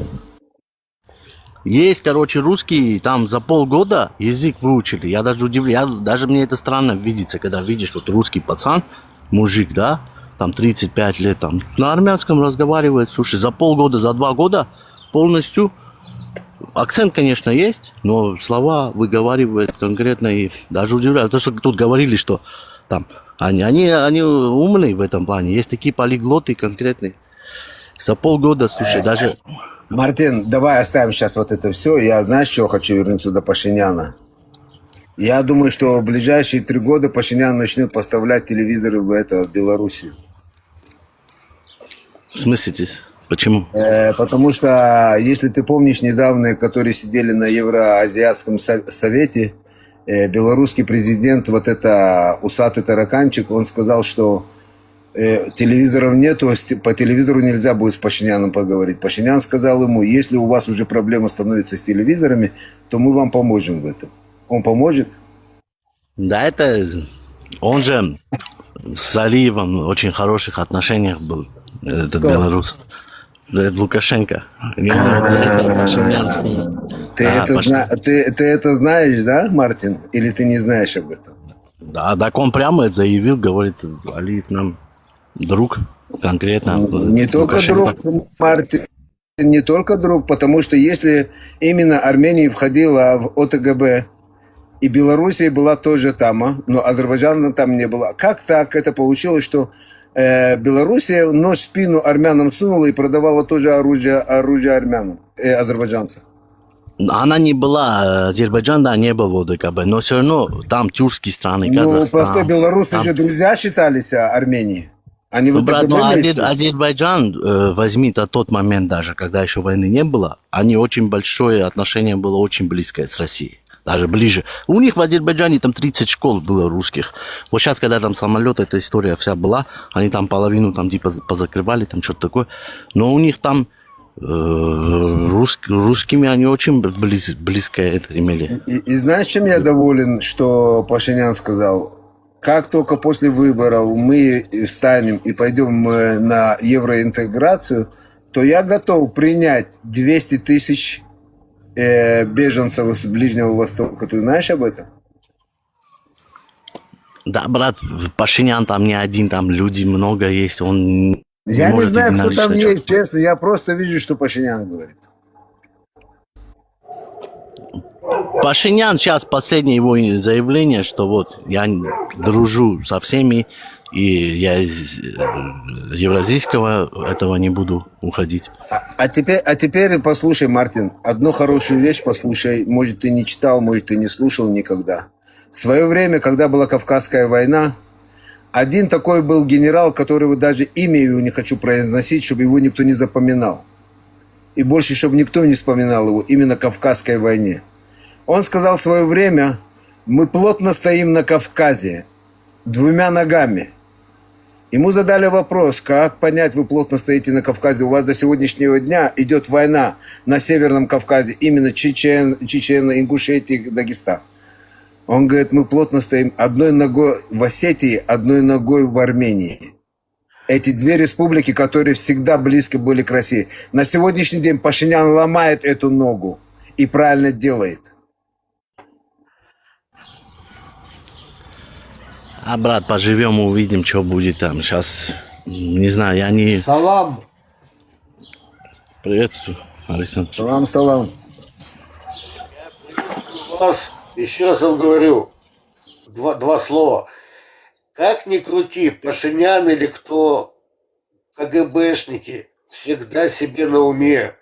Им всегда важно разделить народы, чтобы властвовать. Как ни крути, помните, все проблемы ГБшные. Я в принципе, все. Как еврей, который жил там. Сейчас я из Израиля, но я служил в советской армии, имел отношение к комитету госбезопасности. Вот. Я это все схавал уже. Я уже как-то говорил, и слава богу, что я не попал под чеченскую войну, потому что, под своих братьев, потому что они для меня с детства, я жил с чеченами, потом служил с ингушами и чеченцами, правильно. Вот, и слава богу, я не попал, я уехал в Израиль в 90-м году. Все это ГБшные прокладки, пацаны, как ни крути, и как бы ни называли. Вот это я хотел сказать. Дальше молчу, как рыба об лед. С вами. Типа система заговора есть, КГБшников. Ну смотри, Почему заговора? Можно я вам скажу? Извините, девушка, я слышу женский голос, я извиняюсь. Два слова скажу. Смотри, страна разваливается, у нее проблемы пипец какие проблемы, да?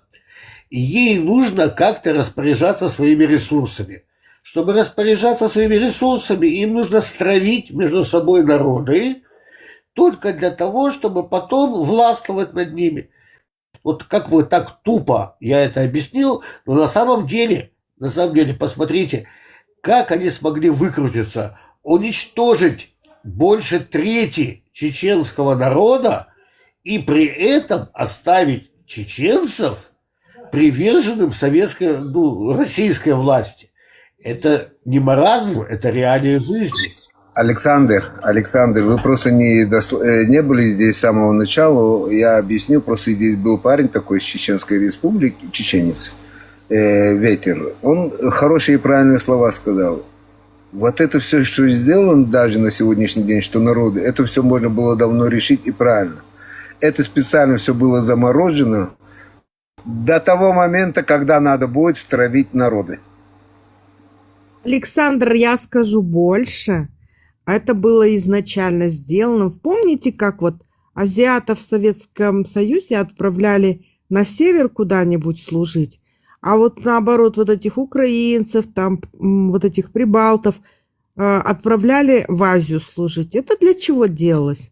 Вот бунт, да, вот, например, взять Жельтахсан, да, 86-й год. Правильно, Алиса, молодец. Алматы, да. Кто избивал казахов? Избивали украинцы, прибалты, россияне. Били казахов. Потому что не свои, не жалко. Был бы какой-нибудь бунт в Украине или в странах Балтии, там были все азиаты, и они бы били их бы, потому что не жалко. Кстати, Александр, один вопрос еще. Александр, один вопрос вам. Вы откуда родом? У меня две малые родины. Тогда был Советский Союз, Одесса и Кишинев. Но я сфаради, я балканский еврей. Балканы. Балкан. Это Кабардино-Балкария. Нет. Балканы, все. Это Болгария, это я не расслышал. Греция, это турки, евреи, я имею в виду. Алиса, то, что вы сказали сейчас про казахов, это 86-й год, когда Кунаева сняли. Это вот тогда я еще служил в армии, и мы вдруг смотрим, как пацаны начинают исчезать. Причем исчезли чеченцы, но не те чеченцы, которые из Чечни, а те, кто с Казахстана. Мы этого не понимали. Потом раз русские исчезли из строя, но это КГБ работало. То есть их оставили все в караул. Но мы тогда даже представить себе не могли, что воздушно-десантные войска будут работать против собственного народа. Это было только начало. А потом, когда я дембельнулся, еще при Советском Союзе, в основном призыв чеченский и ингушский у нас был на год младше меня. Мы с ними переписывались, это был полный пипец. И Таджикистан, и Карабах, и все. Это было страшно. Мы не верили, что кто-то может подняться против собственного народа. Вот я не знаю, как это объяснить. Честно. Ну, это НКВДшники, КГБшники. Слава богу, что я уже был знаешь, что точно в тюрьму ушел. Что интересно? Что интересно, что вот в этих как раз и советском, и там и евреи, и армяне, и грузины. Короче, все там играли немалую роль мы, да? Вот там, например... Мартин, ты ошибаешься. Ты говори за людей, конкретных людей. За всех не надо говорить. Я тебе объясню. Троцкий, например. Нет, я тебе объясню. Микоян, армянин, Сталин, грузин. Постой, Мартин. Я тебе объясню кое-что другое. Именно когда началась именно Карабахская война, это 88 год, начало 88 года. Нас в 89 году привезли туда. Меня, моего земляка, аварца, одного чеченца парня, такой рыжий был парень, красивый. Нас привезли туда. И нам сказали, если оттуда, типа миротворцами, если будут с той стороны идти, стреляйте, даже не разбирайтесь, кто идет. Если с той стороны будут идти, стреляйтесь. Мы когда трое отказались, потому что с той стороны армяне, с этой азербайджанцы. Нас вывезли в Ростов сразу, Мартин. Чтобы ты понимал, не все участвовали во всех, которые можно было Ну, делать. это понятно, брат, это понятно, но я имею в виду из наших людей там... Ты отказался, тебе, не дай бог, бы пошел бы трибунал. И слава богу, что вот мы, которые были в те годы, да... Александр, нам троим угрожали посадить в дисбат или посадить в тюрьму. В конце концов, знаешь, куда нас отправили дослуживать, сказать тебе? В Союзе куда-нибудь. На Курильские острова нас отправили дослуживать. Какие войска Мне интересно, знаете что? Вот в Африке где-то там же территория сейчас какая-то, Россия там взяла какую-то территорию или что-то такое, да? Связано это с бывшая японская была часть или что-то такое. Или как называется это? Забыл. Вы за это знаете что-нибудь? За что? Да, ребята, смотри, какие войска. Это все это вся проблема в этом. Потому что когда ВДВ кто-то делает проблемы, это действительно идет или дисбат, или непонятно что, но тебя просто так никуда не отправят. В Африке где-то, короче, там... Вот этот Вагнер, который был, они что же там участвовали в Африке свои еще тогда? Это потом, брат, это потом. Это не да, это недавно было. Ну как, я за последние... Да, я же говорю про те годы. Да, я понял. Это другое. А вот мы, которые еще помним Великую Отечественную войну и так далее, мы за свой народ и типа пытаемся что-то правильно как бы жить, правильно делать. И чеченцы, и ингуши и так далее. Евреев оставьте, потому что я там единственный еврей был. Вот. А когда потом ты понимаешь, что это все фигня, включая Казахстан, который в 86-м подняли, это вообще пипец. Мы вообще не верили, что нас могут против своего же народа послать. Мы, например, как говорится, верим, вот даже сейчас взять, в прошлом, когда, 3 года назад, да, в этом, как он называется, в Башкирии, да, в Башкортостане, когда они просили на холме не трогать их святые места, что они сделали? Росгвардию отправили. И все, а на утро выдали трупы самым таким активистам. Сеструха, это сейчас. А я говорю специально на той границе, где мы еще верили в святость советской власти и в святость братства народов. Афганистан, да. Ну, Афганистан оставьте, мы там все верили, и там и чеченцы, и ингуши, и мы все и считали, что мы исполняем интернациональный долг и делаем правое дело. Я про это не говорю. Я говорю то, что против своего народа не посылали, а потом стали посылать против своих. Вот что я имею в виду. Александр, я не знаю, я приверженец Советского Союза, видимо, никогда не был. Когда я в 89 году в своем послужном списке в армии увидел, и вот эти два моих товарища, мои земляка, которые один из Дагестана, один из Чечни, мы когда увидели, что у нас в послужном списке было написано не доверять и не давать им оружие и штык-ножи. Если идут по роте дневальными или там далее, чтобы у них не были штык-ножи. Даже штык-ножи нам не доверяли. У меня никакой приверженности не было к Советскому Союзу. Потому что вы младшие, брат, ты младше. Я 67-го года, ты 100% младше. Это в этом смысле. Ну, конечно, ты в 88-м закончил, я в 88-м призвался. Я нет, в 87-м я закончил.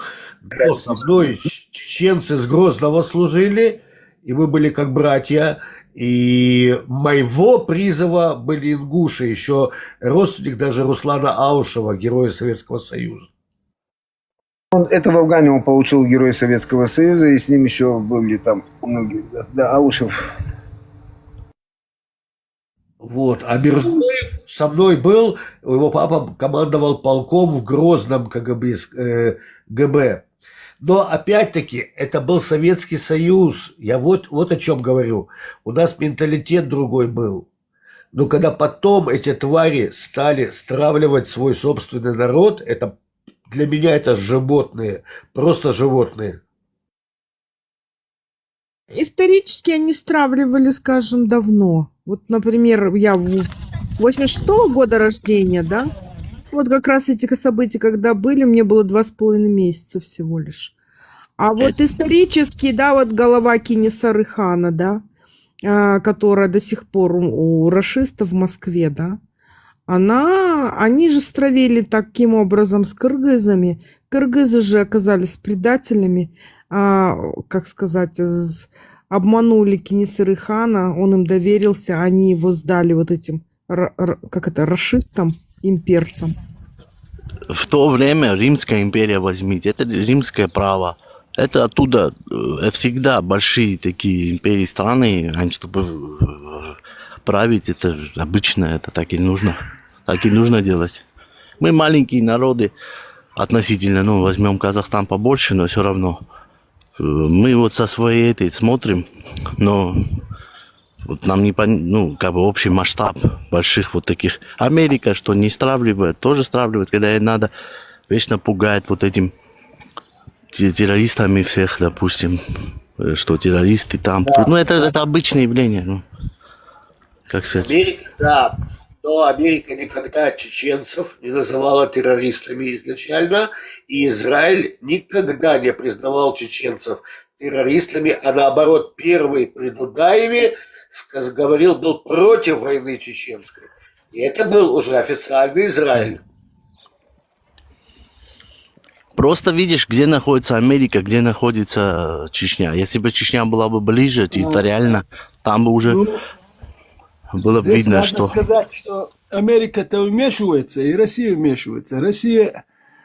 Сегодня мы рассматриваем конфликты, Россия вмешивается территориально. Америка не собирается какие-то территории захватывать. Китай тоже не захватывает территории, но Китай тоже вмешивается. Везде Китай. Но сейчас как Китай вмешивается? Экономически, вкладывает деньги. Ну, Россия, представьте, как вмешивается. Вот я еще раз повторюсь, как там было написано. Для чего эти конфликты? Когда Россия настает момент какой-то тяжелый, какие-то перевороты, бывает вот 90-й год, 91-й, 92-й год, когда сама вот Россия стоит в таком ситуации, она на окраинах поднимает конфликты, замороженные конфликты. Пока Россия там не станет на ноги, эти конфликты будут. Если элиты местные подписываются под Россию, вот возьмем Грузию, я в 89 году, по-моему, в Тбилиси это было, а я недалеко от Тбилиси служил. И вот когда в Тбилиси были эти события, нас приготовили, нашу часть тоже, там машины уже стояли, мы тоже должны были, но получилось, что у нас необходимости не было. Там уже на месте у них войска были в Тбилиси, я помню, нас тоже. И я помню, что офицеры говорили. Офицеры были рады принять участие в подавлении этого мятежа. А там их лопатами били, я помню, саперные лопаты. Даже там старушка, женщина, за ней, говорят, солдат мялся лопатой. Представьте, старушка. Ну, у нас вот в 86-м году, ветеран, мы же знаем эти события, да. Вот этих студентов, даже девушек, они избивали и зубы выбивали вот этими саперными лопатами. Вот в 86-м я точно помню, как нас подняли, и морскую пехоту подняли, но у вас были там свои войска ВВ и пограничные училища. Вот они всем этим занимались, и мы таки не долетели до вас, и морская пехота не дошла до вас. А вот то, что они беспредельничали, это да, это действительно потом я понял, насколько животные, что нас, людей, солдат, подбивали, что типа они против советской власти, ну, на патриотизме работали, а на самом деле использовали как животных против нормальных людей. Самое интересное, да, мне вот поражает, они просто как тренировочку провели. Все равно мы, казахи, все равно отстояли, Колбин пошел нахер. И, ну, тогда все равно была установка, чтобы выбрать своего. Выбрали Назарбаева. Назарбаев до 85 лет правил. Я правильно говорю эту фамилию? Кунаев? Что была проблема? Кунаева же сняли, и они же прислали. Я помню, они прислали. Они прислали Колбина с Москвы. Почему казахи встали, взбунтовались? Нахера нам кто-то из Москвы? И они вот потом все равно казахи отстояли, и Колбин у нас не сидел. Колбин отправили обратно и сказали, ну кого вы хотите? Потому что они поняли, что казахи все равно не угомонятся. И и Назарбаева назначили. А нам говорили, знаете, что вот наркоманы, пьяницы, алкоголики поднимаются, что русскоязычное население должно выходить на улицы с оружием, должно защищаться, что они против русских и так далее. Понимаете, вот такую мансу нам давали в мозги, в мозги нам вкладывали, типа спасать русскоязычное население, а как эти собаки, типа, я извиняюсь, я имею в виду то, что нам говорили, как вот они имеют право подниматься против русских. Вот такое нам вкладывали в мозги. Это я тоже помню. И слава богу, повторяю, что я уволился раньше и не попал под эту раздачу. Ну вот мы поэтому вот честно, когда была и чеченская война, вот чеченцы сами знают, в Казахстане никто не верил ни в каких террористов. Потому что мы говорим, это такие же убийства якобы русских, как в 86 году. Вот я хотел пример привести, если вы все сказали. Вот я как раз, что вы сказали, хотел пример привести перед первой русско-чеченской войной. Кто мог уехать, потому что уже в Чечне события такие пошли, потому что уже видели многие, к чему все это идет. И кто мог, там молодежь все уехали. Старики остались. Часть молодежи там кто-то остался, большинство старики. Они никому не нужны в России. Россияне не нужны, эти старики. Их ж кормить надо. А в России самих стариков убивают. В крупных городах, мелких-то там квартиры недорого стоят.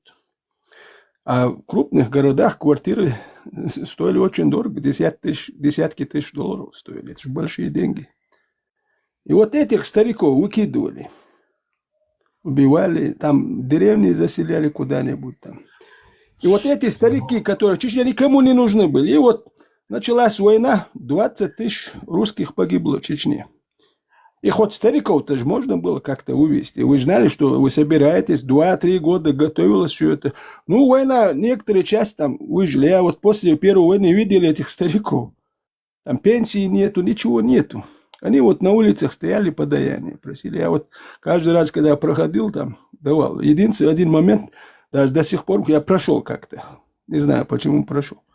И вот знали, готовились, все. Можно было этих стариков обратно, которые после Первой войны выжили, во время Первой войны под бомбежками. Представьте, там 20 тысяч русских погибло. И эти старики выжили в Первую войну. Вот эти 2 неспокойных года тоже в Чечне, когда бардак там опять пошел. Вот эти 2 года с трудом они выживали.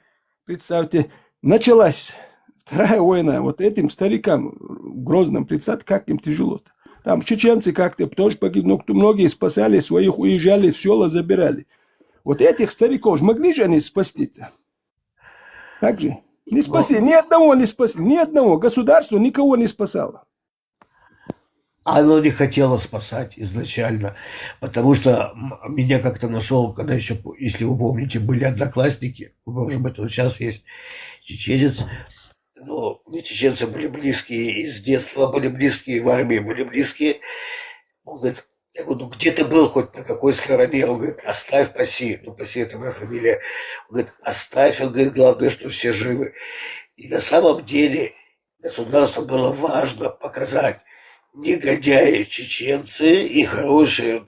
Для того, чтобы это все развивать. Шалом, привет. Всем шалом, кого не видел, тоже знаю, что перебиваю. Приветствую. Вот. А то, что касается Казахстана, это вообще пипец. В Казахстане так же самое, кстати, и чеченцы, но в основном это те, кто из столицы. Это нормальные, здравомыслящие люди. Понимаешь? Им тоже нужно было поломать мозги. И на чем поломать мозги? На религии, на исламе. А на самом деле всем миром пипец показать, полный. какой народ чеченский, что их надо наказать, иначе не поймут. В таком свете представить Нет, чеченский народ. чеченцы это нормальный народ. Я и говорю, как они извращали понятия, извращали. Они не могут сказать, что как это чеченцы везде воевали, во всех войнах, всегда были в армии, все. То есть везде нормально. О, мафия. Придумали новую мансу. Мафия. Да это ж понятно. Это ж понятно, что это все провокация. Ну, Но ведь сейчас люди в это они- верят. Да, Я вам сейчас они демонизируют украинцев, нацистами называют. пример приведу. Все знают там новогодний штурм Грозного 31 декабря 1994 года. Слышали? Старики, я думаю, слышали. Вот 31 декабря я был в Грозном. Во время этого штурма принимал участие. И с нами парень, а я-то в начале войны домой приехал, так жил в России. На второй день начала войны я приехал домой. Не смог там остаться. Хотя нормально все, молодой. С какой стороны ты был? А? С какой стороны чеченской? На какой или стороне российской? я могу быть? На какой стороне чеченцы Вот могут то же быть? самое я и спросил у своего друга. Ты где ты был? Где ты был? Вот. Поэтому я и спросил тебя. Короче, в начале утром еще штурмовые на окраине бои шли. И где-то к обеду русские прорвались. Уже в центре везде техника.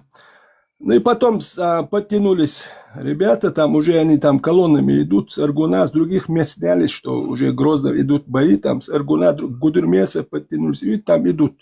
И мы уже вечером успокоились, а мы этот день весь уставший, даже не пили, не ели, ничего, не до этого. И уже успокоились, везде наши, думаю, все, уже победили, думаю, война кончится. Мы ошибались, и парень говорит, там у меня есть, когда я в городе, он постарше меня, лет, может, 10, 7, 8 старше меня. А я, когда, говорит, здесь работал, там с нами там женщина русская работала.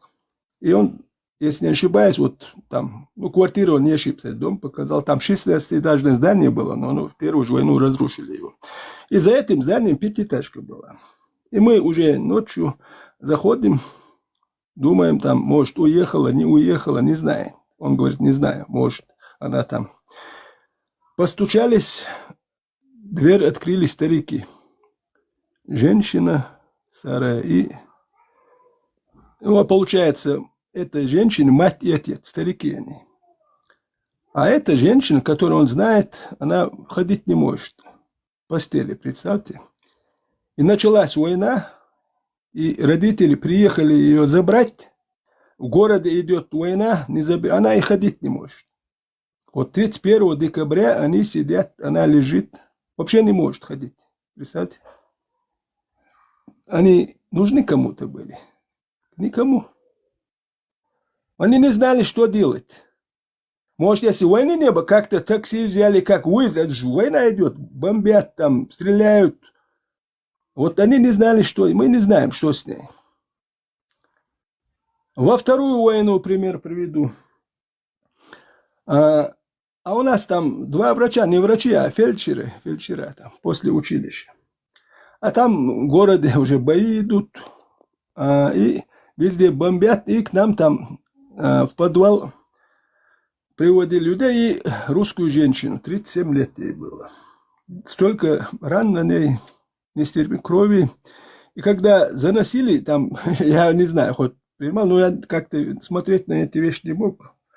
И кто мог, взял ее, занесли нам в подвал. И эти фельдшера говорят, у нас ничего нету, мы не хирурги, у нас, там это, как его, наркоз, ничего нету у нас. Говорит, она максимум выживет, проживет 2 часа. От шока умрет, болевого шока, от потери крови. И мы там вызываемся, кто ее отвезет. А Грозно еще там с одной стороны дорога была открыта, можно было. И мы там с одним парнем, у него Волга старая, там, на это, там кто может, ее взяли, там руки, ноги на заднее сиденье. Положили ее, а нам говорят, в Новых Атагах больница есть. А там надо через Аргун, мост разрушен, мы через реку переезжаем, заезжаем в Новые Атаги. Она в дороге мучается, там А я, чтобы она не заснула там, я говорю, там 5 километров осталось, там 3 минуты. Она мучается. И мы доехали до Атагов, а там медпункт. А оказывается, больница в Старых Атагах была. Они говорят, у нас здесь только лекарства, а больница Старых. А нам обратно оттуда, надо обратно через реку все это. Мост разрушен. Заезжаем в Старые Атаги. Там уже госпиталь действительно был. Они поняли, там как мы заезжаем, одному сказали, что он понял, что мы в форме там. И он садится и везет в больницу. И она рассказывает, ей 37 лет.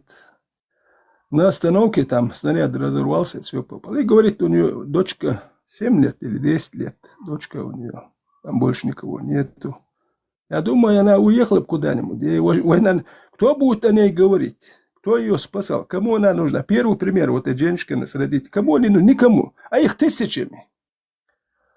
Тысячами были. Никому не нужны. Но они нужны были так, чтобы, ссылаясь на них, чтобы свои интересы в Чечне обратно вернуть Чечню. Аж можно было им пенсии хоть платить, что-то делать, контролировать все это, чтобы они нормально. Не. Не нужны они никому.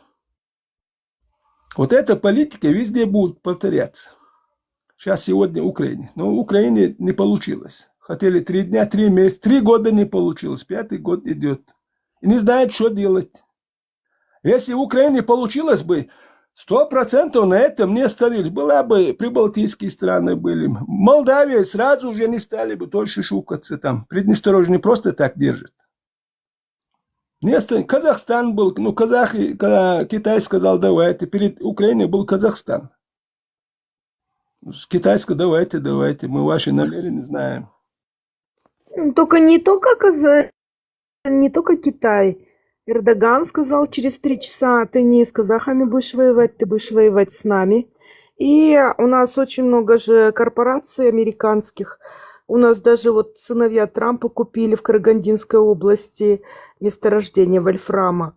Там интересы в Казахстане завязаны многих. Сия сильных мира всего. Так что, да.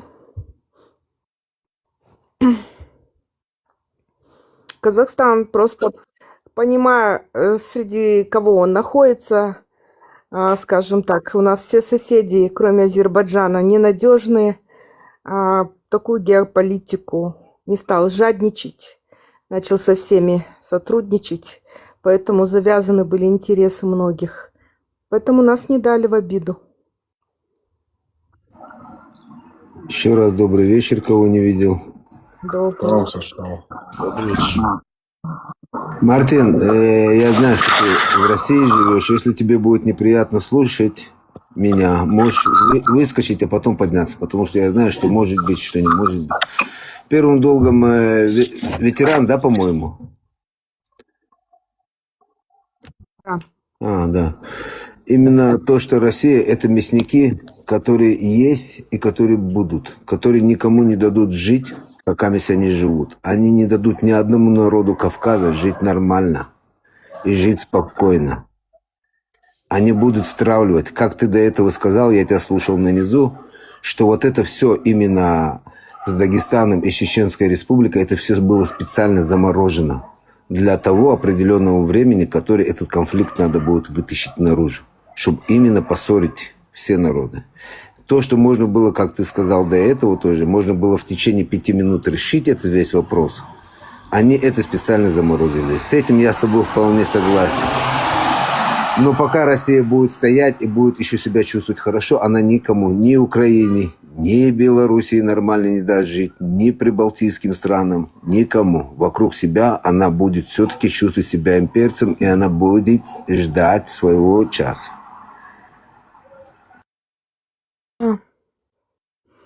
По крайней мере, стравливать они умеют. Вот представьте, Соловьев на телевизоре заявляет, что надо бросить ядерную бомбу. Представьте, человек заявляет. Центральное телевидение разрешает такие вещи говорить.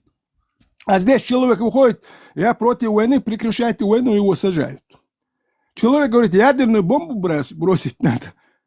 А ему дают слово центральных каналов. Ветеран, а ты вспомни Первую русско-чеченскую войну. Вспомни, как это начиналось. Как они искали террористов. Саш, по-братски, вот скажи, извини, что тебя перебил, да, вот скажи, а почему он отпустил, вот, допустим, Ельцин, все другие страны отпустил, да, вот все республики, Грузию отпустил, всех отпустил. Они никого не отпустили. Нет. Это просто был закат глаз, чтобы глаза закрыть всем. Да, вот мы хотим быть демократами, мы хотим быть этими. Если ты возьмешь первую русско-чеченскую войну, то, что они... Грузию они отпустили? Нет, в Грузии тоже война была. Они считают, что Грузия это их... На сегодняшний день посмотри, что в Армении происходит. Они своих наместников хотят посадить там же. Ну, Так в же, конце как они Чечню отпустили, получается. Ельцин в конце ее отпустил как-то. Ну, какие бы он там не был, Нет, это кровожадный скотина, как бы, там другой разговор. ветеран, брат, минутку. Да, я Не, ну расскажу. там же было согласие какое-то, да. Нет, Лазик, ты Они чуть нарушили его, заблуждаешься да, в этом. другой разговор. Послушай меня, брат, минутку. Дослушай до конца. Ельцин не отпустил Чечню. Это чеченский народ добился первую русскую Чечню, свою независимость. Они добились и своими, и жертвами, которые происходило на чеченской земле, и все остальное. И если бы по Ельцину, он в течение 5 минут все там разобрал бы и сказал бы, нету никаких конфликтов. Нету. Вот это он сказал бы. Это чеченцы отвоевали, я согласен. Да. Хорошо. В конце, допустим, Путин сегодня не отпускает и не отпустит. Понимаешь? И не отпустит, конечно, потому что его наместник сидит в Чеченской Республике. Так же, как вот недавно посадили наместника в Дагестане Щукина. Щукин, Нет, кто такой? Откуда у он взялся? меня вопрос другой. Еще раз, братка, послушай меня, что я говорю, Саша. Он, в конце концов, не знает, это было намеренно, были какие-то планы на будущее, как бы не знаю, зачем он это сделал, как бы вот этот весь развал Советского Союза и так далее. Но Чечня, как бы, вот почему он Чечню не отпустил, как бы, потому что, и там при всем при этом это доходило до войны, он-то знал, что дойдет до войны. И вот Чечню отпустил. По какой причине? Вот в чем была проблема, точно так же, как и Грузию, всех остальных отпустить. Если Чечню отпустить, это значит, надо отделить Дагестан тоже. Дагестан он не хочет отделять. Отпущено не было. Поводок оставался, просто поводок был немного ослаблен, на 2-3 метра прибавили. Но поводок снят не был. Ни одна страна, если отпущена, надо с поводка. Поводок перед Первой войной, после Первого чеченского поводок оставался. Отпущен никто не был. Значит, получается, Джохар Дудаев не хотел быть этим поводком, так получается? Да. Значит, скорее всего, была какая-то договоренность, как бы, все, кто там как бы уходил, получается, как бы, когда был развал, значит, была какая-то договоренность перед этим. Да, вот Молдавия, допустим, хочет уйти, получает, забирает Приднестровье. Украина выбирает путь в 2014 году повернуться на запад, забирают Крым, все забирают. Грузия хотела, забирает Абхазию. Так и стало, посмотри, Крым и Донбасс забрали тогда, в 2014 году. В 2014 было, неважно, как бы, Украина... Ты понимаешь, Лазарь, в чем здесь... Опять же, может быть, он не хотел быть их... У меня просто мысли вслух, получается. Значит, Джохар не захотел стать наместником, как бы. Там просто, в принципе, должен был остаться тот же самый Советский Союз, как бы, но при таком раскладе, как бы, да, якобы мы демократы такое, да, вот видите, мы уже не коммунисты, как бы, мы идем в другую сторону. Нет, Лазик, смотри, они в свое время просто уже не тянули этот союз, да, позволили уйти, да, скажем, сами развалили, потому что они не тянули. А потом, когда, вот смотри, например, казахи же последние вышли с этого союза, по факту того, что его уже не было, вот. А они как, думали, нищеброды казахи, да что у них там есть? У нас тоже есть и нефть, у нас то и сё. Многие месторождения, они просто не были, скажем так, в проекте разработки даже, не знали, что есть такое. Сейчас бы, да, если бы сейчас разваливался Высобок, они хрен бы казахов отпустили.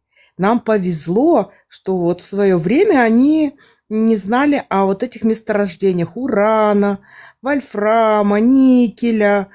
Они думали, золото, не уголь, металлургия, у нас этого хватает, да. И даже нефть, как бы они не особо там разработаны были. Это же Шеврон раскачал Казахстан. Они многих вещей просто не знали. А когда уже, скажем так, в полную начали месторождения разрабатываться, сейчас бы они хрен отпустили бы собаки. Лазик, скажи мне вот на такой вопрос ответь. Ты знаешь, откуда появилось слово «работайте, братья»? Работают братья, ну, вот когда террористы эти там... Ну, Нет, ты видишь, не знаешь. А теперь я тебе объясню. Это первое слово. Когда чеченские ребята поймали дагестанца, который воевал на стороне федералов в Чеченской республике, именно когда его убивали, и он встал, да, я знаю, что я сделал, и я знаю, что я виноват. Ему уже грозило, что его убьют. И он сказал: работайте, братья. Им сказал же, этим двум парням, чеченцам. Вчера Путин произвел эти слова. Каким чеченцам? Саша, какие чеченцы? Это были чеченцы, Саша. Что ты говоришь, Саша? Причем наши дагестанцы были. Саша, Дагестанцы были. Все, извиняюсь. Это пошел этот... Извиняюсь. Не, Саша, там другая ситуация. Слушай, как он сказал: работайте, братья. Работайте. Это он на коленях стоял, там убили его брата. А чего он сказал? Он осознал свою вину. Вчера что сказал этот лысый недоебок? Работайте, братья.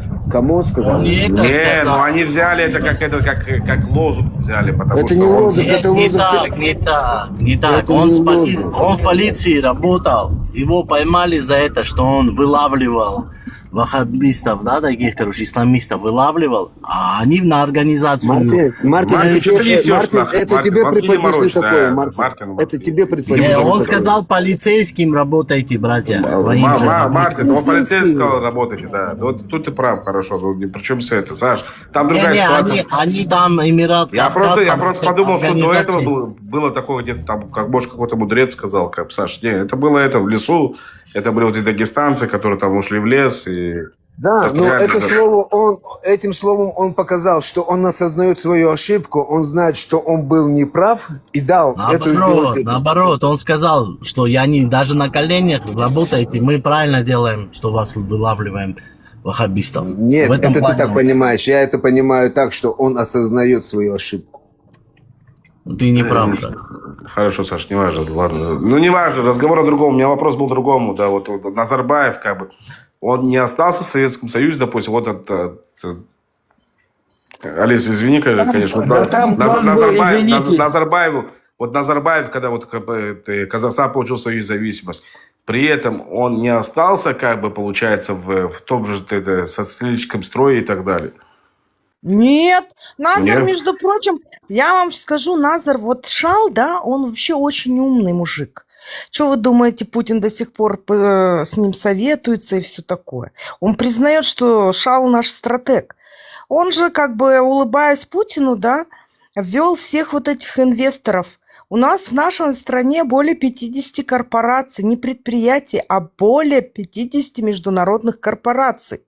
Он понимал, что русские 7,5 тысяч километров, Китай, скажем так, мы же братья наши, как белорусы, да, эти кыргызы, узбеки, непонятно, когда за кого пойдут. Потом, скажем так, у нас Туркменистан, да, сами знаете, Иран, этот перешеек, граница. По горному хребту у нас эти афганцы. Они же, когда в 22-м году придумали про террористов, они же имели в виду этих талибов. И Назар, понимая эту ситуацию, да, Назар просто думает, надо завязать тогда на нас интересы многих, чтобы нас защищали. Я вам скажу даже больше. Назара никто не убирал. Назар сам со своей командой, со своей дочкой, со своими зятьями, со своими племянниками, они сами ушли. Просто когда, видимо, Путин советовался, это мое предположение, конечно, но он, видимо, советовался, что он начнет войну с Украиной, да? А Шал подумал: нафиг, я не хочу в этом участвовать, и тихо свалил. Но, понимая, почему он забрал всю команду, премьер-министра и всем сказал: свалите, да? По одной простой причине. Он понял, что его приспешники, его подлизуны с этим делом не справятся. Поэтому он достал, как говорится, из воротника, да, из-за пазухи Токаева. Токаев дипломат, в ООН председательствовал, в Корее работал дипломатом, в Китае, в МГУ закончил в конце концов, да. То есть он понимал, что эту херню, которая сейчас творится, вытянет только Токаев. Шал, между прочим, хотя все у нас там любят его материть, я скажу, Шал очень много, все много стратегически продумал. Их ты ласково называешь, Алис? Ты вообще так оскорбляешь. Когда у нас, был в 22-м году вот этот вот митинг мирный, там же специально вот эти вот диверсанты, скажем так, рашисты подбили, вот как ветеран говорит, всегда найдут дураков, которых можно это самое использовать, да, ручных чурок, которые орали «Шалкет». И типа это был переворот. Перевернули все, мирный митинг, да, перевернули вот в эту херню. Ну, всегда найдутся дебилы, которые... Там расстреляли, кстати, у меня вот здесь в Аждоде есть знакомый, один его сына убили там тоже. Когда это происходило, он проезжал просто на машине, его Я расстреляли. тебе, Лазик, скажу больше. У меня есть одна квартира, которую я сдаю, да, ну, в аренду, да. И у меня соседка рассказывает, говорит, поехала, она же не знала, кто-то смотрит телевизор, кто-то политизирован, кто-то, ну, большинство народу, конечно, не политизированы. Ее на этом митинге не было, она вообще с мужем развелась, у нее грудной ребенок на руках был. И утром она, не зная, что происходит в городе, поперлась, короче говоря, в одну из центральных аптек на машине, короче говоря. Хорошо няня дома осталась. А она поехала там, ну, покупать там, ну, в общем, короче говоря, что ей нужно, закупиться. Так это что, ей прострелили, ей повезло, что в почку не попала. Она за рулем ехала, стрельнули в нее, няня начала ее искать, а ей отвечают, что она в больнице после операции, она в реанимации. Она говорит, а что случилось?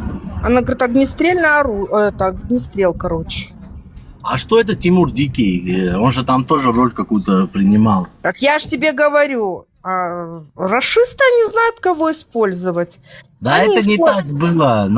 Там другой Мартин, момент. ты мне будешь говорить, жительница города Алматы, как у нас было? Ты что, охренел?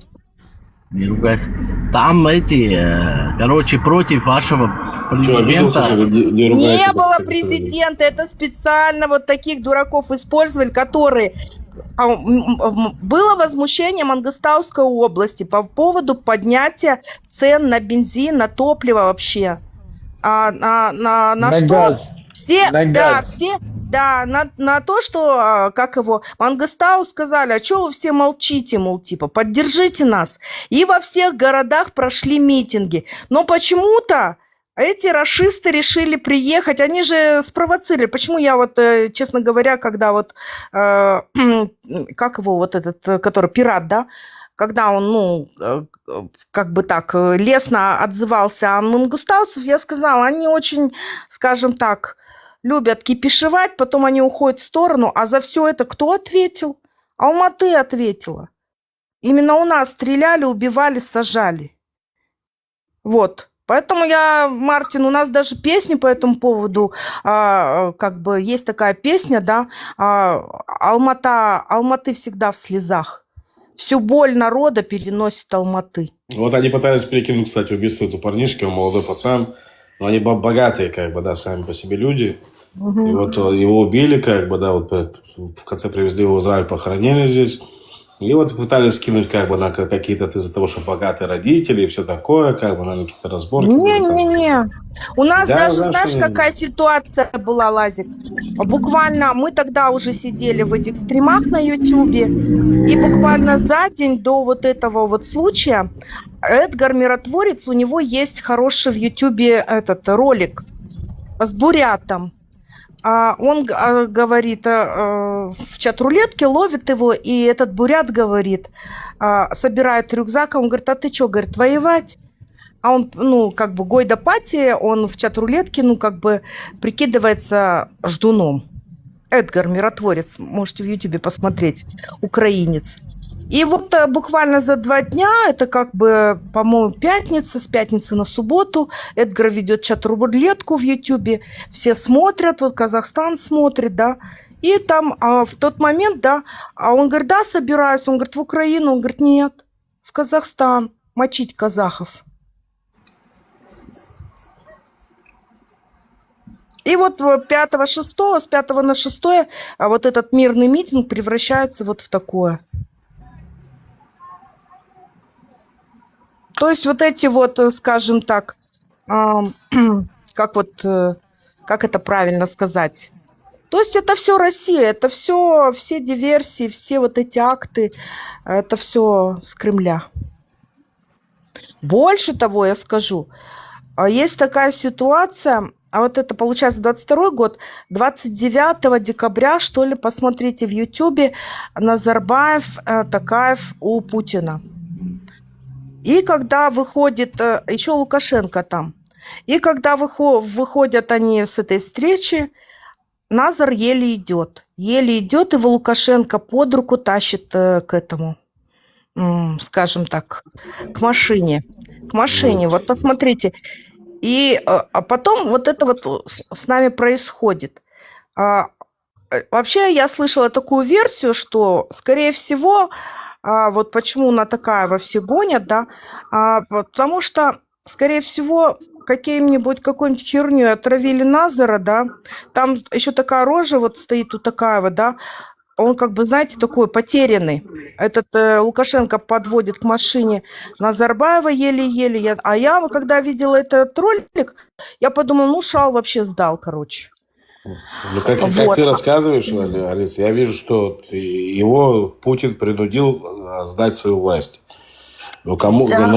Но в конце поставил не на того коня поставил. Ладик, чуть-чуть не так, потому что в то время уже Токаев был президентом. То есть этот вариант шал тоже предусмотрел. Нет, но до этого не забудь, что у вас было. До этого как бы там уже было возмущение, как бы оно было правдивое такое возмущение. У вас было какое-то возмущение? Люди по-настоящему вставали? Было против кого? Против Назарбаева? Нет, не было такого. Назар сам ушел. Не было. Назар вообще, смотри, как он ушел. Возмущение никаких не происходило на улице, просто такие патриотические? Нет, такого не было. Было у нас, это еще за 10 лет, по-моему, до этого. Я, видишь, тогда еще маленькая была, я же 86-го года рождения. Был Жан Озень, можешь посмотреть. Это, опять же, в Мангостауской области. Там действительно был бунт против Назарбаева, и там был расстрел. Но там Россия не принимала участие, скажем, откровенно.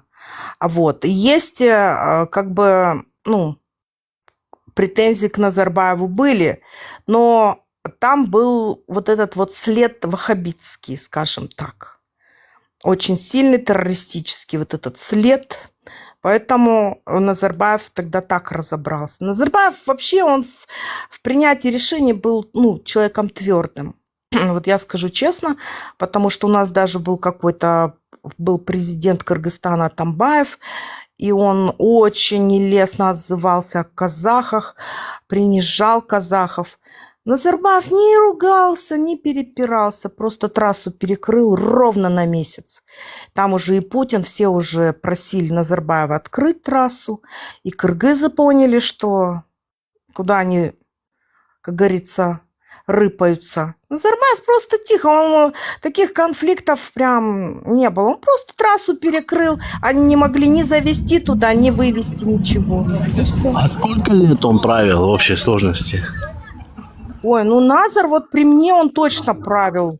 Я тебе скажу, больше того, в 2000 году я в школе училась, маме дали приглашение, и на Миллениум, я помню, я же сама с Караганды родом, и приглашение, я ездила на елку Назарбаева, на Миллениум, короче говоря. Лет 40, короче, да? Нет, мне 39, мне только в этом году осенью будет 40.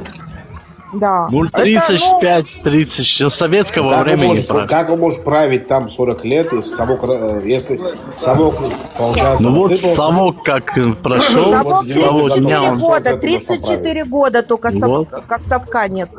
Вот с того времени он и правит. Правил. Нет, у нас уже Токаев второй срок, и то у него подходит к концу. Ну, не важно, когда распал Советский Союз, как бы, да, там Назарбаев пришел, получается, и вот Токаев, когда пришел Токаев, получается, сколько лет уже у вас Токаев? Второй срок это был. Это Такая второй власть срок у него. человек, Назарбаева человек. Он его А? одобрил. Он А я и не был скрываю это, я наоборот даже рада, что Шал хоть этот момент продумал. А он выбирался, как ты считаешь, что вот все полноценно его выбирал народ, да? Или Ну, все-таки он там... смотри, Мартин, вот смотри, у пробуждения совести, да, там сидят все казахофобы, да, и они нахваливают человека, да, якобы оппозиционера, которого нету в Казахстане уже 5 лет. 5 лет, потому что даже 6 лет. Он 1 год, вот с 20 по 21, буквально за 2 недели до полномасштабки, уехал от пан Василя, да, это украинский блогер, он у него год жил. Но человек, я тебе скажу, которого они нахваливают, да, они считают его оппозиционером. Никакой не оппозиционер, популист и халявщик. Вот и все. Я тебе скажу, почему я так считаю. Смотри, если, например, скажем так, человека нету, да, здесь, и этот человек, вот я даже сама ему в лицо говорила, он у Фархада торчал на стримах, обсирал казахов. Вот этот человек, да, я ему говорю: Куат, ну ты расскажи, кто ты есть на самом деле. Ты же на канале «Прими» у Тараса Березовца говорил, кто ты есть на самом деле. Он говорил у него в 2020 году, как оппозиционер, якобы они его пригласили на передачу, и он говорил: я простой человек, я типа на барахолке двигал вот эти вот, как тачки, да, и орал дорогу. Ну, он так не говорил, но мы просто знаем, как у нас на барахолке кто таскает тачки, что он орет. Вот. И они его называют оппозиционером. Вот ты мне задаешь вопрос, типа, у вас не выбирают. Я тебе скажу, если, блядь, такие долбоебы будут выбирать, ничего хорошего у нас не будет. И поэтому я, например, считаю, что хорошо, что в такой... Так, попрошу без мата, пожалуйста. Да, все, Фарго. Я тебе скажу такую вещь, да, вот. Я, например, считаю, что нам повезло, что не остался кто-то из зятьев или премьер-министра, да, лизунов, которые были при Шале. Шал, единственное, что сделал справедливо, да, он вот этих своих не оставил. Не оставил в этих креслах, которые много лет сидели с ним рядом. Он вот именно что дал Токаеву все бразды правления. Сказал: только ты сядь и сам наберешь команду. Хочешь кого-то оставить из старых, ну, только не этих. И набирай. Вот в этом он был справедлив.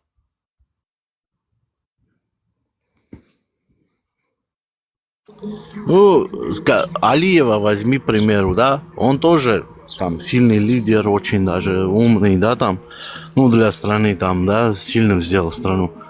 Но все равно я считаю, каким бы ни был лидер, хорошим, там, еще что-то, все равно должны быть выборы. Если, например, даже есть какой-то дурак, он полный дурак, и люди его хотят, этого дурака, никто не имеет права мешать им. Даже если в итоге вред будет этой стране из-за этого дурака. Ага, нет уж, Мартин. Ты знаешь, Это я тебе скажу такую вещь, да. Я тебе скажу такую вещь. Есть дураки, да, которые могут подчиняться, да, и с которыми можно работать. Есть дураки, с которыми невозможно. И если будет выбирать, с которыми невозможно договориться, ну, ты говоришь, даже если будет что-то плохое. Не надо ничего плохого. Не надо ничего плохого. Народ зато выбрал своего. Народ, если... Смотри, вот, Мартин, для того, чтобы народ выбрал своего, они должны всех знать. А как правило, даже вот взять вот ваши россиюшки, вот этот Надеждин выдвинул свою кандидатуру. А некоторые повелись, да, начали за него голосовать, их всех похватали и посадили. По большому счету он сыграл, как говорится, на руку Кремлю, выявить, скажем так, недовольных. А так человека, ну, скажем, только видели по телевидению. И все. Я, например, считаю, скажем так, Токаева, вот, например, может быть, и Назарбаев поставил, да, но лучше Токаева на данный момент. Я, например, никого бы не могла бы предположить даже. Я считаю так. К креслу президента есть определенные требования. Возраст, его, скажем так, профессиональный рост и все прочие требования. Многие кандидаты, да, вот которых там народ бы выбрал, они этим требованиям не соответствуют. Вот и все. Ну ладно, все вышли. Я тоже пойду. Уже 6 часов в эфире, наверное. Хорошего вам вечера. Алиса, Давай, потом Марк. пообщаемся еще. А? Ага, Хорошего давай. вечера вам всем. Спасибо, взаимно. Марго, все, пока, брат. Всем пока. Пока. Ладно, Фарго, я тоже почапаю, у меня уже 11. Сижу тут, деловая колбаса. Окей, удачи. Да, давай, ты тоже не сильно, не это самое, не нападай. Больно, обидно. У нас тоже как бы исторически, я же привела пример Кенисары хана. Может быть, мы под Русню бы и не попали бы. Но видишь, есть мыши-братья, которые предают. Есть, но мы же не будем теперь это вспоминать их потомкам. Вот. Надо как-то эти ситуации в свою пользу разворачивать на 360 градусов. Да, все правильно, надо держать себя в руках, смотреть в будущее. Да. Ну, ради детей. Мы же все, вот даже вот тут сидим в этом ТикТоке, да. Почему? Мы же прям вот так вот, скажем так, не против кого. Мы просто, ну, как бы оппонируем для того, чтобы, ну, это не повторялось, или чтобы они понимали, что это неправильно. Потому что у вас есть дети, у нас тоже есть дети, правильно? Мы за будущее детей. Вот и все. А совок я не люблю, я вам скажу честно. Мои родители, да, вот честно я скажу, мои родители за границей впервые побывали уже после развала совка. А я, блин, ну, считай, с детства, ну, по крайней мере, сколько себя помню, я уже ездила. И я хочу, чтобы так ездили, ну, так и ездит моя дочь. Ну, и вот когда, дай бог, у меня будут внуки, чтобы они тоже были так же свободную жизнь прожили, как я. Я не хочу, чтобы они прожили как дед с бабкой или как, допустим, моя мама с папой. Чтобы они корячились и работали всю жизнь на нас. Света, как говорится, белого не видели. Я не хочу будущего такого своим ни детям, ни внукам, ни правнукам. Вот и все. Тем более вообще войны. Это же вообще ужас. Я даже не знаю, о чем люди думают. Все, давайте мирного неба над головой, тихой, спокойной ночи. И будем работать на перспективу, правильно? Все, пока-пока.